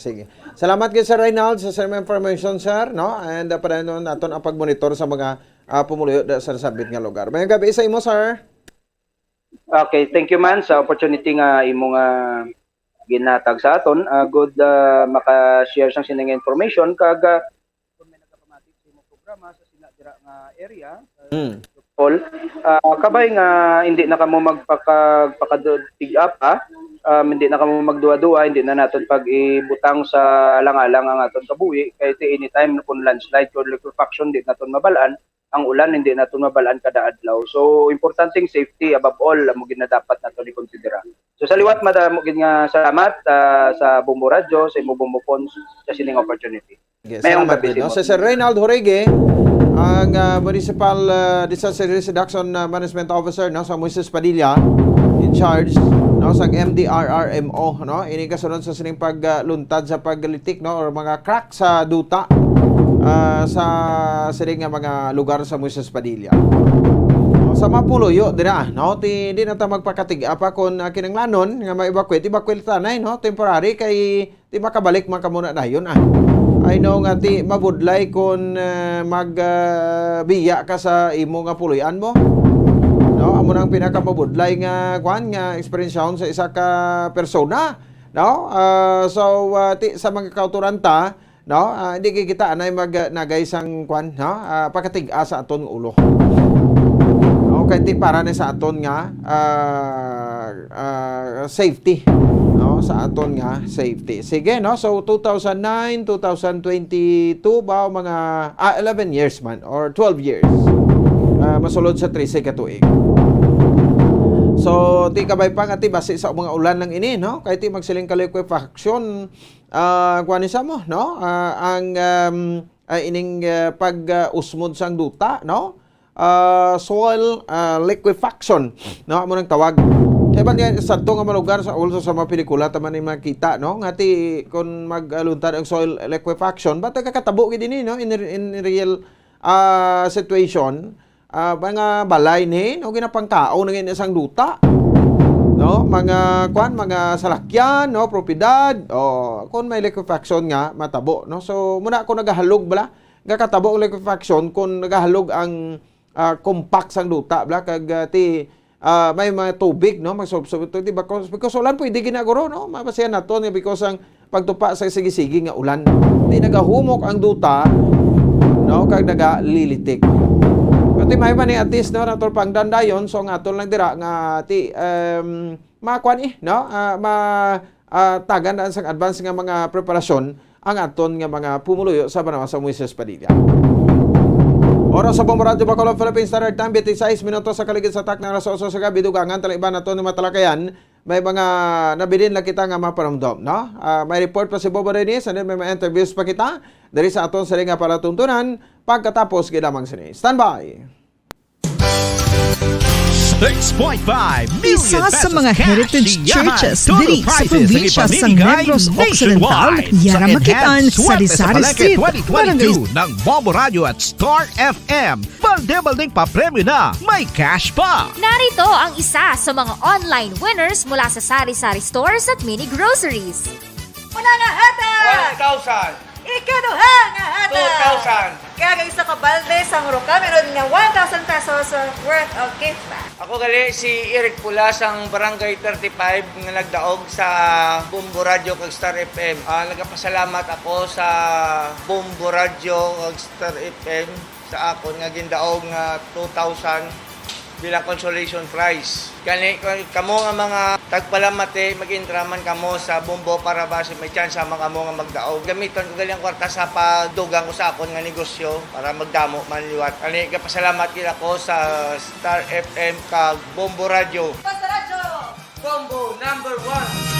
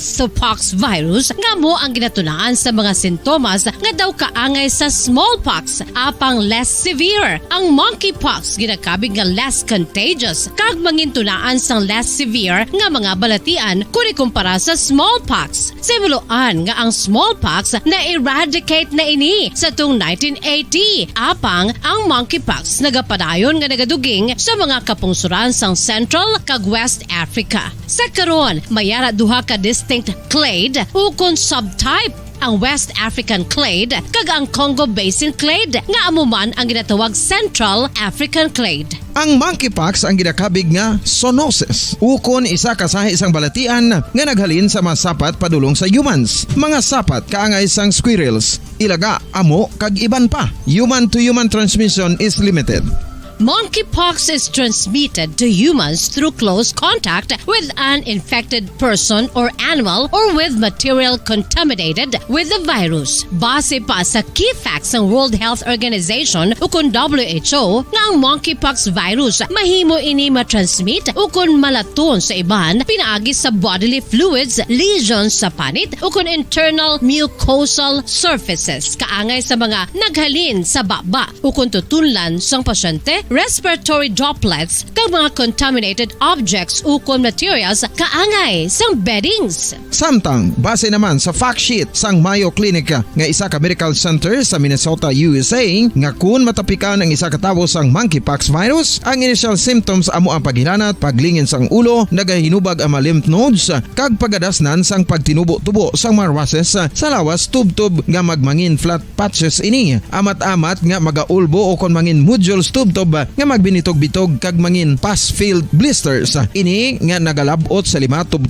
ka adlaw. The rash heals by scabbing over. Makabig na nga infectious ang isa ka pasyente sa pagsugod pagid lamang sang paghilanat sini. Samtang pamangkot, may bulong na bala ang monkeypox? Well, dugang pa sa fact sheet sang WHO nga ang vaccines nga ginusar sadto sa pag-eradicate sang smallpox sa bugos sa kalibutan amo man karon ang ginatublok sa mga tao batok sa monkeypox kag ang antiviral agent nga gin-develop para sa smallpox treatment nangin lisensyado naman para sa treatment sang monkeypox. Newer vaccines have been developed of which one has been approved for prevention of monkeypox.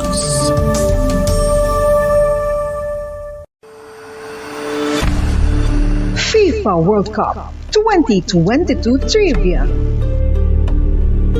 Sa din balalabing una nga ginpatigayon ng World Cup. Ang labing una nga FIFA World Cup ang ginpatigayon sa Uruguay sa tung Hulyo 13 tubtob 30, 1930. Sa final round, ang host kag pre-tournament favorite nga Uruguay ang nagluto sa Argentina sa score na 4-2 sa tubang sa manuglantaw nga nagalapot sa 68,346.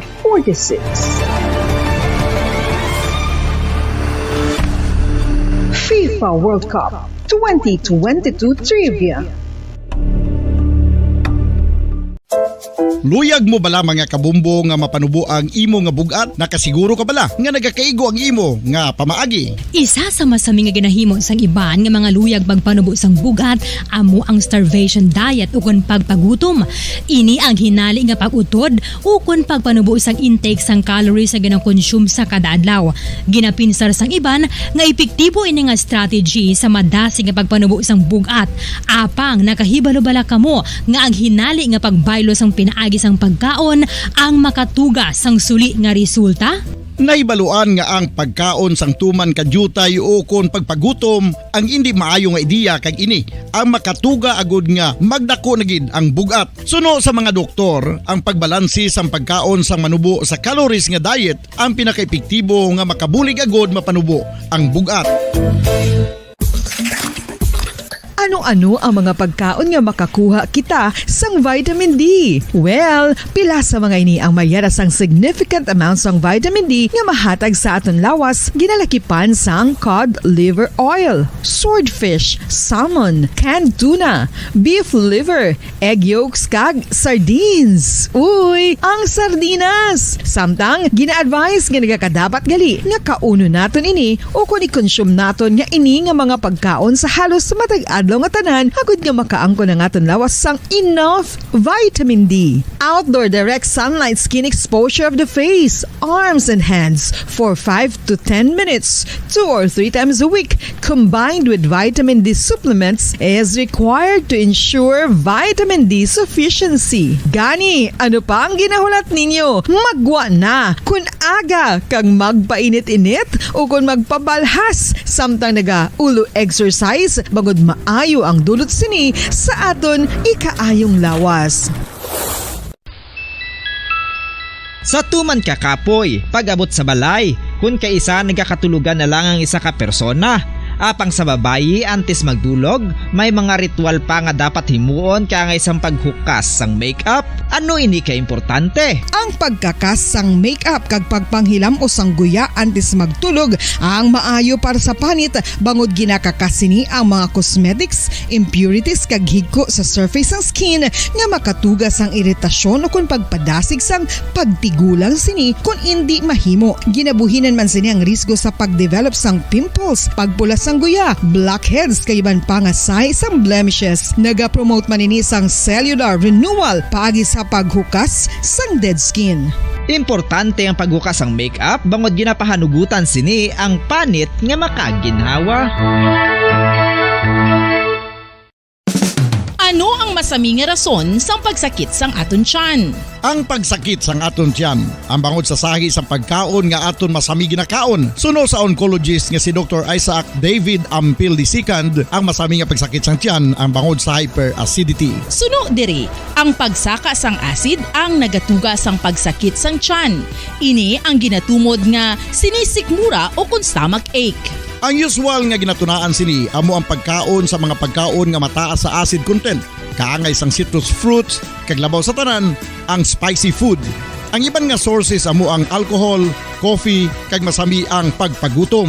Ang stomach pain ang bangod man kung kaisa sa ulcer kung sa diin ginadigest sang acids ang lining sang stomach. Apang agud masiguro ang gintunaan sang stomach pain, mas maayo nga magpakonsulta sa doktor. FIFA World Cup 2022 Trivia. Ano ang pinakadasig nga time o kon oras nga nakagol sa World Cup history? Ang Turkish soccer legend nga si Hakan Şükür ang nakascore batok sa South Korea sa 2002 World Cup bronze medal match 10.6 seconds pagkatapos sa opening whistle. Yes, 10.6 seconds. Amoy na kadasig mga kabombo. FIFA World Cup 2022 Trivia.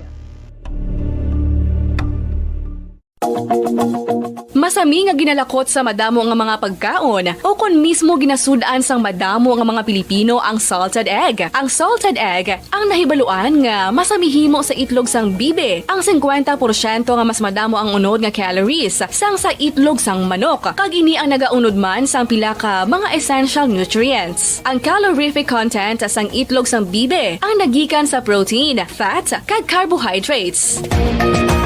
Ang protina nga makita sa itlog ang isa kasahi sang high quality protein kung sa diin ang kada isa nga itlog sang bibi ang makitaan sang 9 grams sang protein. Samtang ini ang nag-unod man sang 9.6 grams sang fat kag 1 grams sang carbohydrate. Ang nasambit nga mga nutrients ang makabulig agud nga ang lawas ang makaproduce sang energy. Mas mangin maunod kag masuportahan ang bilog nga ikaayong lawas kaangay sa muscle, panit, buhok kag iban pa. Mga kabombo, ilabilagid sa mga kababainhan. Kung ikaw magtulog, nagasuksok ka bala sang bra o kung wala. Madamo ang mababayi, ang wala nagasuksok sang bra kung sila ang magtulog. Magluwas nga ini ang komportable para sa ila, isa sa mga rason kung nga madamo ang wala nagasuksok sang bra kung magtulog, amo ang kahadlok nga makaangkon sang breast cancer. Kangawa nga hindi magdako kag mapunggan sini ang pagkupos sang dughan. Apang suli sa ginapatihan sang kadamaan, wala sang medical evidence nga nagapamatuod nga malain ang pagsuksok sang bra. Radyo Bacolod Philippines sa time 40 minutos sa kaligid sa takdak alas 8 sa gabi. Kwanta lang reaction bombolit no si Vice Mayor Elised Familiaran Kay ti kabalaw kamo no sa siring postponement bala no sang barangay kag SK elections. Sa bahin sang sa palabuton sa makabanan nga kuan no nga Disyembre. Sa palabuton nga Disyembre, so that's first Monday ginatani sa bulan sa Disyembre no. December 5 of 2022. Kay patigan tani ng aton nga barangay kay SK election kay ti way back 2018 no sang may election kita.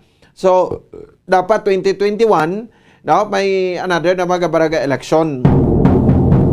Ang House of Representatives Committee on Suffrage and Electoral Reforms no approved the motion postponing the barangay kay sa kunang kabataan elections no nga schedule ko dari by December. No, so ang committee hearing nga concernente paagi sa pagpamuno ni Representative Elpidio Barzaga Jr. No, ang representative sa 4th District sang Cavite. Nagpahayag no kag nag-move no sa Sintikang or napagmuna sa pag-cancel no sang sining nasabit iyang election and may mga choices diri. Sir, pwede ni waton sa May of 2023 or after 1 year, no? That's December of 2023. Pero tayo mo nang ginasiling naton sa unabla, no? Nga kung may postponement, pag hopefully this would be the last.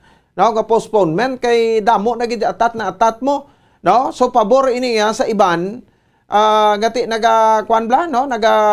Wasik poder, no? Sa tagsa ka ba barangay nila, nga daw, si mga agrot man no magrasta no sa mga kabarangayan nila bilang mga opisyales no kado katikalon bala no nga mga opisyales ti budlay man no so ti hindi na matagaan ang iban no sa diri so ti ano mo ni kay namataan tanan ni kay ti mostly damo kay interest bisan sa barangay no grabe man ang kwartahanay no election or even sa SK no election Pertiman, no? Ang kwartahan ay si Bumbo Dennis na lang bumulit, no? Sa SK ti makabataan pa pero giti ginatudluan ta na, no? Sang dinamak nga klase sang pamulitika.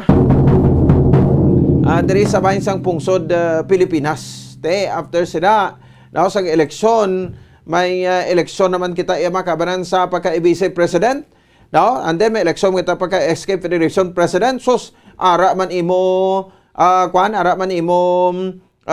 hugtaray sang tawo ni mga kapitan mo mga SK chairman no kay padag-on gid siya mo niyo kay gati automatic maging ex officio member sa sang city council sa municipal council no ex officio member vice president kag ang SK Federation president no and tinami bala kay may LGU kita iya nga nakitaan kay nabuluan nga ang terms sang ilang tagsa ka may vice president bala no sa ilang internal rules no sa Association of Barangay Captains. No, so may ara na sila ng inabutang nga every year may election sila para bulos-bulos no. Kay hindi man sila nga 3 tuig ka lang matinerda no. Kung isa ga-extend ka pa so para nga matagan taman sang tsansa ang iban no. Muna taning nami no kay may konsiderasyon sa isa ka isa. Pero iban niya na namitan man no. Nga magpungko bilang ex officio. Yan dia no. Dapat ko nung term ko kada eleksyon te muna pag-ilis ko no kay ti maka-ilis ka na kung may eleksyon naman. Pero to be fair sa tanan, no? To be fair sa tanan, pwede gid na, no? Nga every year lain-lain ang mapungko para nga libot ang maging ABC pre para katilaw man yung iban. Di sila nga padikit ka lang to kay mayor do imo na lang na tananda, no? Di ba? Let us give chance to others. No, kay anda man nga magsurvey, kay mag-enjoy man sa pribileyo nga makabaton man sweldo nga konsehal, no? Sabay sa syudad iya sang sa tagsak mga syudad kag sa probinsya. Syudad kag mga kabarmanan. Sige, diretsohan ta na lang no report ni Bob Dennis dito kita diri sa issue naton sa Kalamay, no? Kabay pa hindi ka magtalaas ang sugar yun sa ugtas man sa presyo sang Kalamay ha. No, kabisan nanhon taman ina, no? Babakal gid Japon kay kinanglanon tagid, no? Sa pagpangabuhi ta ang Kalamay. Nga ginatawag. So may reaksyon diri no si Vice Governor Jeffrey Ferrer sa pagparaog sa pwesto na ni SR Administrator Hermenegildo Serafika at the same time ang pagdayaw man ni Governor Bong Lacson sa pagpabilin no ni ti bagom lang ni sa appoint talaga ma-resign man siya ti kung gusto mag-resign na og mo sa pwesto si Aurelio Valderrama ang bagong appoint nga board member sa SRA. Pero galing kay dodako man ang pasalamatan niya kay bisan kay ginabombardiyo ato si President Bongbong Marcos sa eleksyon plop interview sa to sa isa ka TV network to dayon bombardiohon is Bongbong pero tiyo ginpermahan pa ni President BBM ang appointment niya. No? Tingin do matsagaw gani do ginlitok naman nila si President BBM sini. Why saya na okay iba niya mo kopdanan to nagre-resign. Saya wala. No? Kay daw na namitan man sa kuno sa pwesto da sa SRA. No? So, ti kabay pang ini kana magkapareho sa ibanda nga mga board member nga naglalaliak na to kay bangod nga may mga isyu sang korupsyon. Sekta si Bombo Dennis Rebica sa report ni Ikan sa Kapitolyo Provincial. Bombo Dennis, may gabi press kamin. Bombo funds is an appropriate action. Muna yung reaksyon ni Vice Governor Jeffrey Ferrer sa pag-resign ni Hermenegildo Sirafica bilang administrator sa Sugar Regulatory Administration. Kahapon mo po, kahapon ito matugin aprobahan sa Malacanang, aprobahan ni Presidente BBM, yes, naging sumiter yung resignation mo po. So sa kay Vice Governor, nga kiti damo na nagpanawagan sa iya, kiti timpo na ginman, nga mag-resign siya sa iya pwesto bagod sining nagluluntad ka ng mga kontrobersiya mga squabble mismo sa Sugar Regulatory Administration Bombo funds. Mamatian ta ang malipot lang komentar ni Vice Governor Jeffrey Ferrer. Bukay si Rapikaya, appropriate move sa isa ka nga gipadugay pa. Damo nagpanawagan sa iya Senate, Congress, iba niya groups. No? Mas mayo man it's an appropriate action for a person nga ginaimbestigahan. Bombo funds sa matong payag action man dapat tagin man kaya damo nagpanawagan sa mag-resign so dapat hindi na pagpatugayan, dapat dapat sa doon nag-resign siya Bombo funds. Kuan man no? Sang August 10 pa magaling ni saya nag-resign tinapanawagan niya ang House sang Lunes lang ang Senate. Yes, protes ang tinalikdan sang pizza 15 lang baton. Ginaprobahan ni Presidente BBM ang yes and resignation mo funds. Sali na replyan na to pizza 15 pero imbutang ito effective immediately pero kun August 10 niya na dihon, dapat August 10 why na sa nag-participate sa briefing sang Lunes to sa House. Dapat kay may resignation sa ginsumiter mo. Why na sa nagambal to sa House to sa briefing to sa House of Representatives nga nagtender nagliko resignation ko. O dapat ginambal to sa briefing to nga sa pamangkot to sa mga congressman to. Sagad pa sa sabat kailangan nakasumiter siya sige siling resignation Bombo funds Tama na. It's due time naman guro nga magbiya sa SRA administrator. Sabi ka ba mo funds kailangan niya sa bahay ni Governor Eugenio Lacson ining nabilin sa mong post isa sa mataas opisyal sa SRA 1 month standing si SRA Sugar Board member Gerardo Valderrama Jr. No? Siya lang isa na why naman si Rapika, why naman si Beltran. Nag-resign naman sa ligad niya daw. Kahapon mo po sa press conference din sa may sunod sa Bacolod, tinipayag ba ito ni Valderrama sa nga stand, kasi magpabilin si Gapon, hindi siya mag-resign as Sugar Board member Abi Bombo funds. Sa bahay naman si Lacson ni Governor Yambo Lacson, iyagin payag nga nga may punto man si Valderrama kahit nga appointed siya ni BBM. Kasi si Presidente BBM lang may poder magyapon na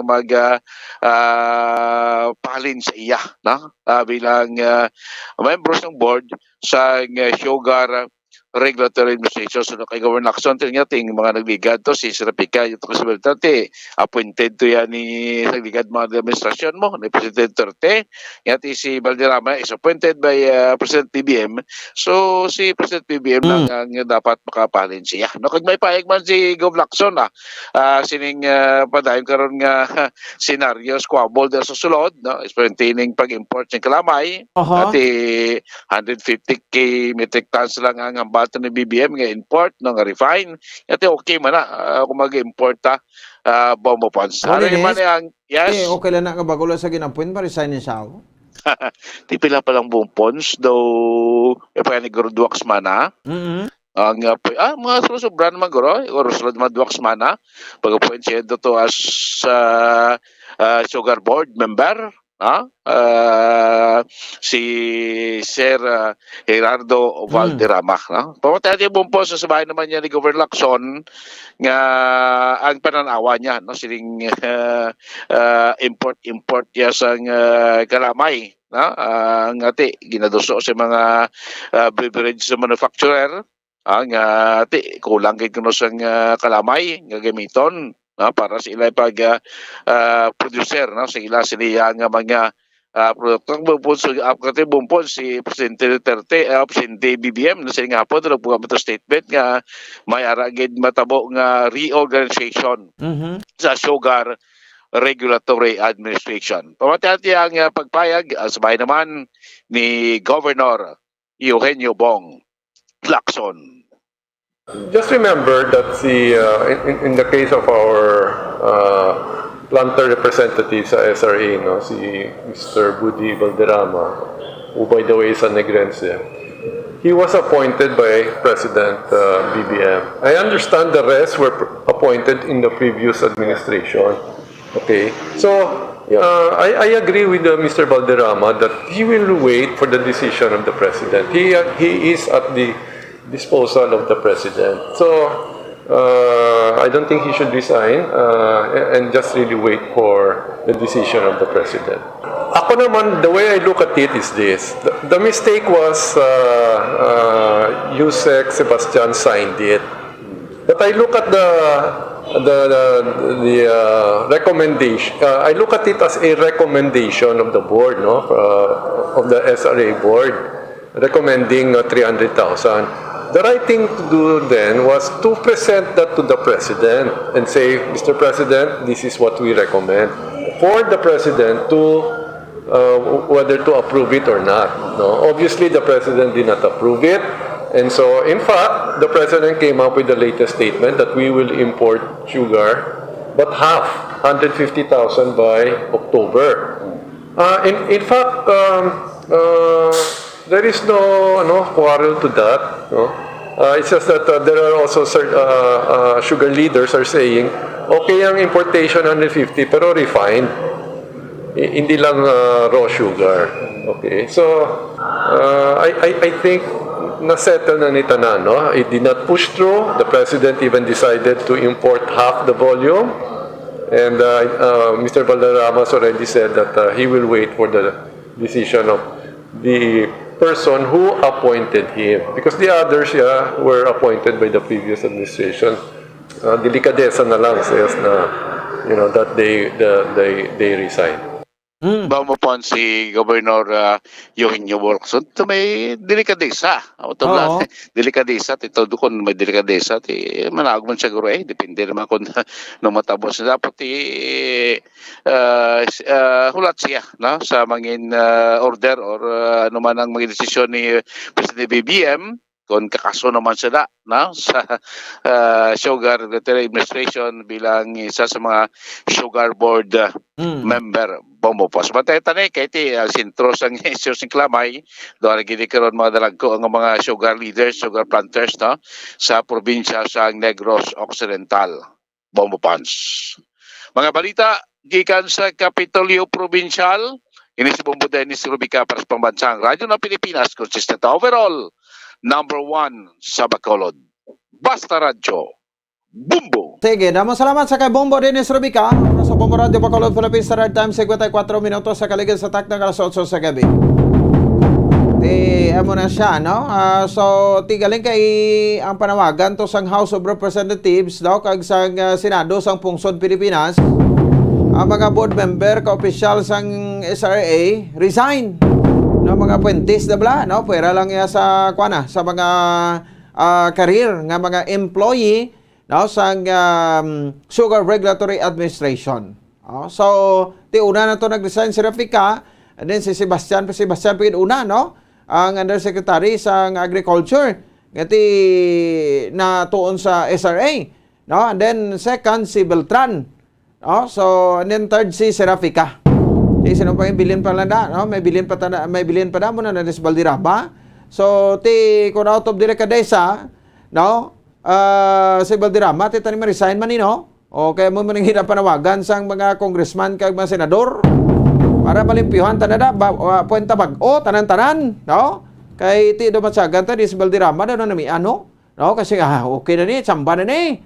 Kay ti isang eleksyon birang hanot ko kay BBM pero ginpermahan yaman appointment ko bilang representante sa mga sugar planters, no? Dira sa SRA. No? So ti na timingan lang si BBM ti hindi lang tumot tawo, no? Unity ay natawag, no? Muna yung nami. Okay nga, ti mo na dira na mabalaan sang nagawaswas sa iya sang eleksyon, no? Nga kag nagabuyayaw sa iya, no? Kakawatan o kunano, no? So nablang galing kay Tis Valderrama daw magid din silingan daw nagwa gidya bala, no? Come out into the open kamag bira-bira sang kwan sang buyayaw kay BBM di pero sa ibanda, no? Kati daw halata gid. Oh, no? So ti na yan hindi na gid ko mo appoint, no? So do ka kwan lang galing, daw ka close lang, daw ka, I mean, daw discreet lang bla, no? Ang iya nga pagbiraman sa KBBM. Pero kung mabatian yung bira niya sa interview, no? Isa man ka bakulod nun na interview sa iya, sakit-sakit man. But anyway, decision of the president. So may mga nagalabi, may naguro no? So that's why nga nagligad to sa Viber group nila, nga naging pagwa ito yung si Vice Governor Jeffrey Ferrer kung ginagalabi ito nga pahalinon sa da, no? Tinunod nagsiling to si Vice Gov Ferrer, yati ako nagid ya mo take BBM nga hindi ka nakpungko, no? Nga pahalinon ka. O ti abot ko na tigayo na to, no? Ano nang sugpon sa to? Kinibla pa nga istorya bla nga mga andol duhol istorya, no? Anyway, as a whole, as a Negros nun, bakulod nun, no? Dapat ma-unite kita diri. Amo man bala sa kausa ta sa importation. Gali ka may mga grupo sa mga planters diri nga ti daw gusto gid iduso ang importation sa raw sugar. No? Ay sasabay ra pasikat si Lito Coscolwila. Ang anay SRA administrator, no? Kasi gusto niya yang importation, hindi tanay gani mag-import. Kinanglan ta magituod mag-import pero nasa mga peak season. Ti subong kay miling season, iduso ta gid ni. No, to dira to naglibog ang ulo ta nga ang mga sugar farmers diri sa aton may ma-faction mas Negros Occidental. With regards sa stand nila sa importation. O kay si Sir Lamata, no? Manuel Lamata ti no to importation gisa dapat local produce gid, no? Ang aton nga i-pandere, no? I-patronize. O di ba? No? Kay karon ti ko pasugtan ta magituod ng importation ti patay mga farmers ni, no? Wadan ya sang kwan para gobierno mga farmers, no? Kay ti pasulbihon ti mangin mabarato na, no? Kay mo naman yung solusyon magbarato, no? So, dito naman na yung tao, mas barato ng imported sa lokal. Oh, di ba? Mo na matabo ya kung sa kalamay, no? Mas barato. Oh, no? Hindi niya stateside. Ang kalamay. Oh, iba natin mahal din sa niya kwanin ang ekspresyon do stateside di. Oh, sa states ni halin, no? Pero import ta Vietnam, no? Thailand, no? Mo na mostly, no? Ang aton sila gina-import. Pero isa sa makapatay diri ang makabanan sang kwan, no? Sang sining mga local producers naton sang sugar, no? Ang ining importation. Ti nga abi duso ti importation kay start naman sa milling season subong. Ti hindi ta ka-produce ang sugar nga i-refine naton, no? Oh, okay balo ko mo damo na sa classification sang sugar mo. But ti mo na ang pinakapunto tada, no? Ako sige yung tagi pag-import ti kwan pa ta produce pa ta aklamay. Tani salig na lang ta importation amo na siya, no? So diri pa lang daan may nakita di nga somehow something fishy, no, nga ay nag-unite diri ang mga sugar producers sa probinsya sa Negros Occidental. Ambot din atong mga Luzon nga mga organizations to kinaguluwa man to sa Tatak Kalamay Group, no? Doon alimunaw man to sa kulukadto to sila din nagligad, no? So daw dito nagsugod ang ining mga kontrobersiya, no? Manin akong issue da, no? Kay syempre pasalamatan ta kay nabalabagan ng Sugar Order number 4 nga supposed to be uso man gurong pabalon system da sa SRA, no? SRA administrator, SRA administrator si Rafika, no? Kasi duso nyo ng import, no? Tapos para may balon ka mo. Just in case at the mercy sa president, kung i-retain ka mo da o kung palinon ka mo, kung palinon ka mo, kay gambol na mo. No? Wala sa problema, kay may balon, pagalin. Di kay nabalabagan. O, kung mutoy ka mo, bagtong ka mo itlog nyo da, pagwa sa SRA. Impunto alas 9 na ang takla sa gabi sa ato sa ring pagpalagad sa palatuntunan Zona Libre. Alalaan tiyempo ta, Miyerkules kita subong nga presentasyon, ha? Kada siglas ang tiyempo, ha? Wibes naman, no? So, standby na sa Santos nga Rosario. Petsa 17 na subong sa bulan sa Agosto tuig 2022. Ang iyong alagad, Bombo Ponce Espino. Nagpasalamat sa upapo na pagpumati para sa pambansang radyo ng Pilipinas. Consistent overall, number 1 sa Bacolod. Pasta Radyo. Bombo! Bombo Radyo Bacolod. Number 1! Pasta Radyo Bombo! All Bombo Radio Philippine stations nationwide will now pray the Holy Rosary. We enjoin all our listeners to be one with us in asking the Lord that our country be spared from any widespread devastation and death caused by the COVID-19. This Holy Rosary is aired simultaneously in 31 Bombo Radio and Star FM stations in 24 key cities nationwide.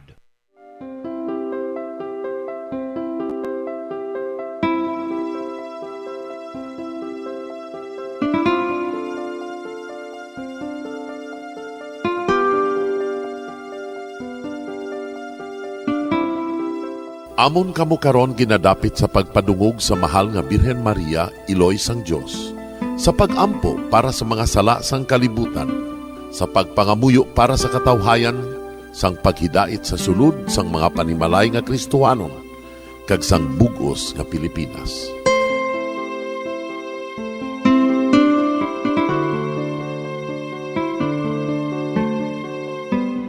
Ang ining Santo Rosario buylog nga ginadulong sang Bombo Radio Philippines, Queen Bank, kag Florete Group. Magupod kita karon sa pagpangamuyo.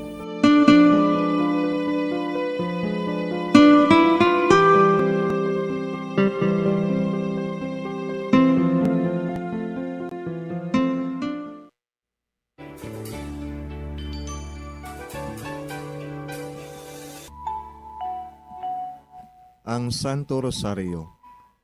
Ang Santo Rosario nagapahanomdom sa aton sa mga hitabo sa kabuhi sang aton mahal nga Birhen Maria kag sang iya anak nga si Jesucristo. Mga hitabo nga may kangtanan sa aton kaluwasan. Subong man, ang Santo Rosario isa ka epektibo nga bulig. Agud masunod naton ang Ginoong Hesus nga nagmatinumanon sa Dios nga Amay sa langit. Amo ini ang regalo ng Santo Rosario. Kung aton ginapamalandungan ang mga misteryo sang kalipay, ang mga misteryo sang kasakit, ang mga misteryo sang himaya, kag ang mga misteryo sang kapawa. Sa aton adlaw-adlaw nga pagpangamuyo sa Santo Rosario, ilabi na gid kung ginaopdan ini sang pagpamalandong sa mga inagihan sa kabuhi ni Santa Maria kag sang iya anak nga si Jesucristo. May dako gyud nga bulig kag subong man pagabungahon sa aton nga pagkabuhi. Gani, aton ipasaniyog ang pagpalapnag sining matahom nga debosyon sang aton mahal nga Iloy sang Santo Rosario. Kay ginasiling naton, ang pamilya nga nagapangamuyo sa Santo Rosario sing ululupod, sila man magapabilin nga hugpong. Kag magiliu sa upod sa atong Ginoong Hesus, upod sa Amay kas Espiritu Santo sa langit, paagi sa pagtabang sang aton mahal nga Iloy, ang Birhen sang Santo Rosario. Sa ngalan sang Amay, kag sang Anak, kag sa Espiritu Santo. Amen. Nagatuo ako sa Dios nga Amay, nga makagagahom sa ngatanan, magbubuhat sa langit kag sanduta. Nagatuo ako kay Jesucristo, iya na kabugtong aton Ginoo, nagipalamkon sa gahom sa Espiritu Santo. Ginanak ni Santa Maria nga Birhen, ginsakit sa sugod ni Poncio Pilato, ginlansang sa krus na mataray kag ginlubong, nanaog sa mga minatay. Sa ikatlo ka adlaw nabanhaw siya nga naghalin sa mga minatay, kumayab sa mga langit, kag nagalingkod sa tuo sang Dios nga Amay, nga makagagahom sa ngatanan. Gikan dito nagatay pa siya liwan sa paghukom sa mga buhi kag sa mga minatay. Nagatuo ako sa Espiritu Santo, sa Santa Iglesia Katolika, sa gingkaupdan sa mga santos, sa pagkawalat sa mga sala, sa pagkabanhaw sa mga lawas, kag sa pagkabuhi nga walay katapusan. Amen. Amay namon nga yara ka sa mga langit, pagdayawon ang imo ngalan, umabot sa amon ang imo ginharian, matuman ang imo pagbuot diri sa duta siling sang sa langit. Hatagan mo kami niyan sing kanunamon sa matag adlaw, pagpatawaron mo kami sa mga sala namon, subong ipatawad namon ang mga nakasala sa amon, kag dili mo kami padaog sa mga panulay. Hinunoo, luwason mo kami sa kalaot. Amen. Maghimaya ka Maria, puno kasing grasya, ang Ginoo yara sa imo. Ginadayaw kalabi sa mga babayi nga tanan, kag ginadayaw man ang bunga sang imo tiyan nga si Jesus. Santa Maria, Iloy sang Dios, igampo mo kami nga makasasala, niyan kag sa oras sa amon ikamatay. Amen. Maghimaya ka Maria, puno kasing grasya, ang Ginoo yara sa imo. Ginadayaw kalabi sa mga babayi nga tanan, kag ginadayaw man ang bunga sang imo tiyan nga si Jesus. Santa Maria, Iloy sang Dios, igampo mo kami nga makasasala, niyan kag sa oras sa amon ikamatay. Amen. Maghimaya ka Maria, puno kasing grasya, ang Ginoo yara sa imo. Ginadayaw kalabi sa mga babayi nga tanan, kag ginadayaw man ang bunga sang imo tiyan nga si Jesus. Santa Maria, Iloy sang Dios, igampo mo kami nga makasasala, niyan kag sa oras sa amon ikamatay. Amen. Himaya sa Amay kag sa Anak kag sa Espiritu Santo. Siling sa ginsuguran, karon kag sa gihapon, kag sa mga tuig sang katuigan. Amen. Aton pamalandungan ang mga misteryo sang himaya. Ang nahauna nga misteryo sa himaya, amo ang pagkabanhaw ni Jesus. Ginapangita bala ninyo si Jesus nga taga Nazaret, nga ginlansang sa krus, wala siya dire. Nabanhaw siya. Amay namon nga yara ka sa mga langit, pagdayawon ang imo ngalan, umabot sa amon ang imo ginharian, matuman ang imo pagbuot diri sa duta siling sang sa langit. Hatagan mo kami niyan sing kanunamon sa matag adlaw, pagpatawaron mo kami sa mga sala namon, subong ipatawad namon ang mga nakasala sa amon, kag dili mo kami padaog sa mga panulay. Hinunoo, luwason mo kami sa kalaot. Amen.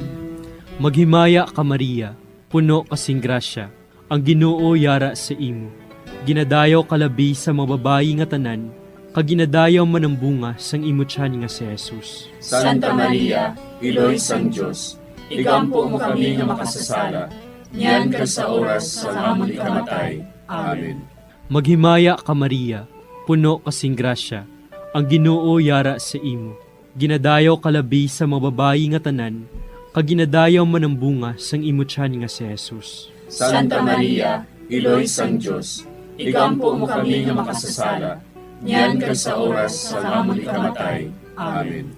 Maghimaya ka Maria, puno kasing grasya, ang Ginoo yara sa imo.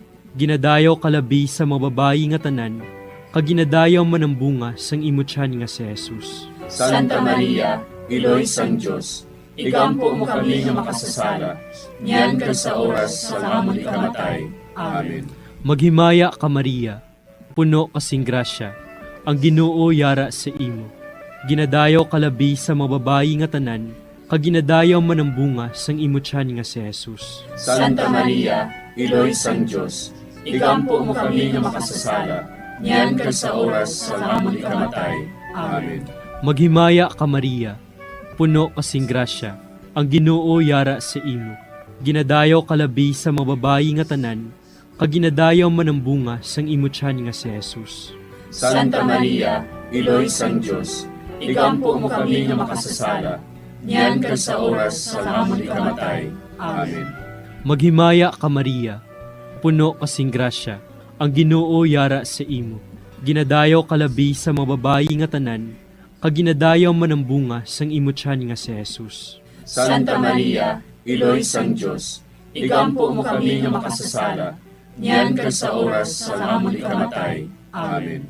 Maghimaya ka Maria, puno kasing grasya, ang Ginoo yara sa imo. Ginadayaw kalabi sa mga babayi nga tanan, kag ginadayaw man ang bunga sang imo tiyan nga si Jesus. Santa Maria, Iloy sang Diyos, igampo mo kami nga makasasala, niyan kag sa oras sa amon ikamatay. Amen. Maghimaya ka Maria, puno kasing grasya, ang Ginoo yara sa imo. Ginadayaw kalabi sa mga babayi nga tanan, kag ginadayaw man ang bunga sang imo tiyan nga si Jesus. Santa Maria, Iloy sang Diyos, igampo mo kami nga makasasala, niyan kag sa oras sa amon ikamatay. Amen.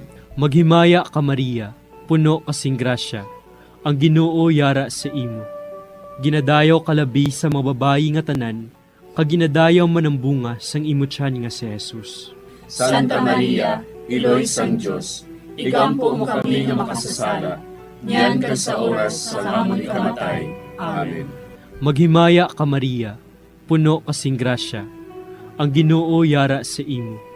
Ginadayaw kalabi sa mga babayi nga tanan, kag ginadayaw man ang bunga sang imo tiyan nga si Jesus. Santa Maria, Iloy sang Diyos, igampo mo kami nga makasasala, niyan kag sa oras sa amon ikamatay. Amen. Himaya sa Amay, kag sa Anak, kag sa Espiritu Santo. Siling sa ginsuguran, karon kag sa gihapon, kag sa mga tuig sang katuigan. Amen. O Jesus ko, patawara nga among mga sala nga tanan, luwasa kami sa kalayo sa impyerno, pagdala ang tanan nga mga kalag sa langit, labi na gidyadtong may dakong kinahanglan sa imong kaluoy. Ang ikaduha nga misteryo sa himaya, amo ang pagkayab ni Jesus sa langit. Si Jesus nagbalik sa iya himaya, kag naglingkod sa tuosang amay. Samtang nagabindisyon siya sa ila, nagbulag siya sa ila, kagindala siya palangit. Amay namon nga yara ka sa mga langit, pagayawan ang imong ngalan, umabot sa amon ang imong ginharian, matuman ang imong pagbuot diri sa duta siling sa langit. Hatagan mo kami niyan sing kanon namon sa matag adlaw, kag patawaron mo kami sa mga sala namon. Subo nga ginapatawad namon ang mga nakasala sa amon, kag dili mo kami ipadaog sa mga panulay.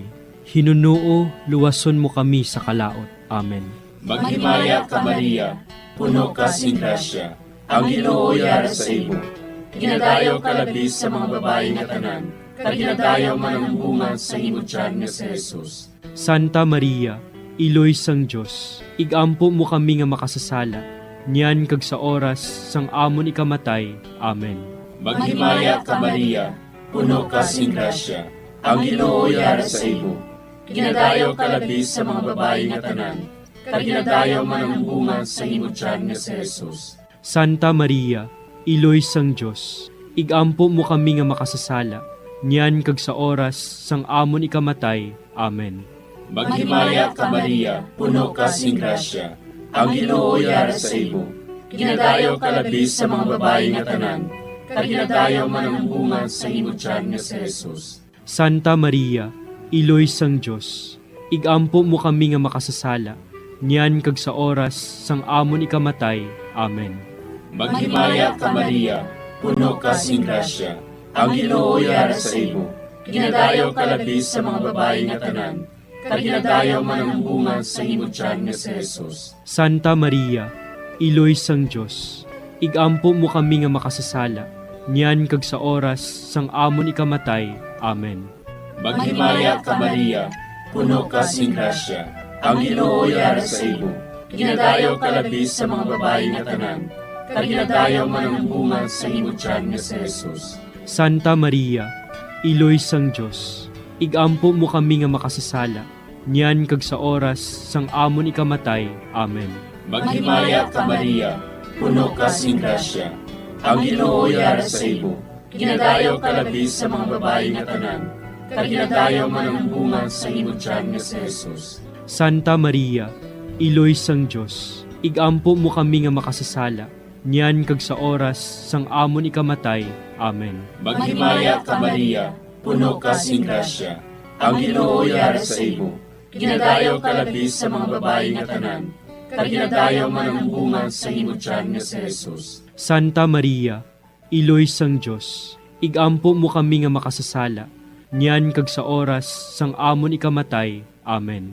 Maghimaya ka Maria, puno ka sing grasya, ang Ginoo yara sa imo. Ginadayaw ka labi sa mga babae nga tanan, kaginadayaw man ang bunga sa imong tiyan nga si Jesus. Santa Maria, Iloy sang Dios, igampo mo kami nga makasasala, niyan kag sa oras sang amon ikamatay. Amen.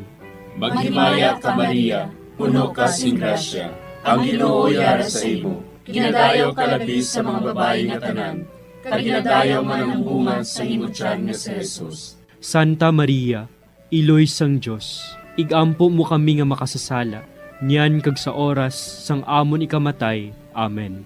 Maghimaya ka Maria, puno ka sing grasya, ang Ginoo yara sa imo. Ginadayaw ka labi sa mga babae nga tanan, kaginadayaw man ang bunga sa imong tiyan nga si Jesus. Santa Maria, Iloy sang Dios, igampo mo kami nga makasasala, niyan kag sa oras sang amon ikamatay. Amen. Himaya sa Amay, kag sa Anak, kag sa Espiritu Santo. Siling sang ginsuguran, karon kag sa gihapon, ag sa mga tuig sang katuigan. Amen. O Jesus ko, patawara nga mong mga sala nga tanan, luwasa kami sa kalayo sa impyerno, kadala ang tanan nga mga kalag sa langit, labi na gidyadtong may nakong kinahanglan sa imong kaluoy. Ang ikatlo nga misteryo sa himaya, amo ang pagkunsad sang Espiritu Santo sa mga apostoles kag kay Maria Santissima. Napunan sila sang Espiritu Santo, kag nagsugod sila sa paghambal sa iban nga mga lingwahe, suno sa ginhatag sa ila sang Espiritu nga ihambal. Amay namon nga yara ka sa mga langit, pagdayawon ang imo ngalan, umabot sa amon ang imo ginharian, matuman ang imo pagbuot diri sa duta siling sang sa langit. Hatagan mo kami niyan sing kanunamon sa matag adlaw. Pagpatawaron mo kami sa mga sala namon. Subong ikapatawad namon ang mga nakasala sa amon. Kag dili mo kami padaog sa mga panulay. Hinunoo, luwason mo kami sa kalaot. Amen. Maghimaya ka Maria, puno kasing grasya, ang Ginoo yara sa imo. Ginadayaw kalabi sa mga babayi nga tanan, kaginadayaw man ang bunga sang imo tiyan nga si Jesus. Santa Maria, Iloy sang Dios, igampo mo kami nga makasasala, niyan kag sa oras sa amon ikamatay. Amen. Maghimaya ka Maria, puno kasing grasya, ang Ginoo yara sa imo. Ginadayaw kalabi sa mga babayi nga tanan, kaginadayaw man ang bunga sang imo tiyan nga si Jesus. Santa Maria, Iloy sang Dios, igampo mo kami nga makasasala, niyan kag sa oras sa amon ikamatay. Amen. Maghimaya ka Maria, puno kasing grasya, ang Ginoo yara sa imo.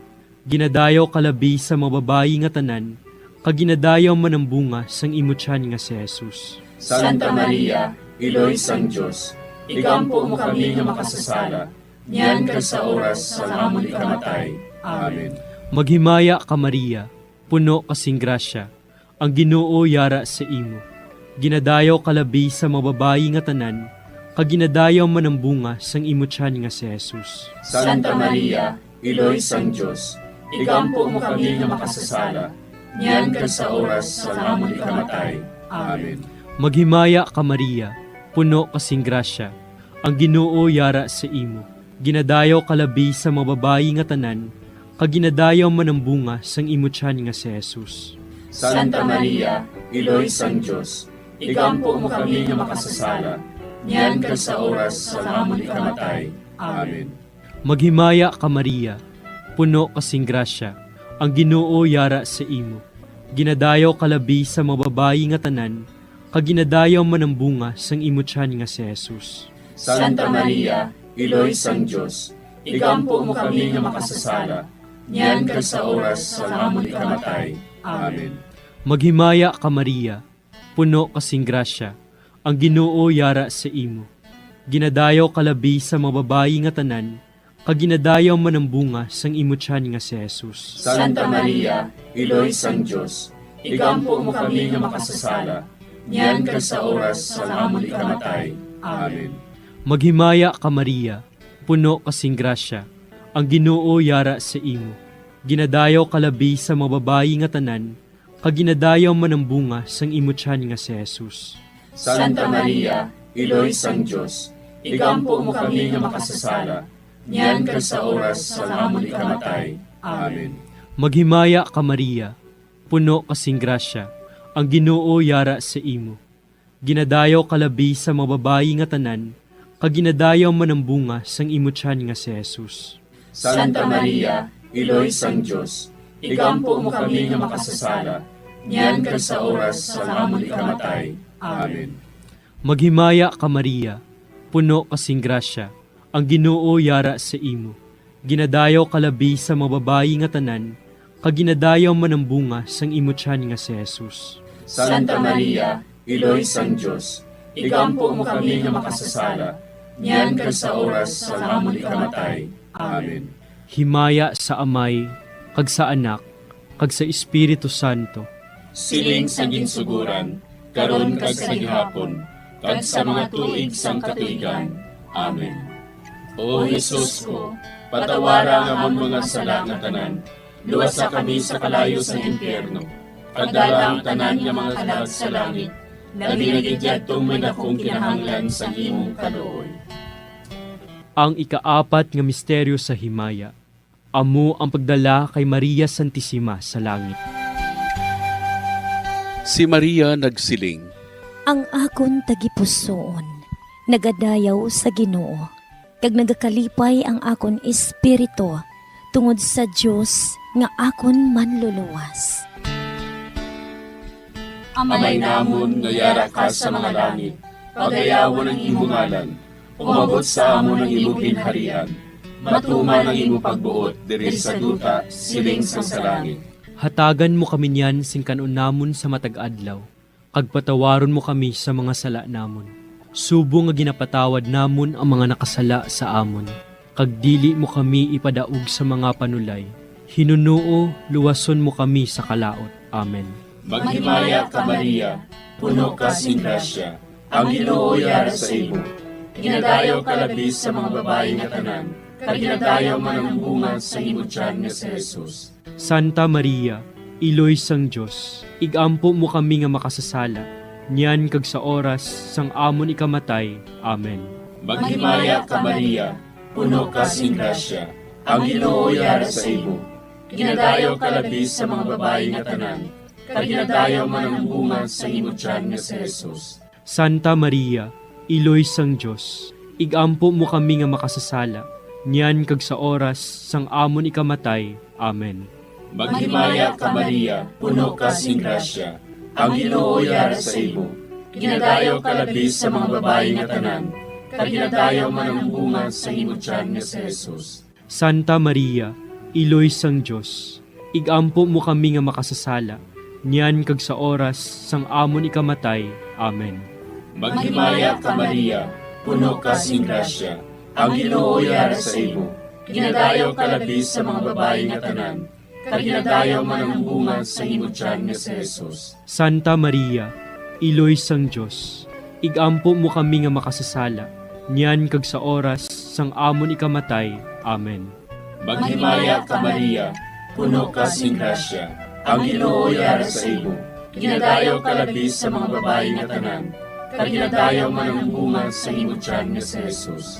Santa Maria, Iloy sang Dios, igampo mo kami nga makasasala, niyan kag sa oras sang amon ikamatay. Amen. Maghimaya ka Maria, puno ka sing grasya. Ang Ginoo yara sa imo, ginadayaw kalabis sa mga babae nga tanan, kag ginadayaw man ang bunga sa imo tiyan nga si Jesus. Santa Maria, Iloy sang Diyos, igampo mo kami nga makasasala, niyan kag sa oras sang amon ikamatay. Amen. Maghimaya ka Maria, puno ka sing grasya. Ang Ginoo yara sa imo, ginadayaw kalabis sa mga babae nga tanan, kag ginadayaw man ang bunga sa imo tiyan nga si Jesus. Santa Maria, Iloy sang Diyos, igampo mo kami nga makasasala, niyan kag sa oras sang amon ikamatay. Amen. Maghimaya ka Maria, puno ka sing grasya. Ang Ginoo yara sa imo, ginadayaw kalabis sa mga babae nga tanan, kag ginadayaw man ang bunga sa imo tiyan nga si Jesus. Santa Maria, Iloy sang Diyos, igampo mo kami nga makasasala, niyan kag sa oras sang amon ikamatay. Amen. Maghimaya ka Maria, puno ka sing grasya. Ang Ginoo yara sa imo, ginadayaw kalabis sa mga babae nga tanan, kag ginadayaw man ang bunga sa imo tiyan nga si Jesus. Santa Maria, Iloy sang Diyos, igampo mo kami nga makasasala, niyan kag sa oras sang amon ikamatay. Amen. Maghimaya ka Maria, puno ka sing grasya. Ang Ginoo yara sa imo, ginadayaw kalabis sa mga babae nga tanan, kag ginadayaw man ang bunga sa imo tiyan nga si Jesus. Santa Maria, Iloy sang Diyos, igampo mo kami nga makasasala, niyan kag sa oras sang amon ikamatay. Amen. Himaya sa Amay, kag sa Anak, kag sa Espiritu Santo. Siling sang ginsuguran, karon kag sa gihapon, kag sa mga tuig sang katuigan. Amen. O Jesus ko, patawara nga ang mga sala nga tanan, luwasa kami sa kalayo sa impyerno, kadala ang tanan nga mga kalag sa langit, labi na gidyadtong may nakong kinahanglan sa imong kaluoy. Ang ikalima nga misteryo sa himaya, amo ang pagkuruna kay Maria Santissima, nga reyna sang langit kag sang duta. May isa ka babaye nga ang iyabayo amo ang adlaw. Ang bulan yara sa idalom sang iya mga tiil, kag ang iya ulo may korona nga 12 ka mga bituon. Amay namon nga yara ka sa mga langit, pagdayawon ang imo ngalan, umabot sa amon ang imo ginharian. Matuman ang imo pagbuot diri sa duta siling sang sa langit. Hatagan mo kami niyan sing kanunamon sa matag-adlaw. Pagpatawaron mo kami sa mga sala namon. Subong inapatawad namon ang mga nakasala sa amon. Kag dili mo kami padaog sa mga panulay. Hinunoo, luwason mo kami sa kalaot. Amen. Maghimaya ka Maria, puno kasing grasya. Ang Ginoo yara sa imo. Ginadayaw kalabi sa mga babayi nga tanan, kag ginadayaw man ang bunga sang imo tiyan nga si Jesus. Santa Maria, Iloy sang Diyos, igampo mo kami nga makasasala, niyan kag sa oras sa amon ikamatay. Amen. Maghimaya ka Maria, puno kasing grasya. Ang Ginoo yara sa imo. Ginadayaw kalabi sa mga babayi nga tanan, kag ginadayaw man ang bunga sang imo tiyan nga si Jesus. Santa Maria, Iloy sang Diyos, igampo mo kami nga makasasala, niyan kag sa oras sa amon ikamatay. Amen. Maghimaya ka Maria, puno kasing grasya. Ang Ginoo yara sa imo. Ginadayaw kalabi sa mga babayi nga tanan, kag ginadayaw man ang bunga sang imo tiyan nga si Jesus. Santa Maria, Iloy sang Diyos, igampo mo kami nga makasasala, niyan kag sa oras sa amon ikamatay. Amen. Maghimaya ka Maria, puno kasing grasya. Ang Ginoo yara sa imo. Ginadayaw kalabi sa mga babayi nga tanan, kag ginadayaw man ang bunga sang imo tiyan nga si Jesus. Santa Maria, Iloy sang Diyos, igampo mo kami nga makasasala, niyan kag sa oras sa amon ikamatay. Amen. Maghimaya ka Maria, puno kasing grasya. Ang Ginoo yara sa imo. Ginadayaw kalabi sa mga babayi nga tanan, kag ginadayaw man ang bunga sang imo tiyan nga si Jesus. Santa Maria, Iloy sang Diyos, igampo mo kami nga makasasala, niyan kag sa oras sa amon ikamatay. Amen. Maghimaya ka Maria, puno kasing grasya. Ang Ginoo yara sa imo. Ginadayaw kalabi sa mga babayi nga tanan, kag ginadayaw man ang bunga sang imo tiyan nga si Jesus. Santa Maria, Iloy sang Diyos, igampo mo kami nga makasasala, niyan kag sa oras sa amon ikamatay. Amen. Maghimaya ka Maria, puno kasing grasya, ang Ginoo yara sa imo. Ginadayaw kalabi sa mga babayi nga tanan, kag ginadayaw man ang bunga sang imo tiyan nga si Jesus. Santa Maria, Iloy sang Diyos, igampo mo kami nga makasasala, niyan kag sa oras sa amon ikamatay. Amen. Maghimaya ka Maria, puno kasing grasya, ang Ginoo yara sa imo. Ginadayaw kalabi sa mga babayi nga tanan, kag ginadayaw man ang bunga sang imo tiyan nga si Jesus. Santa Maria, Iloy sang Diyos, igampo mo kami nga makasasala, niyan kag sa oras sa amon ikamatay. Amen. Maghimaya ka Maria, puno kasing grasya, ang Ginoo yara sa imo. Ginadayaw kalabi sa mga babayi nga tanan, kag ginadayaw man ang bunga sang imo tiyan nga si Jesus. Santa Maria, Iloy sang Diyos, igampo mo kami nga makasasala, niyan kag sa oras sa amon ikamatay. Amen. Maghimaya ka Maria, puno kasing grasya, ang Ginoo yara sa imo. Ginadayaw kalabi sa mga babayi nga tanan, kag ginadayaw man ang bunga sang imo tiyan nga si Jesus. Santa Maria, Iloy sang Diyos, igampo mo kami nga makasasala, niyan kag sa oras sa amon ikamatay. Amen. Himaya sa Amay, kag sa Anak, kag sa Espiritu Santo. Siling sa ginsuguran, karon kag sa gihapon, kag sa mga tuig sang katuigan. Amen. O Jesus ko, patawara nga among mga sala nga tanan, luwasa kami sa kalayo sa impyerno, kag dala ang tanan nga mga kalag sa langit, labi na gidyadtong may dakong kinahanglan sa imong kaluoy. Maghimaya ka Hari, Iloy sa kaluoy, kinabuhi kinatamis, kinalauman namon. Maghimaya ka, nagapangalaba kami sa imo, nga pinanubol nga mga anak ni Eva. Nagapangakol kami, nagabako kag nagapanangis kami, siningdutang nagaan. Para igalampo namon, ilingig mo sa amon, ang imo mga mata nga maluluyon. Kag sa ubos nga matapos, ang pagsugod mo sa amon, ipakita mo sa amon si Jesus, bunga nga santos sa tiyan mo. O maluluyon, o mahiluklogon, o matamis ulay nga Maria. Igampo mo kami, Iloy nga santos sang Diyos. Agod magintakos kami sa mga pinanakda ni Kristo. Pangamuyo. O Diyos, kay ginuwas man kami sa imo bugtong anak, pinaagi sa iya kinabuhi, kamatayon kag pagkabanhaw. Nagaampo kag nagapangamuyo kami sa imo, nga nagapamalandong sa mga misteryo sa Santos nga Rosaryo. Sa balahan ng Birhen Maria, makasunod unta kami sa mga ginutudlo, sa mga santos nga misteryo, kag madangat unta namon ang mga ginsaad sa amon, tungod kay Jesucristo nga amon Ginoo. Amen. Sa ngalan sa Amay, kag sa Anak, kag sa Espiritu Santo. Amen.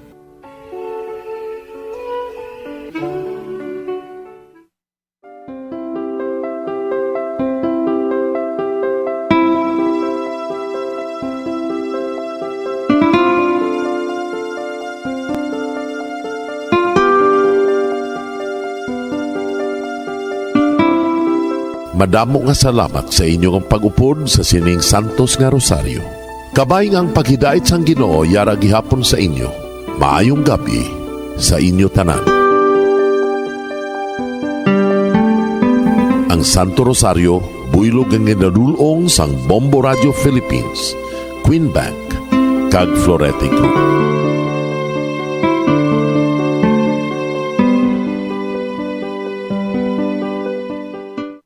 We just prayed the Holy Rosary with the intention that our country be spared from any widespread devastation and death caused by COVID-19. Join us again tomorrow, same time and same station. Thank you from Bombo Radio and Star FM. We have come to the day's end. Let us rest from the day's work, that we may awake refreshed and renewed. God, in your mercy, we have this time to rest. We pray for your unfailing help and protection each day. Forgive us for our failures, for our selfishness towards one another. Open our hearts to forgiveness and reconciliation. Ease the burdens of the troubled and bring joy to those in sorrow. We pray for the safety of the province and those guarding the well-being of our nation, and for all those with great responsibility. Continue to shower us with your blessings for our families and preserve the unity of our society. Ladies and gentlemen, you've been listening to radio station DYWB, a commercial radio station owned and operated by the People's Broadcasting Service Incorporated, as authorized by the National Telecommunications Commission. DYWB operates daily from 4 o'clock in the morning to 11 o'clock in the evening on 630 kilohertz with a power of 10,000 watts. DYWB is broadcasting from Bacolod City, Republic of the Philippines. DYWB is maintained and operated by the following personnel, duly licensed by the National Telecommunications Commission. First-class radio telephone operators, Joselito Pagayon, Chief Technician with license number 94-1PVI-12314. Ladies and gentlemen, the Philippine National Anthem and the Bombo Radio Philippines Corporate Song.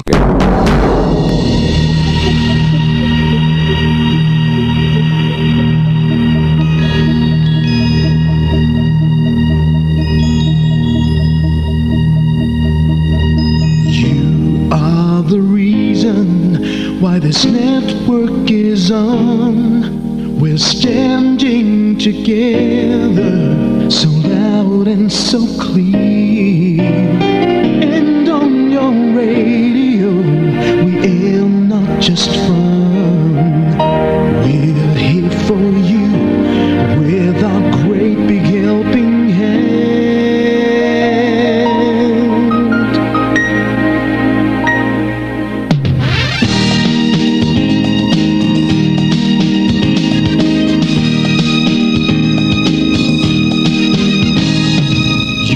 The reason why this network is on. We're standing together, so loud and so clear. And on your radio, we air not just fun.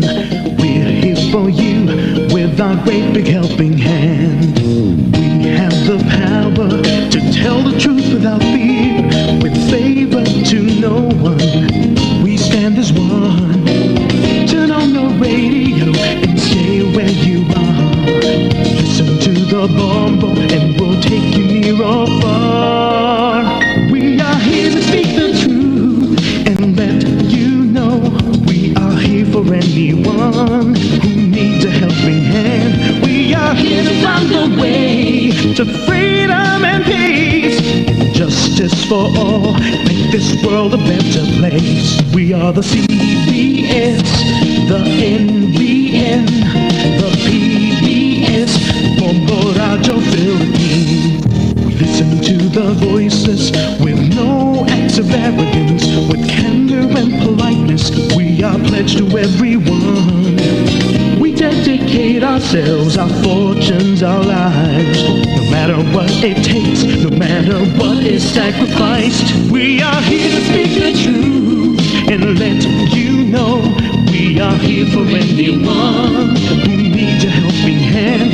We are here to find the way to freedom and peace, justice for all. Make this world a better place. We are the CBS, the NBN, the PBS, Bombo Radio Philippines. Bombo Radio is here for you to let you know what's new. And because we care, we listen, we hear all the cries and whispers. We shall be free and fair. We are here to speak the truth and let you know. We are here for anyone who needs a helping hand. We are here to find the way to freedom and peace and justice for all, to make this world a better place. We are the CBS, the NBN,